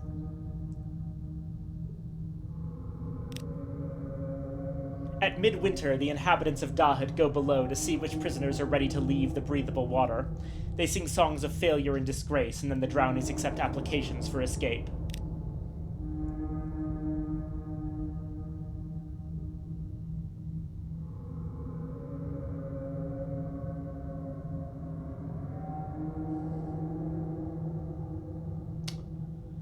Sing a song of broken hulls.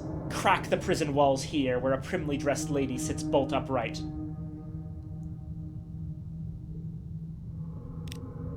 You sing, and the cell wall cracks as though it had smashed against a rock. The lady meets your eye, then swims through the wall into the darkness. The guards, fumbling at the keys, cannot open her cell door fast enough to follow. The Drownies are less angry than you might have expected, but they evict you from the rest of the festival. There is no place for you here. They have other drownings to perform. When you reach your ship again, you find the lady hiding in the rocks nearby. "I was on my way to Rosegate," she says. "I beg you'll give me passage. Did my composer friend send you? I thought I had recognized that tune. He always said he had a song in mind that could have gotten us both out of there, if only he could concentrate long enough. It was good of him to send you, though."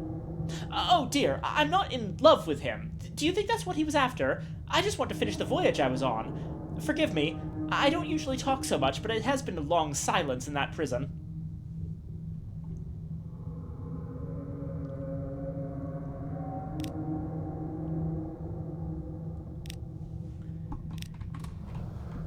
Right, okay. Well. Oh yeah, I forgot. I was also going to grab some Skintilac at Port Cecil.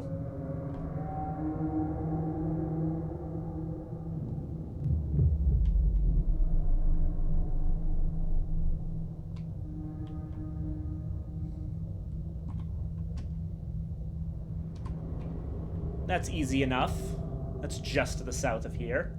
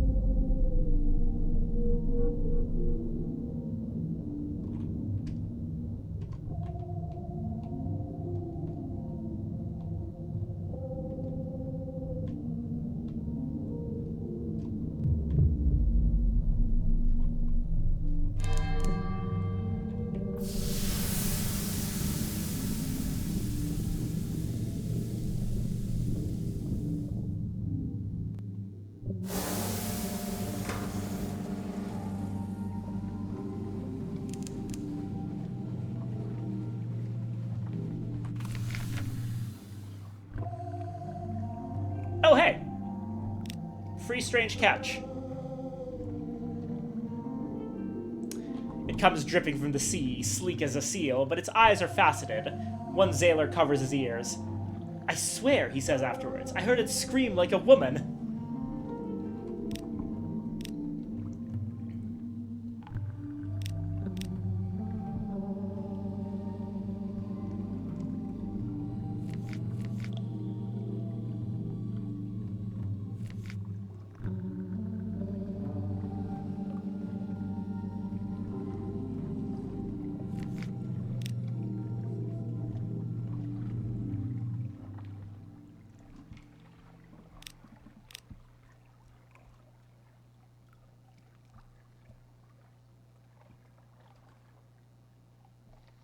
Give the principals a hunting trophy. "We don't necessarily need this for my dissolution. The others are tools. This is ornament. But ivory and chess is asked, aren't we?" Oh. "My emissary has your payment. A little of me. There. There I shine. And a secret. The spiders of Saviour's Rocks, crush them, crush them. Made arrangements with my cousin. Bargains to blind a monster. Remember that. There are many alliances."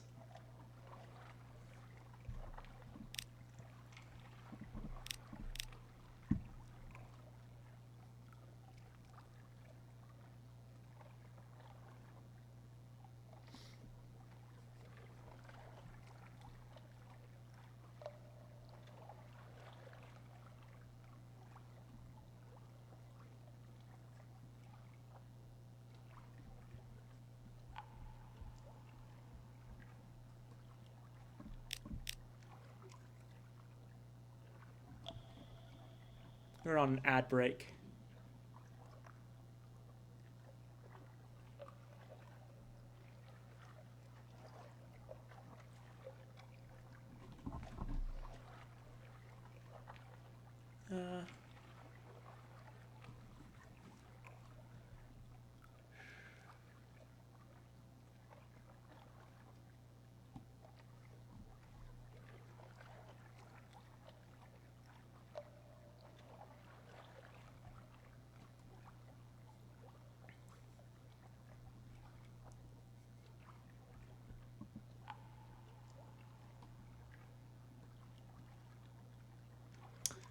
Some disturbance of the undersea has brought sunken ruins up out of the water, but these stones were lost beneath more than the sea.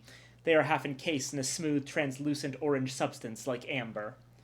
Even as you watch the ruins groan and shiver, the convulsions that brought them up will soon take them below again.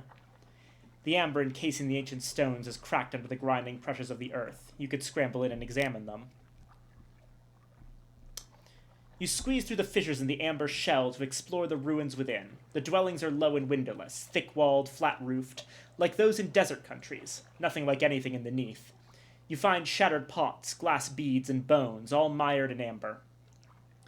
"Something wrong about these bones," one of your sailors mutters uneasily, a seasoned woman with a little surgeon's training. She's right. The shape of the skull is not precisely human. The arm bones have splayed out like twigs off a branch. Another exclaims as he finds the bones of a small animal coiled together like a knot of serpents. "Shapelings!" someone hisses. You think that's what they say, but none of your crew will admit to speaking. There's a rumbling from below. You all scramble desperately for the exits in the amber casing, squeezing through one by one just in time. The amber snaps shut and the ruins sink again beneath the waves with a tremendous roar and show of foam.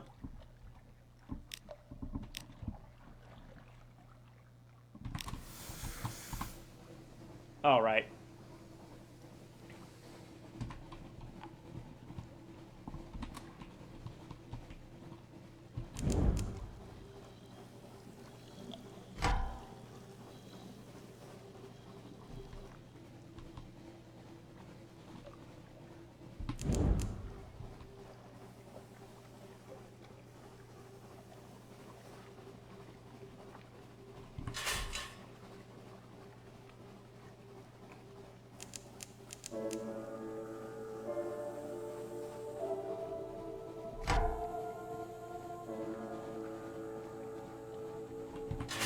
I'm gonna let the rat barge go. Rats haven't done anything to me. In fact, we're trying to help, Pig Mode Isle, ultimately.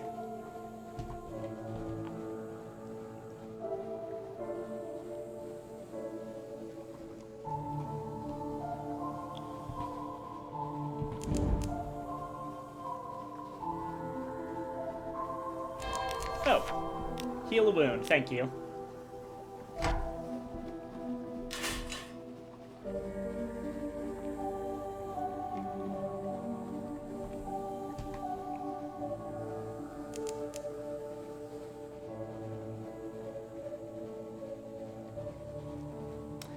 Yeah, I'm feeling out of it. I'm gonna end the stream once we get back home here. We've been going for a respectable 4.5 hours. I don't actually need to do a ridiculous 8-hour stream every single day, or not. Sorry, every single time. Not every single day. Good God.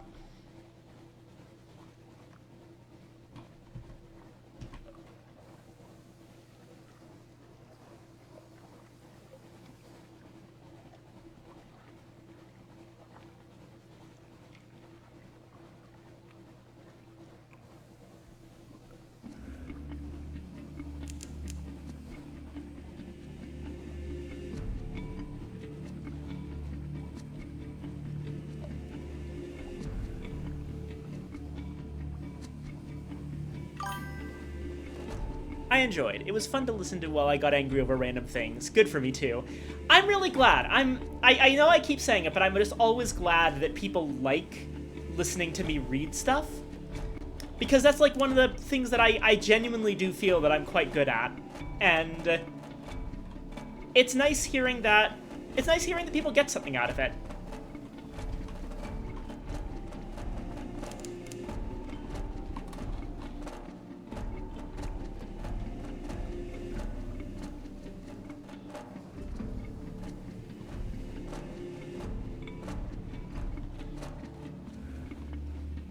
Right. Drop by Demo Island.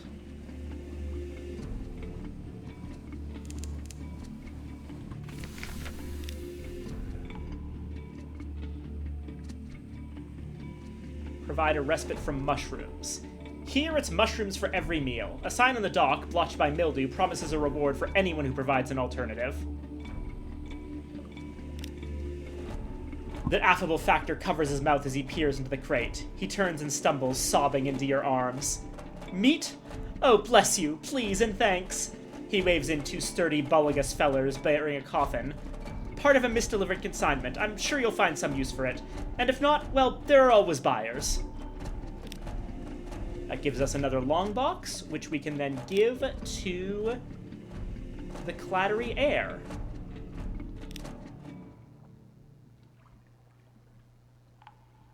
And that's another souvenir.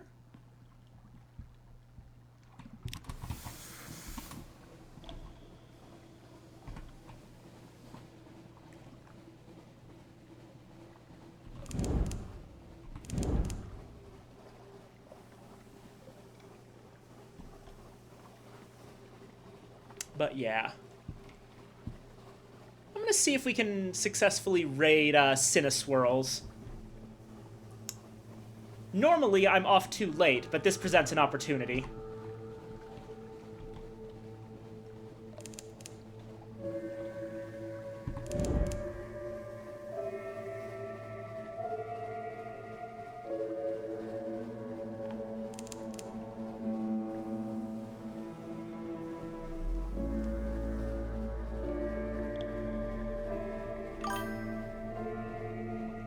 I do enjoy a bun. Yeah. Cinna good.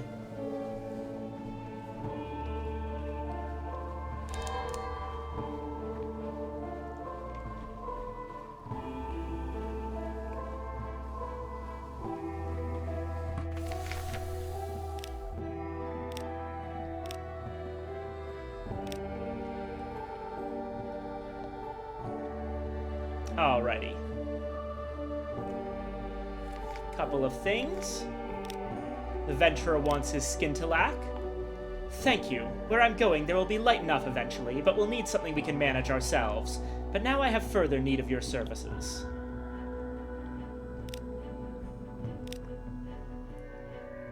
And then apparently skintillac again.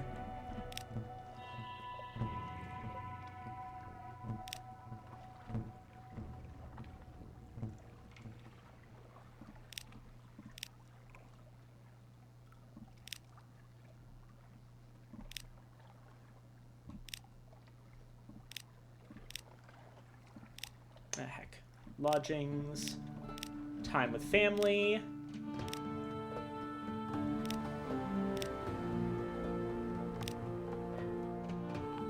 Port reports.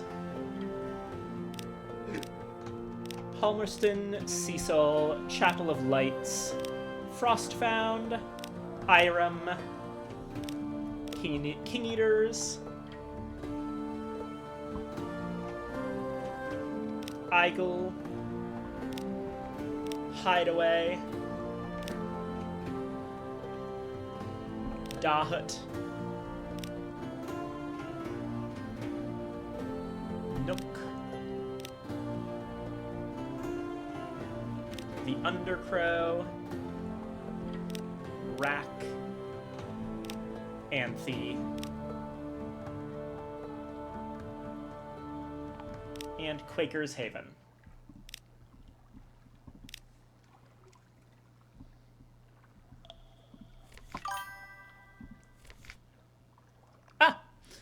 The best human being alive. Hello! Thank you for the first time chat. We're actually just about to wrap up. I'm very sorry about the timing. But I'll be transferring you over to a good friend of mine.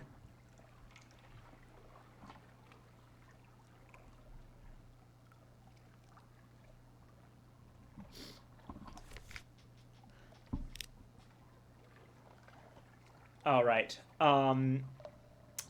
Important thing that's going to determine exactly how this is all going to go here is that we can pass on our independent verification. It doesn't mean much to you, but perhaps it will to your Actually, wait. Let's save this for next time.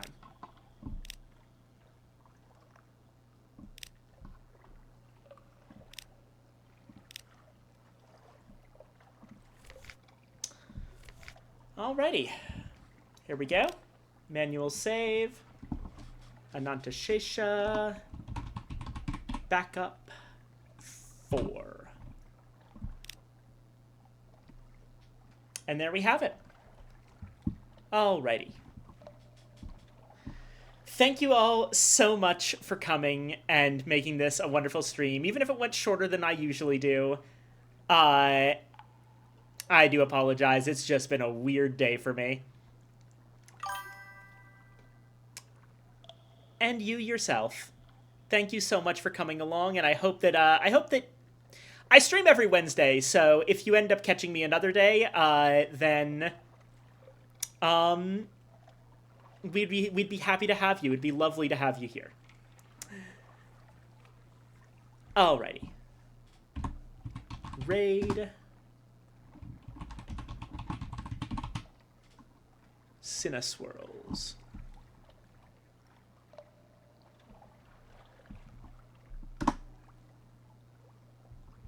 Oh, and if you'd, should always remember to do this whenever we see new people. Here's the Discord link if you want it. But the raid is going, and we are just about ready, so I am going to quit to title on Sunless Sea. And I hope everyone has a wonderful evening. Good night, everybody. And raid.